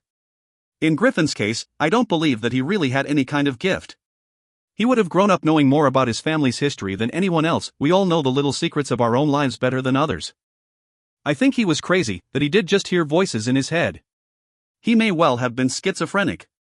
He probably showed all the signs when he was younger. It's just that he was so functional, no one saw it. He learned all the tricks. He rolled slightly to look at her. His secretary said that she heard him in his office talking the day that Marty and Toby were killed. She did, too. When the police went into his office, they found out that he had a recording to play that went on for various lengths of time. That way, people would always swear that he'd been in his office because they'd heard him. He was a CEO of a major company. Highly functioning. Ashley, the past didn't make him bad. The past made him self-righteous. He did believe that he was like a god, or an avenging angel, to take what he wanted because of the perceived ill that had been done to him. Jake smoothed back a piece of her hair. "I walloped Cliff," she said. "He's forgiven you. But I really love him. He's family. How could I have been so easily fooled? Fear for someone else you love. That's a pretty strong motive, Ashley. Honestly, I'm getting to know Cliff really well again, and he has forgiven you." She smiled. "So has Beth. Beth didn't need to forgive you. She knew that what happened wasn't your fault. It wouldn't have happened if she hadn't been here. But that's life. The good with the bad," he told her quietly. "And, hey. You know, of course, that the cops found Ramsey. He wasn't doing anything evil, he was just trying to find courage in a bottle down on Bourbon Street. Poor Ramsey. He might have been the victim. He might have been. But, sadly, what happened worked well into Griffin's hands. Ramsey he'd have had to have coaxed. He knew that Charles would be lured by the promise of a beautiful woman. Ramsey, well, until he went through this period of trauma, Ramsey was a good-looking fellow. I'm glad you turned him down, Dot. The feeling just wasn't there, she said. She shuddered. I turned Griffin down once, years ago.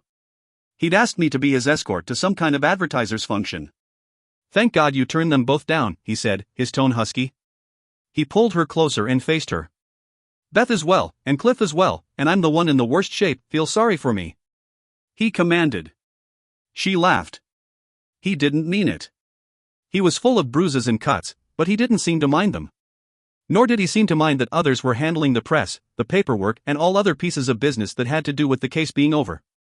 He didn't seem to hurt too badly when they were alone at night making love, and he didn't wince at all when she kissed his bruises. You're thoughtful, she said. We still have one more piece of business, he told her. He rolled off the hammock, drawing her with him. Where are we going? The cemetery, he told her. She pulled back at that, but just for a minute. And we're going to. Oh. I see. They followed the path to the Donegal tomb, but they didn't stand in front of it. Jake led Ashley to the tomb of the long-dead World War I hero, and he and Ashley Saturday. Emma, your husband loves you, he said. He loves you desperately. He loved Harold as well, and he's grateful that Harold was there to rescue you. He knows that you held your love for him in your heart all of your life, and he knows that you were treated cruelly. He just wants to love you. Your turn, he told Ashley. Marshall Donegal, you get your little ethereal backside out here. You're afraid to face your wife. You're afraid that she grew beyond her love for you, because life became so hard once you were gone. Come on, you two kids, I think this is it. Your chance at eternal happiness, she added softly. At first, nothing. And then slowly, very slowly, and like pale illusions in the bright daylight, they both began to appear. She walked slowly from the path, he emerged from the side of the tomb. She eased out to him. He took a step. They ran into one another's arms. In the daylight, so locked together, they faded into the sunlight. There were tears on Ashley's cheeks. Jake smoothed them away. Hey, they've found their eternal happiness, he told her, lifting her chin and dusting her lips with a gentle kiss. She smiled. And I found mine, she told him. Yet, as the kiss grew passionate, it was suddenly disrupted. Jake! Jackson called from the house. The tone of his voice was urgent. Jake sighed. Well, that's my world now, I'm afraid. She didn't release him, she held him close for another minute. Jake, your world is now my world, in so many ways. They kissed again. Jackson shouted again. But Jackson was a decent fellow. He'd just have to wait. One of my favorite meals in Louisiana is crawfish étouffée. I had it first in plantation country, and I've been hooked ever since. Shrimp can be substituted for crawfish. The major trick with this dish is to follow the part that says slowly brown. Crawfish étouffée. Ingredients. Half a cup roux, brown a quarter cup oil and 1/2 flour, adding a pat of butter slowly so that it does not burn. Half a cup finely chopped onion. Half a cup finely chopped bell pepper. 1 small can diced tomatoes. 3 cloves finely chopped garlic. 2 cups water. 3 pounds of cleaned crawfish meat. 1 teaspoon salt. 1 teaspoon pepper. Dash of cayenne. Directions. Simmer, adding chopped white onions and bell pepper. When a nice soft consistency has been reached, add in the diced tomatoes, garlic, water, and seasoning. Stir this mixture constantly over medium-high heat until all ingredients are evenly combined. Cover the pan, reduce to a low heat and allow it all to simmer for 15 to 20 minutes. Next, add the crawfish, or shrimp, and bring the mixture to a boil, bring to a low boil for about 5 minutes or so, and then bring back to low heat. Serve over fluffy white rice. Mix up a green salad. Cut some French bread and enjoy. This southern favorite is as easy as mint. Mint julep. Ingredients. 4 or 5 fresh mint leaves. Jigger bourbon whiskey. Powdered sugar, or cane sugar, or even substitute. Water. Directions. Mix mint and sugar in a tall glass. Add a jigger of water and stir lightly, top with bourbon whiskey and serve with a straw and topping sprig of mint. ISBN 978-1-4592-0759-2. Heart of Evil. Copyright 2011 by Heather Graham Posisir. All rights reserved. Except for use in any review, the reproduction or utilization of this work in whole or in part in any form by any electronic, mechanical or other means, now known or hereafter invented, including xerography, photocopying and recording, or in any information storage or retrieval system, is forbidden without the written permission of the publisher, Mira Books, 225, Duncan Mill Road, Don Mills, Ontario, Canada M3B3K9. This is a work of fiction. Names, characters, places and incidents are either the product of the author's imagination or are used fictitiously, and any resemblance to actual persons, living or dead, business establishments, events or locales is entirely coincidental. Mira and the Star Colophon are trademarks used under license and registered in Australia, New Zealand, Philippines, United States Patent and Trademark Office and in other countries. For questions and comments about the quality of this book, please contact us at customer_ecare@harlequin.ca. www.mirabooks.com.